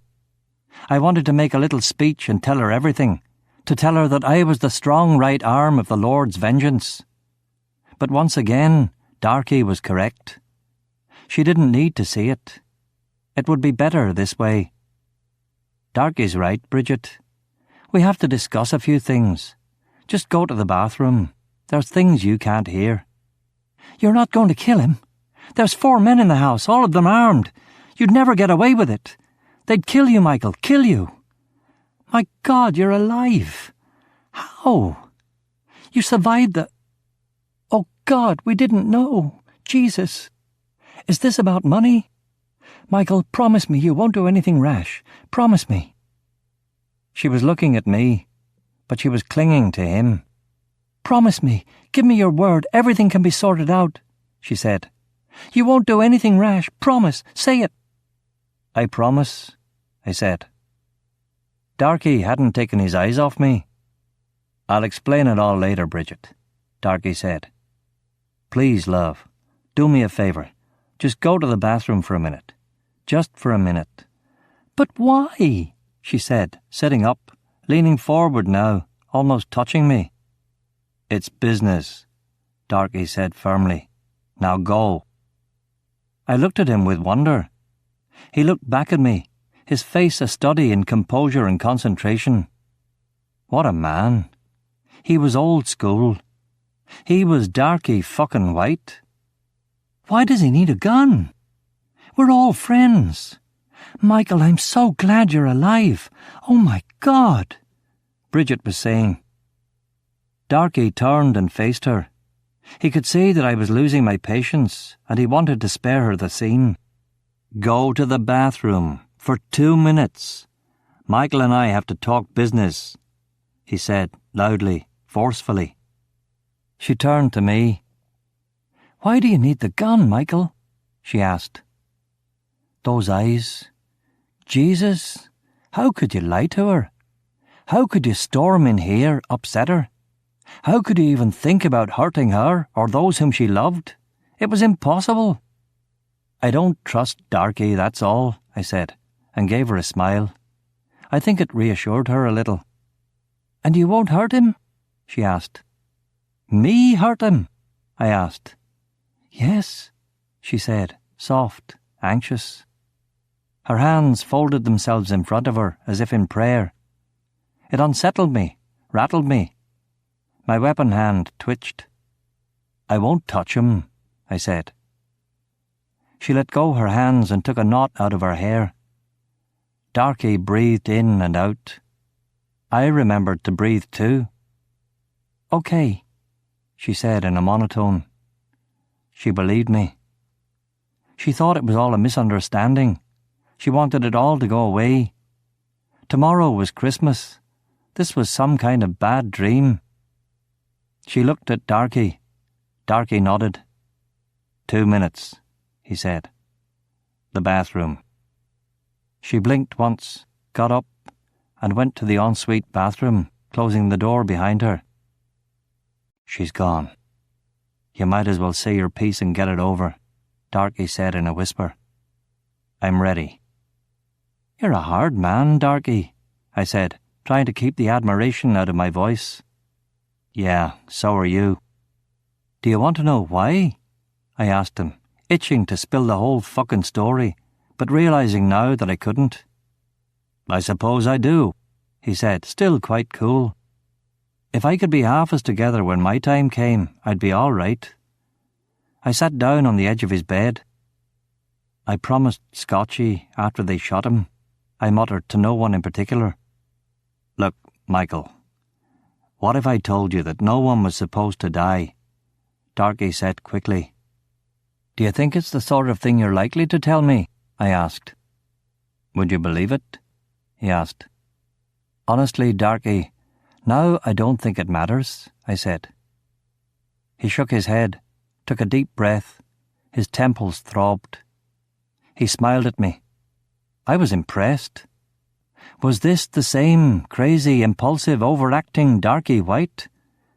Maybe, I thought, I was finally seeing the real Darkey White. "Is there anything I can say to make you change your mind? If I offered you a lot of money or anything," he said. I shook my head. "It's a blood feud, Darkey. You know the score. Nothing else will quite do." He sighed and leaned back in the bed. He looked to one side and then stared at me square in the face. "Okay, Michael, you fuck. Do what you've come to do. You realise Duffy will hunt you down and kill you. If it takes 50 fucking years, he'll do it." "Darkey, somehow I never really thought I'd make old bones," I said. Darkey looked at me and swallowed. He clenched his fists and brought them to his sides. "Get on with it," Darkey said, urgently. "I'm ready now." I raised the pistol, pointing it at his head. But before I could do anything more, there was a bang and I was thrown sideways against the closet door. It smashed into the back of my head and I sprawled forward onto the bed and rolled to the floor. I scrambled up, but then my foot gave way and I went down again. I looked over. Bridget had shot me in the side. Shot me from the bathroom with a .22 revolver. Silver one. "Fuck, Bridget," I said. She was walking towards me, shaking all over, eyes wide, face bright. She was determined, cold. It was an expression I hadn't seen on her before. Jesus, had I ever really known her at all either? Her lips narrowed. "I'm sorry, Michael. I don't know what's between you and Darkey. I don't know what's going on. But I love him and—" I kicked the legs from under her and she tumbled backwards. The gun flew out of her hand and onto the bed. Darkey and I both made a grab for it, but Bridget fell on top of me. The .22 slipped between the bed and the bedside cabinet. I dropped my gun, grabbed a fistful of Bridget's hair and smacked her skull into the closet door. Her head jarred back sickeningly and she went limp. I re-grabbed my gun and dived for cover at the bottom of the bed just as Darkey managed to find the .22 and began shooting wildly at me. Darkey, full of adrenaline, got off 3 rounds into the wall before I rolled to one side and shot him in the chest and face and neck. His gun fired another round and then stopped. Blood pumped from him, the left side of his face gone.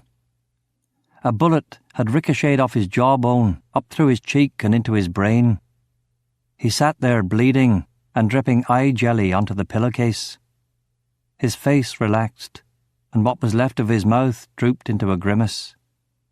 He balanced for a moment and then slumped forward. I went over and felt his pulse.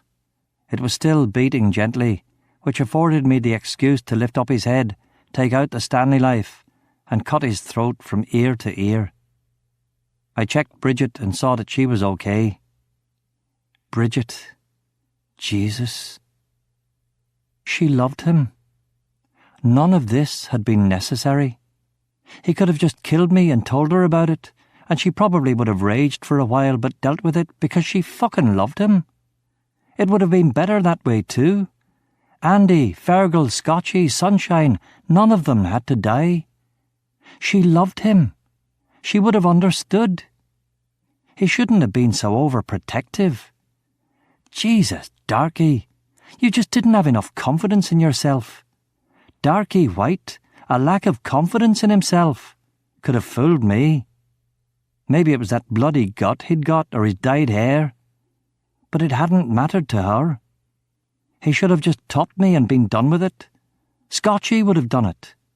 But he wasn't sure enough of her, and that had killed him. "You fucking idiot," I told him. And now I remembered that I'd wanted to ask him if he'd ordered Andy's beating way back then. It didn't really matter. It was water under the bridge. I sat on the bed and fixed my foot. Bridget was out for the count. I put her in the recovery position and found Darkey's wallet beside the bed. There was at least $5,000 in big bills. That would help. I grabbed the money and found the key to the Jag. I looked at my side and stomach. It seemed quite bad. Vital organs are in your side. I couldn't remember what, but I knew they were pretty important. At least it wasn't hurting yet. I cut off a whack of bedsheet with a Stanley knife and wrapped it around me. I duct-taped it into place. I bent down and hog-tied Bridget with tape. She was still well gone, which was good. I threw a sheet over Darkey so it wouldn't be the first thing she saw when she came to. I grabbed a sweater and a leather jacket from the closet and put them on. I pocketed the .22, so the coppers would have a harder time comparing slugs when the doctors took one out of me. I went downstairs and checked in on my guard. He hadn't moved a muscle. I regretted killing Marley. It would have been a neater operation without that, but it was too late now. I was dying of thirst, so I drank some water. I went into the garage and turned the light on. I opened the door manually and started up the Jag. I reversed it out of the driveway, closed the garage door, drove to the gate. I had to get out again and open the gate. If I hadn't been wounded, I would have gone to the camp and dismantled it, but there wasn't the time now. I drove the car down the hill and found a sign pointing to New York. The car handled beautifully. I looked at myself in the mirror. I was pale, losing blood, but not too fast. I found the right slip road, drove on, and everything turned into a bit of a blur. I think, but I'm not sure, that I went through a toll booth and paid a couple of bucks. The drive was all hazed and dreamy, but at one point I stopped at a lay-by and threw the .22 and all the other weapons far into the woods. I got back in the car and drove on again. In about an hour, I was back in the Bronx, and not long after that, I reached Manhattan. I left the Jag, doors open, keys in, on 123rd and Amsterdam. Someone would have it within 10 minutes, but that's what I'd thought about the Cadillac too, so I left the engine on as well, as extra incentive. I got about a block and took a breather and sort of fell down. And then, of all people, Danny the drunk caught up with me on his way to the 24-hour boozer. Saved my skin, really. He was already wrecked, but I persuaded him to lend me his shoulder at least as far as Columbia U. He did, and went off and started yelling at the guards at the Columbia gates. Somehow, by myself, I managed to walk up the final bit of hill to St. Luke's Medical Centre. I was close to passing out, and I had to stop many times to catch my breath. I found the emergency room door and went in. It was the scene you would expect. Packed, noise, fucked up people, harried doctors and nurses. Christmas in Hollis from a tinny stereo. A nurse gave me a clipboard. I blacked out for a minute. A voice, voices, comforting. Always the same, Christmas Eve, New Year's Eve. Yeah. I don't know, people go crazy. Yeah. Well, what happened to you? I don't want to go into it. Let me see. What is it? You been shot? Again, I don't want to talk. I suppose you know we have to report this to the police. You do? Yes. What about doctor-patient confidentiality? Doctor-patient, my ass. Funny. Here, let me see. Whereabouts you hurt? Here, side, here. Okay, let me see now. Just lift... Oh my goodness. Sylvia, get over here. Quickly, come on. They put me on a gurney, and when they took my jacket off, they saw it was actually very serious. Off came my sweater and t-shirt, and I felt a drip go in. The doctor was black, the other doctor was Indian. All the nurses were black. I was in Harlem. I was back home. There were Christmas decorations, and I realised again it was Christmas Day. Hey, Merry Christmas, everyone, I said. You save your strength, son. I wasn't sure what they were doing now, but it hurt like a motherfucker. You know, I don't think your anaesthetic's working, I said. "It's working," a nurse said, holding my head, while another began inserting plastic tubes up my nose. "No, really, it hurts. A lot." "You're lucky you're not dead," the doctor said, very irritated, and started doing something incredibly painful to my chest. My eyes were heavy. I blinked slow. "Fortune favours fools," I said, and smiled at him before finally contriving a way to lose consciousness. Coda. 11 years later, LA. A tap dripping, a car idling, a dog barking, the distant roar of automobiles, the occasional plane, heat, the hum of the air conditioner, blue water in the pool. A glass of orange juice undrunk because I think it must be grapefruit by mistake. It's bitter. A leather sofa, a computer, a bookshelf, the blinds half drawn, dust on them. The dust spiralling up from a faux Aztec patterned rug. A long hair on my suntanned arm, hers. A coffee table with The Economist and a couple of letters. A painting of a moon and deer, also hers. A pencil sharpener in the shape of HMS Victory, an ashtray, cigar clipper, typing paper and soda cans in the wastepaper basket, a coffee cup, the crossword, sleeping plants, the window, the enormous sky complete with vapour trails, the manicured and watered lawn that will never be quite green. The room is inert, frozen, still. I look at Grandpa's photograph with the sepia faces of the dead. The tap. The dog barking furiously. My stomach growling. It's an hour before she gets home, before I have to make dinner. Depending on traffic, of course. At least I'm not out there. The people running with buckets along the battlements. Fire in the keep. Stress. It's the new millennium, and transport is still vehicular and ground-based. How disappointing.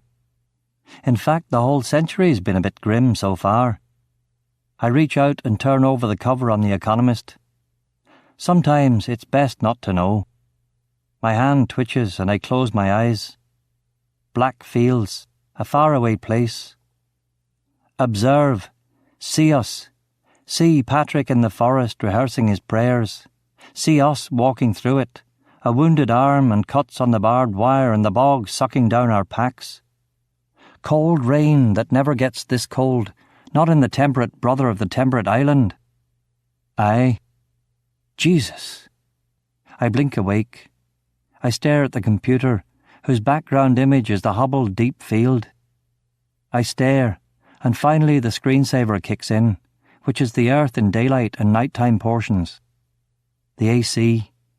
Reliable, relatively quiet. A rivulet of condensation from off the cooling ducts. Far off, a carnival of pneumatic drills. I get up from the sofa and look in the mini-fridge. There is no grapefruit juice. I lie back down again.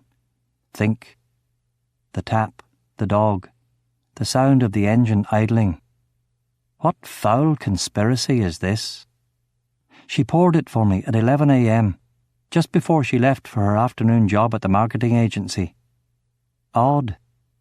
I lie under the counterfeit mahogany and the multiplications of the ceiling fan. Think. I roll off the sofa and pick up the glass and sniff it. Footsteps. The gate. Ah, I see. Consequences.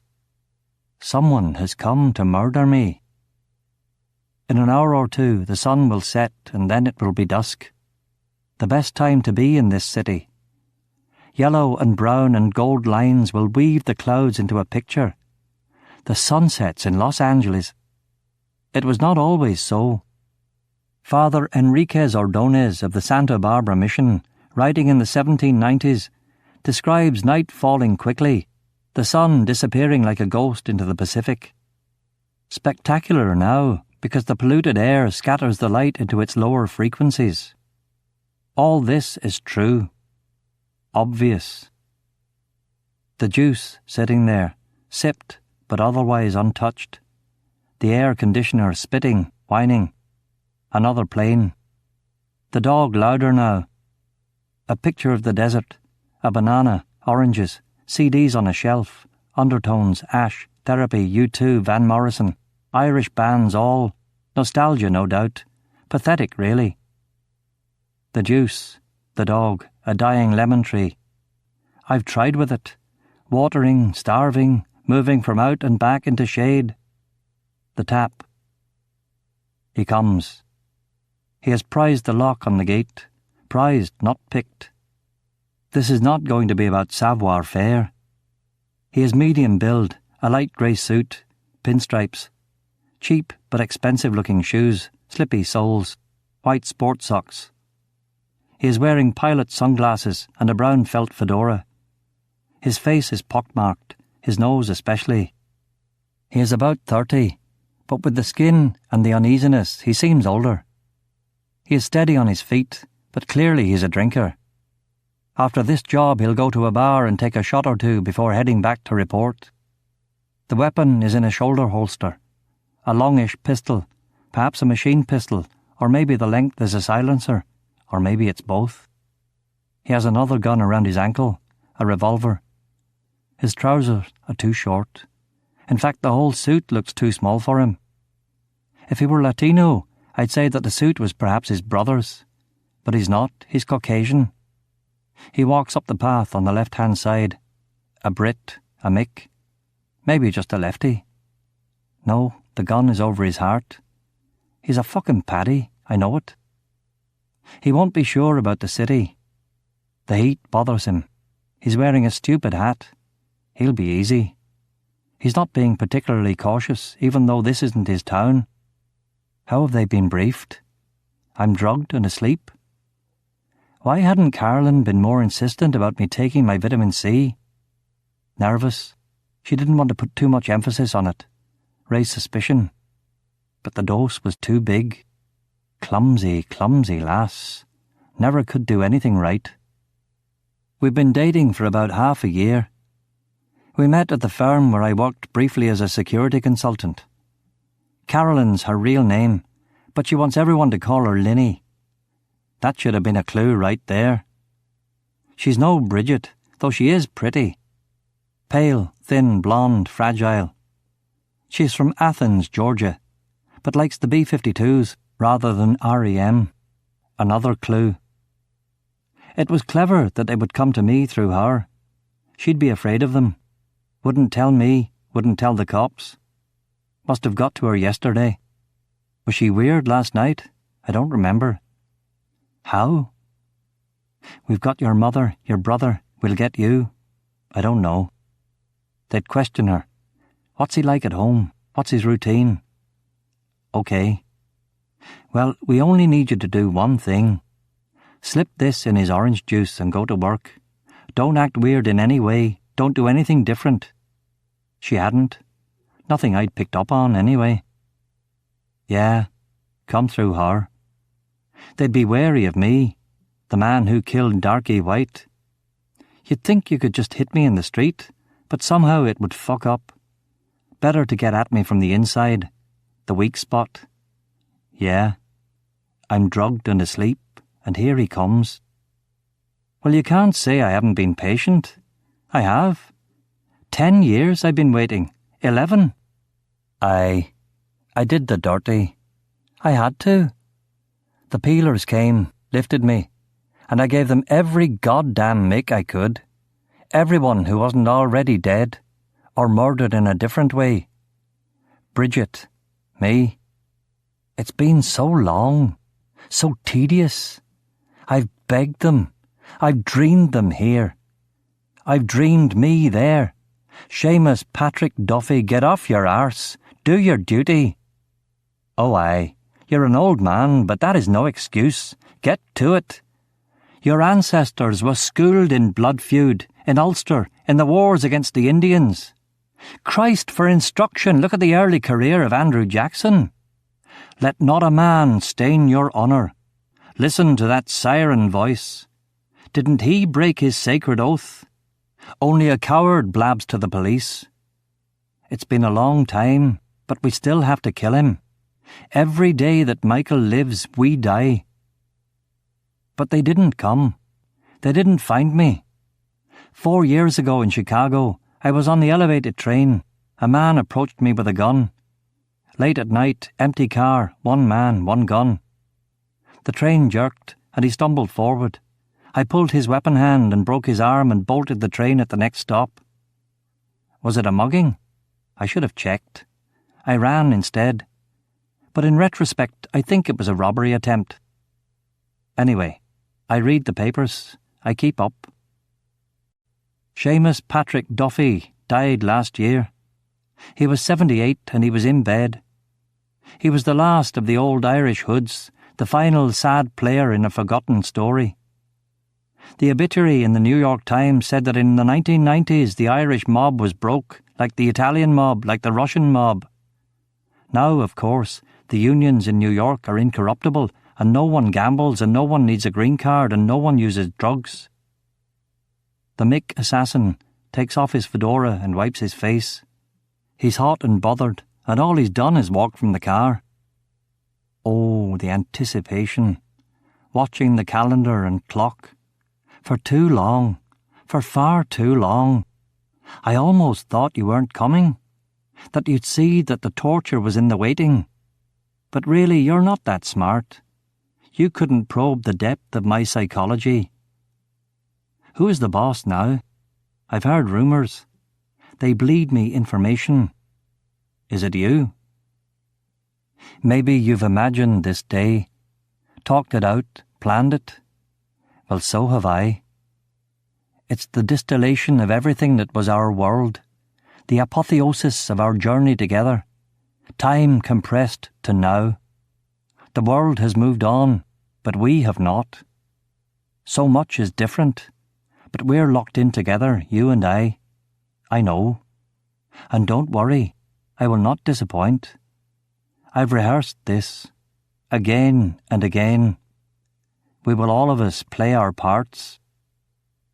I roll off the couch, crawl to the drawer beside the computer, and take out the latest masterpiece from Gaston Glock. I fit the silencer and slip out of the study and into the hall behind the sprawling yucca plant. He's still there, still coming. I get ready to open the front door. My hand is on the handle, about to apply pressure. And then I almost have a heart attack. There's a creak in the back kitchen. Jesus Christ, I've miscalculated. There is someone already in the house. The idling car, the front gate. And of course, all the time the boys were coming in the bloody back, up from the gulch and through the neighbours. The house over on the other side. Their Alsatian, Omar, saw the whole thing. That's why he's been barking like mad, warning me. Jesus, Michael, getting old, stupid, dead. Fucking hell. The back kitchen. It's all been timed. A man in front, a man or men coming in the back. There's no possibility of escape, and Linny has told them that I'll be on siesta. I sleep in the afternoons anyway, so the draft was just an added kick. Pretty, and with an accent that could straighten out a Jesuit. But Linny, really, abetting assassins is just not on. If I survive, we'll have to rethink our whole relationship. If I survive this. A big if. These guys aren't bad. They've made a wee plan, got someone on the inside, and they've taken the trouble to come up the gulch, so I suppose they're semi-professional at least. And they've just sent Paddy here to watch the front. The lowest job available, since after all I'm hardly likely to come running out guns a-blazing. No, I'm sleeping. Somewhere. She tells them I'm a nut about my orange juice. I'll drink it. I'll be in the living room perhaps, or maybe if I felt really tired, I'd have gone upstairs to lie down. She will have told them I do that. The kitchen boys are talking in a loud whisper. They shouldn't be talking at all, should be pointing. They should have hand signals all worked out. They can't be a regular team or they would. They're a mishmash, assembled from guys who individually are pretty good. Perhaps that'll be their downfall. They'll play like England against Norway, individual stars against a team. Except that I'm a team of one. The top lad's whispering. "OK, lads, sweep down the stairs first. When it's secure, we'll all go up together. I'll stay here. He's supposed to be up and out, but you never fucking know. So go careful now, very careful. Watch each other." Their boss says all this with a bit too much confidence, too much reliance on Carolyn's abilities.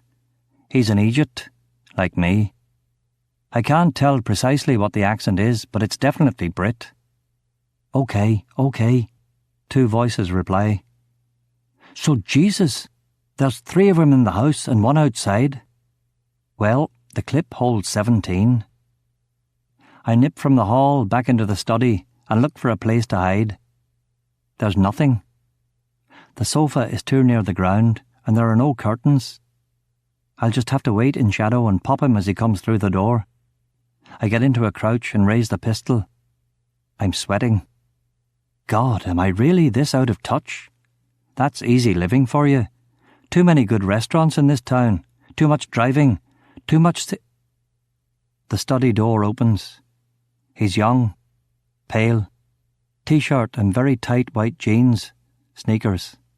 He has a shotgun. His finger is underneath the trigger. His mouth is open. He's transfixed by the tap dripping from my water cooler. He hasn't even seen me here in the shadow of the corner, and he never will. There is a small spurt of flame and a quiet whoosh, and then there is a hole in his forehead that looks like a third eye, blood all over the tiling. I catch him as he falls and ease the shotgun out of his hand. I close the door, turn him over. A wallet, an Irish passport for all love. Sean Glass, Dubliner, 20. I rest his head on the fireplace and let the blood drip there. OK, so there's just 2 more inside. One skirting about in the snooker or downstairs guest room, and the head man most likely in the hall by now, commanding the stairs and the doors. That's what I would do. No, actually, I wouldn't have spoken at all, and I wouldn't have split us up. But getting into his brain for a minute, he'll send a boy left and a boy right, and he'll stay in the hall. So he'll see me as soon as I leave the study. And what will I do? I believe I'll just sit here and wait for him to get impatient. Sooner or later he'll think, Sean's taking too damn long. I hear him tap the window at the front door, signalling to Pat out there that all's well so far. He walks back down the hall, nearly at the study door. Is he coming in? "Would you hurry the fuck up, Sean boy?" he says from where I thought he'd say it. He's ex-army, or I'm the ponce hurrying your ma. His accent is all brummy. Easy. "Aye," I say in my best dub. "I'm going up," another voice says, and the brummy lets him go, which I wouldn't do either. "Sean, come on, we're going up," he says. "OK," I say. "Coming." With the gun ready, I wait for a count of 2 and crack open the study door. I look down the hall and see that he's all reassured and gazing up the stairs. He has a moustache and chubby blue-white skin. He's short, edgy-looking, and he's wearing an Aston Villa cap. From me to him is 15 feet of hall. I step out quietly and bring the gun to full extension from my body. It's me, aye. Death's ambassador. I put the side of his fat face between the sights and squeeze the trigger on him, and of course the fucker moves, having just seen me out of the corner of his eye. The bullet nicks his cheek and smashes into the window beside the front door. He's carrying an Uzi machine gun or some such ignoble wee piece. I shoot again, and as his weapon opens up excitedly on the floor, I've hit him in the sternum and the neck, and he's going down. The Uzi falls away from him and is silenced, but it was loud enough. I cross the hall and open the front door and shoot Paddy standing out there gawp-eyed and open-baked. He goes down without protest, and I close the door and wait for the 4th Egypt up the stairs to shout, "What's going on down there, boss?" or some such nonsense. "Hurry up, get down here," I yell up the stairs urgently, and put on the villa hat to confuse him. I hear him run, and down he comes, falling the second half of the stairs as the bullet erases all motor control over his legs along with the top part of his head. Well, it wasn't exactly the Marx Brothers, but it was close. And there was me thinking they were something special because they came up the gulch. I safetied the Glock, put it in my trouser pocket, and wiped the sweat from off my hands. An old habit makes me take it out again and hold it. You never put away your weapon until you are absolutely sure. I look at the two bodies in the hall and am absolutely sure. Those boys aren't going anywhere. The alarm on the Brummie's watch starts to beep. I lift up his hand and look at it. It's still on Eastern Standard Time. They must have only just got here. I put it down sadly. Wouldn't it have been smarter to fly in a week ago and acclimatise? I turn off the watch and take out his wallet. And oh my God, his level of incompetence is such that he's brought with him to the hit the cheat sheet with my address and photo and physical description. What if he'd been arrested in situ or on the way? Jesus Christ. I paw through it, amused. And then I see something that staggers me. The instructions have been printed out, but annotated in a wavy hand that I instantly recognise as hers. Her letters, organising my death. She's changed how the fee gets paid and where the weapons are to be dumped. So, it is her. She's at the top of the greasy pole, and this is her primary concern. Unfinished business. What Duffy couldn't do, she will. She had risen, I'd heard that, untouched by my indictments and clean. But whoever heard of a woman rising to the very top? I smile a little. Get with the times, son. Ireland's had 2 woman presidents since you last lived there. And Christ, it was my fantasy that Bridget would come to kill me. But seeing it here in black and white... Suddenly I feel nauseated. I need a drink. But no, business first. Clean up this shit and make the obligatory call. I open the front door and check the street, and I'm about to start to pull in Paddy before someone sees him and gets upset, when suddenly there's a horrible thumping feeling in my head, which translates into a creaky board, and that can only mean that young Sean has made a miraculous recovery in the study, or there was a 5th member of the team. And wouldn't that just be a son of a bitch? Wouldn't that just be pride before a fall and serve me fucking right? Of course, they had a driver or a safety man, and he's come in to see what's taken so goddamn long. I drop to a crouch, fire blind behind me a couple of times and dive for the stairs. The hat didn't fool him, for as I dive, a bullet hits me in the leg, and there are 2 more big caliber marks in the front door. "Gotcha, you bastard," he says. The stairs are up against the wall, and make a corner with the front door, so I'm safe here for the moment. To get me, he'll have to come round a blind spot made by the stairs and the wall, and I'll have him before he has me. Hopefully. I roll down my jeans. He did get me. The bullet caught me in the plastic foot. I laugh out loud. "Save your breath. About to die, mate," he says. I spit and shake my head. Say nothing. Just wait. No sound at all now, except for the tap and the car and the barking dog. I take the Aston Villa cap off and throw it round the corner, but that doesn't faze him. He's coming slow. I lift up the Glock and support it in both hands. Just then, a black object rolls into my field of vision, and I recognise it as an old GB Army issue white phosphorus grenade. For fuck's sake! Fuck me and Jesus and the Holy Ghost, a WPG! A corporal killed himself with one of those while instructing us about how dangerous they were in my very first week in the army. I've been a bit phobic about grenades ever since, and high explosive, white phosphorus grenades in particular are very nasty. I think they're banned now. With my cracked foot, I can only get halfway up the stairs before the thing goes off. A boiling white ball of fire. You bury your head, but you don't put your hands over your head. You'll need your hands in a second to shoot people, and at this stage you can't have them disabled or worse, burnt off completely. As it is, my back's on fire as I roll onto the landing. I take my t-shirt off before it melts on me. Not badly burnt. I catch my breath, calm down. OK, he'll be round after me in a sec, but there's still that blind spot at the bottom of the stairs, and he'll be cautious after seeing his mates all curled up there in the hall. He's thinking the grenade got me, but he didn't hear any screaming, so he'll go slow. My trousers are on fire. I pat myself down, and as quick as I can, I drag myself to the upstairs bathroom. I open the window, climb out, lower myself down onto the kitchen roof, and then drop from the gutter onto the patio. My leg gives way under me. Somehow I get up. I limp in the back door of the house and through the kitchen, and then gently open the kitchen door that leads into the hall. He's still there, slowly making his way to the bottom of the stairs.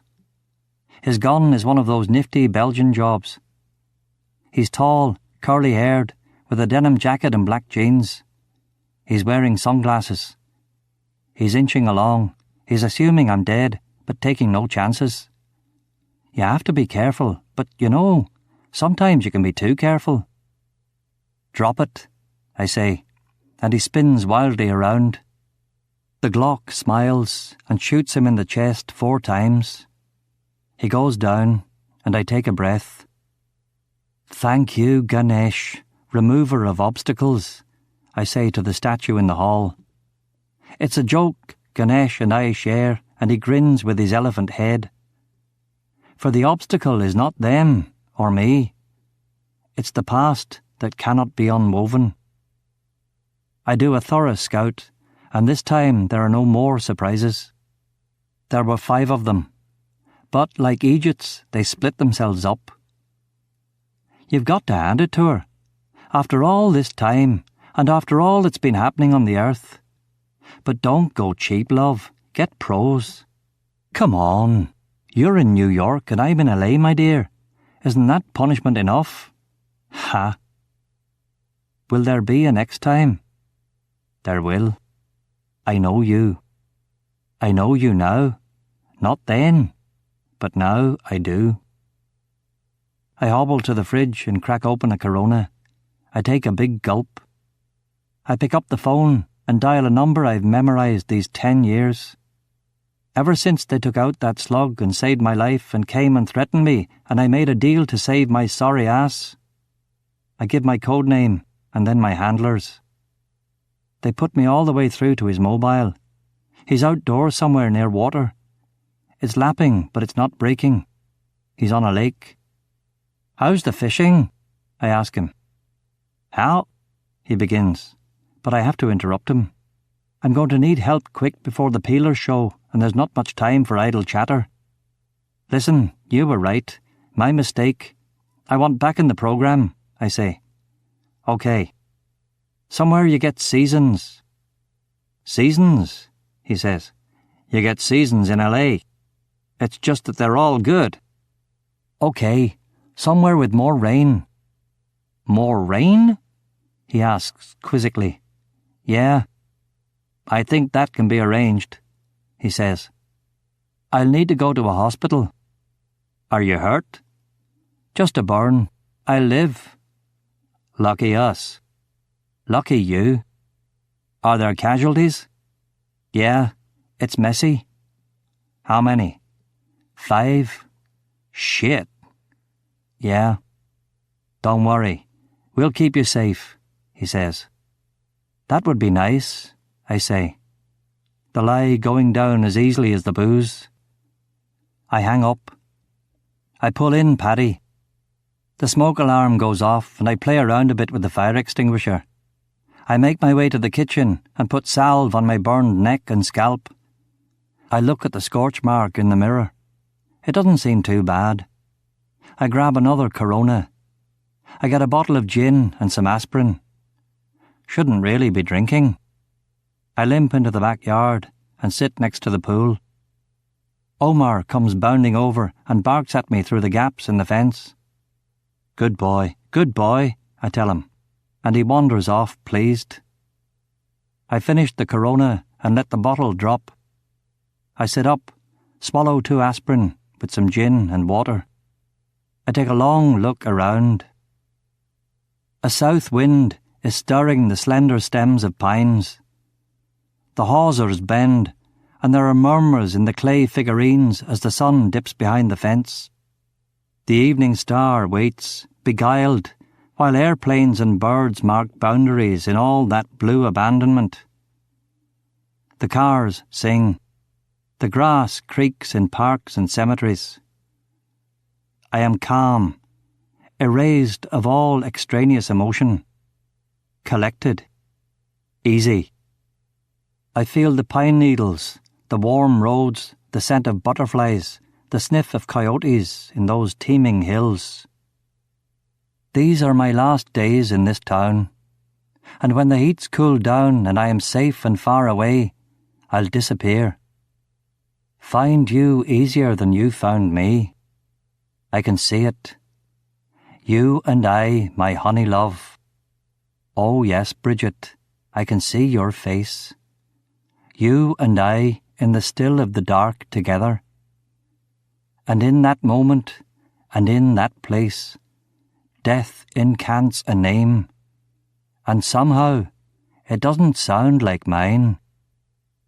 I close my eyes. It well may be.